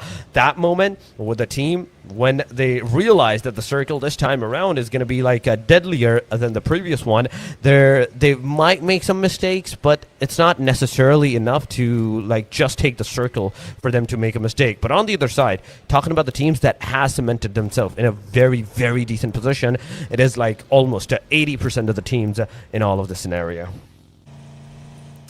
Well, it's a good call, I guess, you know, from Hong Kong, China, since they already left Picado. You know, it's not going to be worth their time if they're going to hunt down Noki in this situation. But hopefully Noki finds a vehicle, you know, to get to the safe zone and probably find a safe spot for him to stay quietly collecting those placement points for Team Pakistan. But as for Hong Kong, China, they're now already on the move here from the blue zone to this circle that we have here so far on the screen. San Martin is currently still occupied here, and maybe a little something going on inside Hacienda de Patron, but so far for stage 2, considering again just how far this team's away from each other, maybe we will not be seeing a clash happen, except for Timor-Leste right now. They just collided with Japan, if I'm not mistaken. That's true. That is true. They are colliding right now. But one thing that we do have to see is how the fight is going to affect their momentum and the other team's momentum. How the other team is going to actually approach the situation for themselves. The fires are going on, the sprays are coming around, but nobody's getting that connection. Nobody's receiving that connection to get eliminated or whatsoever. So the chances what we're seeing of all of these fights happening, it's really slim. But finally, as one of the players of Japan gets taken down, the situation is definitely going to ramp up a little bit. The players are finally going to be able to rush in and close in into the proximity to take the fight more into the close range quarters. Myanmar is on our screen as well, alongside of the fact that they are shooting at the team that is above them, that is right now onto the upper side of them, on the ridge, upper ridge of them. So the chances of survival goes really, really thin on this. Be very careful on what you're gonna do and what you're trying to do at this point in time. One wrong move, it's gonna take you, it's gonna cost you to get eliminated, completely annihilated from this match. That's the thing. One wrong move, it's gonna be enough for the players to take you down. But the circle's gonna take another shift. Once again, it is the water treatment, Cruz del Valley, close to that proximity. We are seeing the teams into the close proximity, whereas you can see the southern side, it's kind of heavily contested. 3 angles, 3 different regions, where the shots, where the fires, where the engagements can definitely occur. It's still a hot mess down south, but we will definitely see a lot of cleanup happen right at the edge of the circle over there, just considering the amount of teams that will be headed towards that direction. But as for Myanmar here, they are defending this very spot where they're currently staying at the moment. They could potentially go up against Bhutan and even Indonesia and even Vietnam, in this situation. I mean, Vietnam has been bidding their time, they're not joining into the mix. They're observing what is happening. They're monitoring the situation and probably cooking up something big, towards the latter stages of the match. So we'll just have to, of course, wait for that one to happen. Right now, we are still at stage 3 here with 1 minute and 30 seconds on the clock before we move on to stage 4. We're looking at Malaysia, and in the previous round, Malaysia also did not do exactly great, so this perhaps be a game that will be a comeback for them. This may be a comeback, this may not be a comeback. It can go either way. It can go both ways at this point in time. It all depends on how you're going to approach the situation, and that will determine whether you're going to have a decent opportunity of surviving or you're not going to have a decent opportunity of surviving. But aside from all of this, Myanmar still is on our screen. We're still waiting for this team to actually go for the fight. So far, they're looking from the mountaintop all the way down to everybody. So whatever this thing is happening, whatever how this fight is going on, it's going good, it's going chill. Not a lot of casualties that can actually happen. But Pakistan, the moment I talk about casualty, and Pakistan is yeah, we're gonna have the casualty on ourselves, they're the one that get absolutely eliminated from this match as well. Kind of early on, not a lot of points, just 1 elimination, which is absolutely not going to help them stay into the top 3 at the end of the day. They're going to be either at the top 8 or they will be taken down, depending on the situation. The Thailand team VIE is going to do something or not. At the moment they do anything good, they secure any decent number of points, the team Pakistan is going to either go 9 or 10. Ooh, hardship right there. But this time, the zone actually favored Myanmar, Indonesia, Bhutan, and even Vietnam over here. So again, Bangladesh needs to step up their gameplay, since they will have to deal with potentially Nepal if, of course, they decide that this is going to be the right time for them to get into the play zone. But as for Team Malaysia, also a great opportunity over here. They could go up against, the likes of Hong Kong, China, even Thailand. We got another team over here that might be able to challenge them as well. That would be Starboy and the rest of the gang over here down south. They're about to pass through water treatment, but I think they're going to avoid a conflict, as much as they can, and probably engage in a battle right towards the final stages of this match. So far, we're looking at 13 teams remaining over here for stage number 4. Indonesia is still pretty quiet at this point. They're not getting into any altercations just yet. Same thing goes for Hong Kong, China over here. But I do know for a fact that, most of the teams here are still getting that information gameplay. So let's see what's going to happen as we play on through stage 5 of Miramar.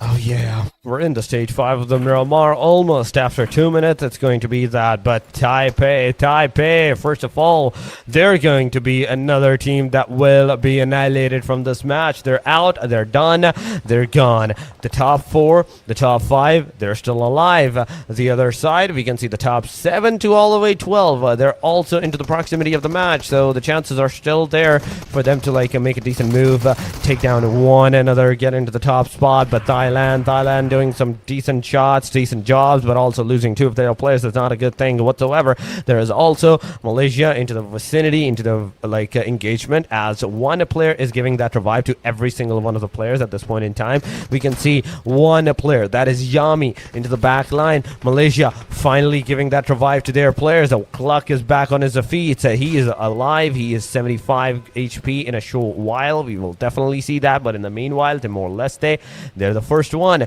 another team in this top 11 to get eliminated. All right, here we go. Yami. Okay, he tried to go for the nade there, but switched to a UMP instead. But we can see Hong Kong, China, man. That was a brutal one coming from them with that nade. They were able to shut down a player. The fight is not over just yet.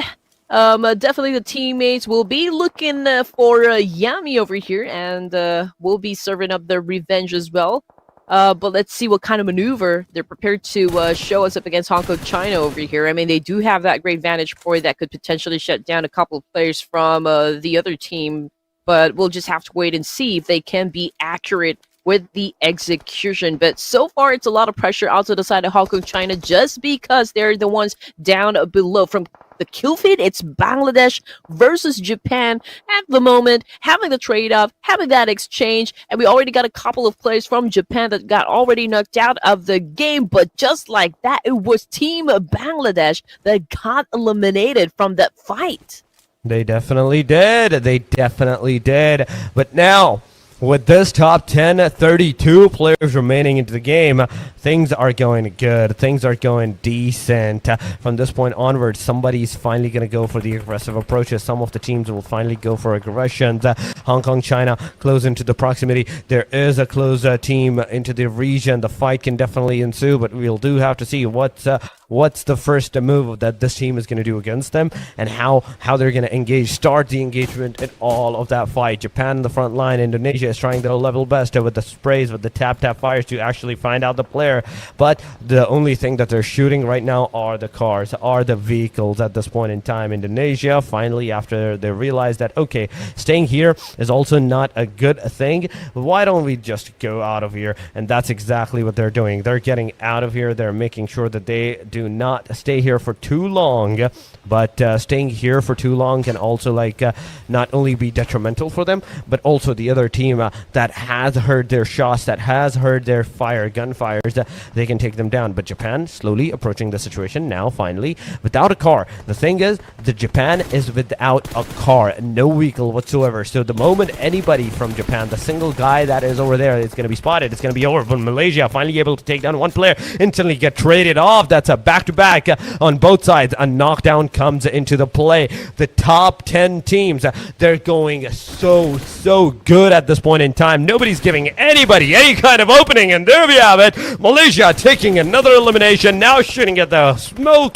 trying to get some more casualties for their names. So far, 5 elimination. They want to make it 6, they want to make it 7, but the question is if they're going to be able to do that, because not only right now they're shooting at the team that is in the circle, they also have to move in the circle. Well, Malaysia definitely being aggressive at this point. Myanmar, however, it's a different story, man. They are on the passive side of things. Same thing goes for Bhutan. And this is a different kind of pace, in terms of their strategy, at least for Bhutan. Usually we see them get into an early engagement, but this time they're taking their time here. They're close to Myanmar over to the northern side of the zone. Same thing goes for Indonesia. They're really not joining any battles just yet. They're letting everyone have the exchange first. I mean, Malaysia, obviously, they do want to reclaim the throne here. That's why we understand the aggression we're seeing coming from this team here. They've already bagged 5 points, 6 points, if I'm not mistaken. Yeah, 5 points. Okay, and but the thing is, Malaysia already lost one player. So, I mean, if they do want to take the throne here, it could be hard to go up against Myanmar, since Myanmar is also quite determined, to finish at the top of this tournament, or at least this qualifiers. I mean, it all comes down to the fact that how long can you hold down one fort, one position before actually the other team can actually engage on you. The circle is about to take another shift.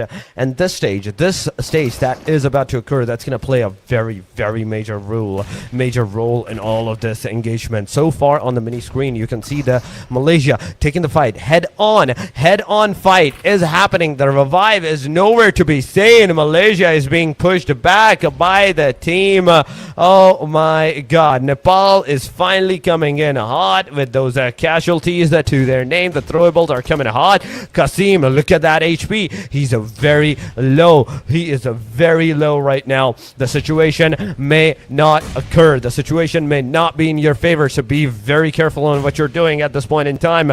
The shots will definitely come. We are seeing the drone view on where the players are situated at. The Molotov did not made any connection. Kasim is finally back on his feet. He's using the grenades to click on the claw, but Rex is the one that's going to receive that damage from the grenade. Oh my god, that's a lot of damage. That's a lot of damage that occurred onto the player, but not enough. Still not enough to get that casualty done. We need that casualty. They need that casualty at this point in time, and not a single grenade is making those casualty on either side. Just damage. Still not enough to take anyone down at the moment, but Nepal currently backing away for the situation. Of course, just to recuperate. I mean, a lot of them are a little low on the HP here. But for Malaysia, I think they're going to keep their aggression on for them. Again, we already have one casualty for this team, so it could be a little difficult for them to push through, but they are managing it just fine. And as for Myanmar, okay, we've seen them actually abstain from all of the fights that's been happening so far, but getting knocked down, Murnat getting picked up by his teammate over here. They've already suffered one loss, so don't exactly know what happened, but it's a snooze you lose kind of thing, at this point in the competition. But 8 teams remaining for stage 6. Malaysia needs to do something here. The pressure already creeping in. They need to put down Nepal, but how can they do that if they don't really have any advantages going for their team? That's the bigger question. That is definitely the bigger question on how they're going to be able to do that if they're not having any kind of elimination numbers or some decent aggressions upon the other teams. Indonesia receiving that grenade straight up on the face. The one player is down. He is in desperate need of that rescue. He is in desperate need of that revival. But look at that. The teams are pushing on, and I love this. I love this drone view. Just look at how far we can see, how much more teams that we can actually see in all of this situation. The players are pushing finally into the area. One donkeys, Indonesia side. Let's see. They're right on the face of the players, but no casualty so far. You can see Zakaria. He got that revive. He got that 75 HP, but that Molotov is going to do a lot of damage. There is an airdrop being looted, but still, the situation of that complete annihilation of the team has yet to occur, has yet to come pass onto the team. And finally, Yazax came in with that grenade, made a connection. It's a knockdown coming around.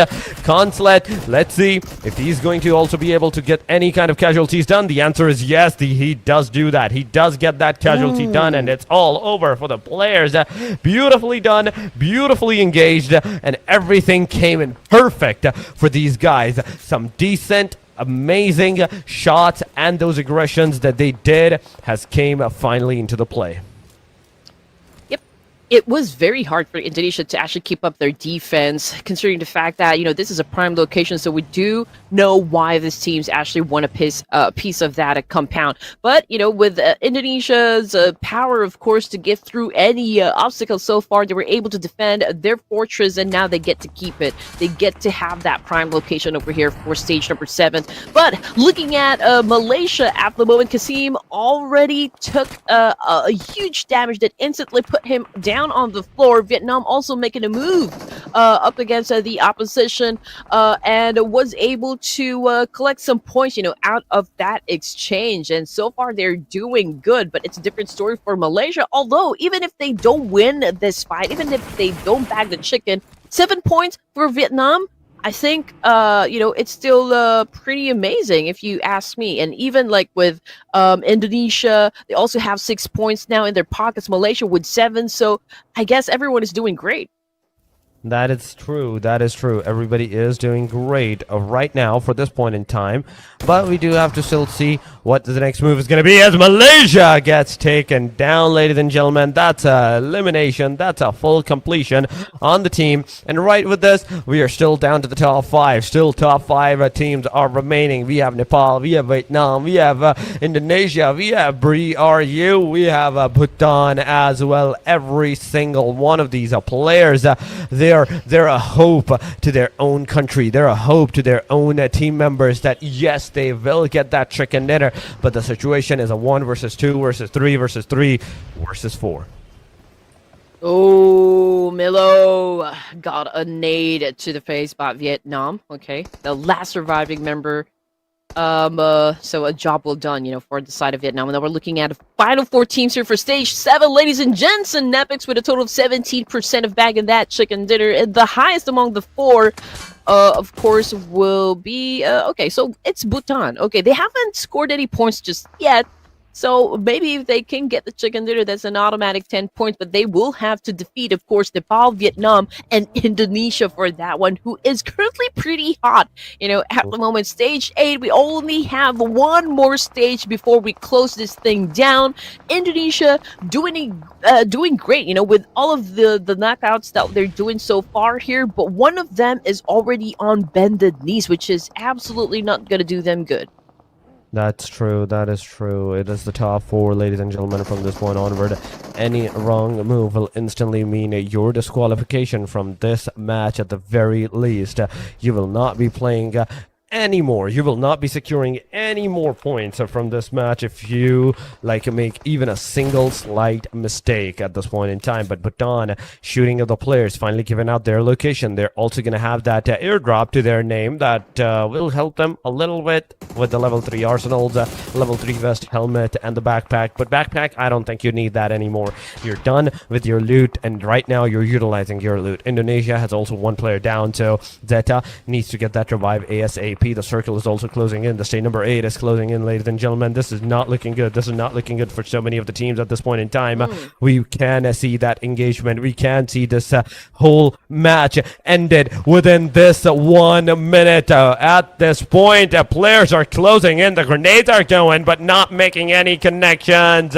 No connections are happening. The players are still alive. You can see Indonesia over here, but Conslet, he got his player eliminated right on his face, and that potentially has provided his location to the other enemies as well, to the other players as well. Yes, he is still alive because of the fact that he is prone down. He is behind that small ridge of a cover. The moment he's going to get up, the moment he's going to, even on the crouch section, on the crouch position, he's absolutely going to be decimated from all the different directions.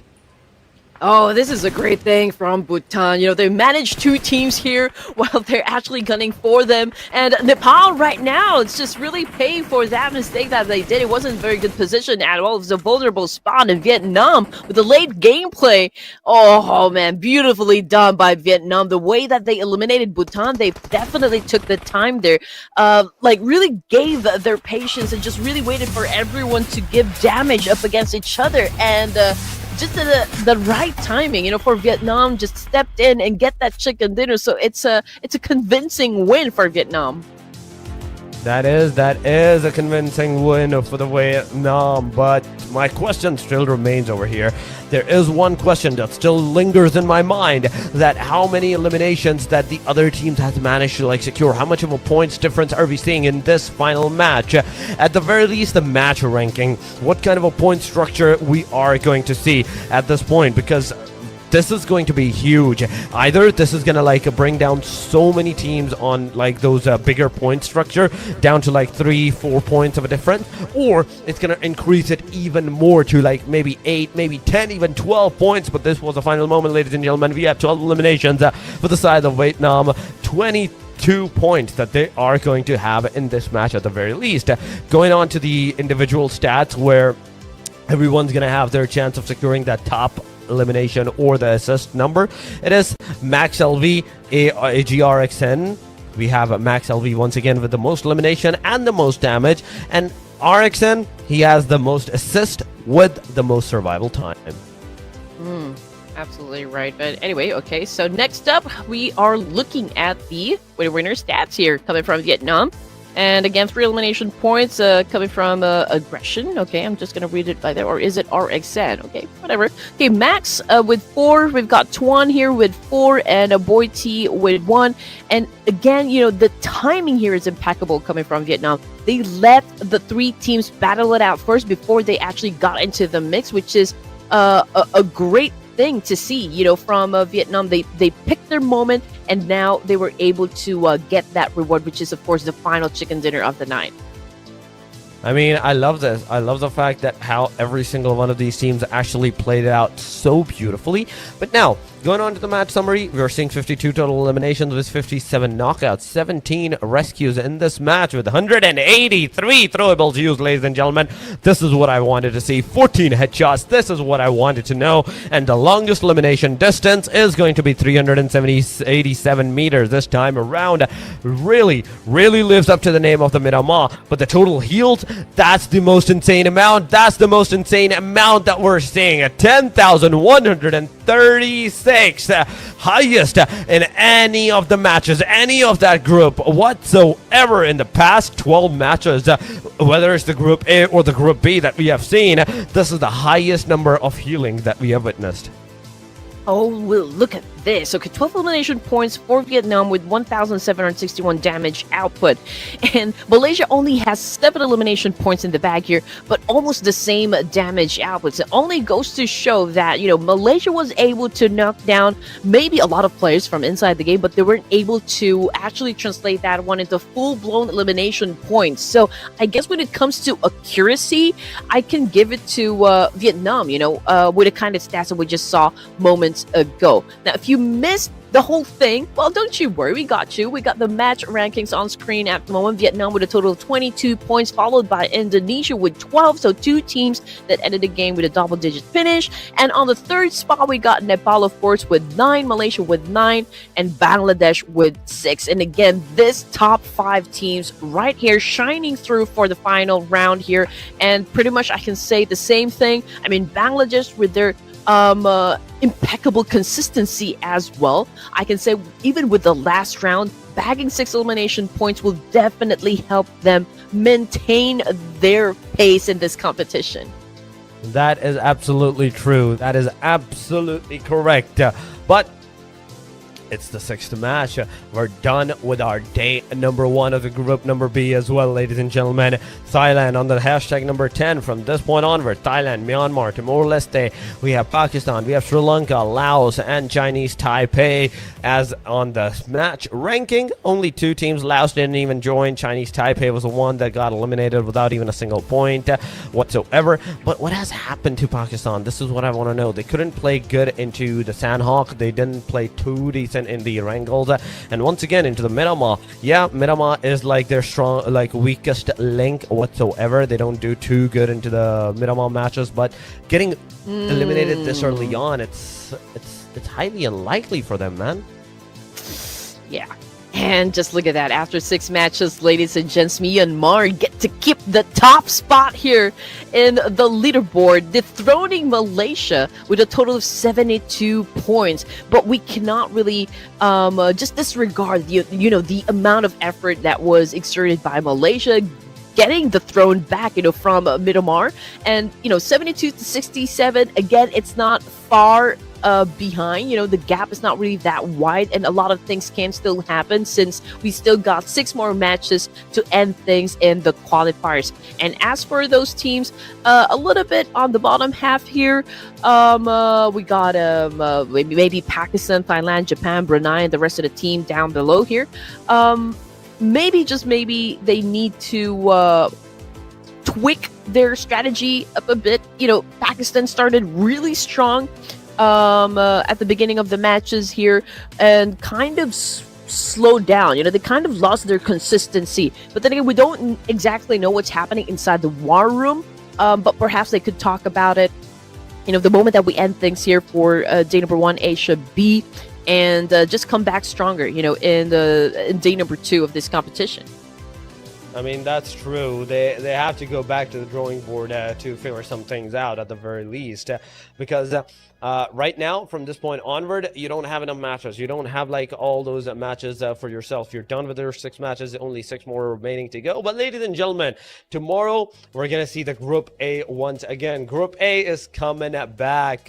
We will have to see what the Group A has in store for us after that first day of aggression that they showed us some mistakes from some of the teams, some good gameplays from like a majority of them. Like top 5 is really close to each other's proximity. So whatever those guys are gonna do, whatever those guys are gonna think of doing at this point in time, that may be the case. That may be the strategy that we can think of, maybe even for the group number B. So from that point onward, we will deduce, okay, this thing did work out for this team, this thing did not work out for this team. Some of the teams, they were doing great, but A group, I really want to see tomorrow UAE, what they have done, what they have finally fixed, or maybe have even more broken. I'm also thinking about maybe a team could bag 2 chicken dinners again for the night. If I'm not mistaken, it was KGZ, right? I mean, for Asia A. For Asia B, it's Myanmar, and just really flexing their muscle over here. And again, just like what I said moments ago, for Myanmar, I feel like they are still feeling the championship high. They were able to translate that back here into the competition, which everyone is kind of loving, and I guess excited for. I mean, Myanmar definitely showing up, and stepping up their gameplay, which is making everyone super excited for the days to come. And again, don't forget to follow the official pages for the Iesf to stay updated with everything that is happening within the community and also within the tournament itself. And also, guys, don't forget to show us some love as well. IGNs down below. You can always just type our names inside the search box and also give us a follow, like, and a share as well. That's absolutely true. But ladies and gentlemen, with this, so we're done with our day number 2 as well. The Group B has done their first day. We will see you tomorrow once again with the Group A, day number 2, the final day of theirs.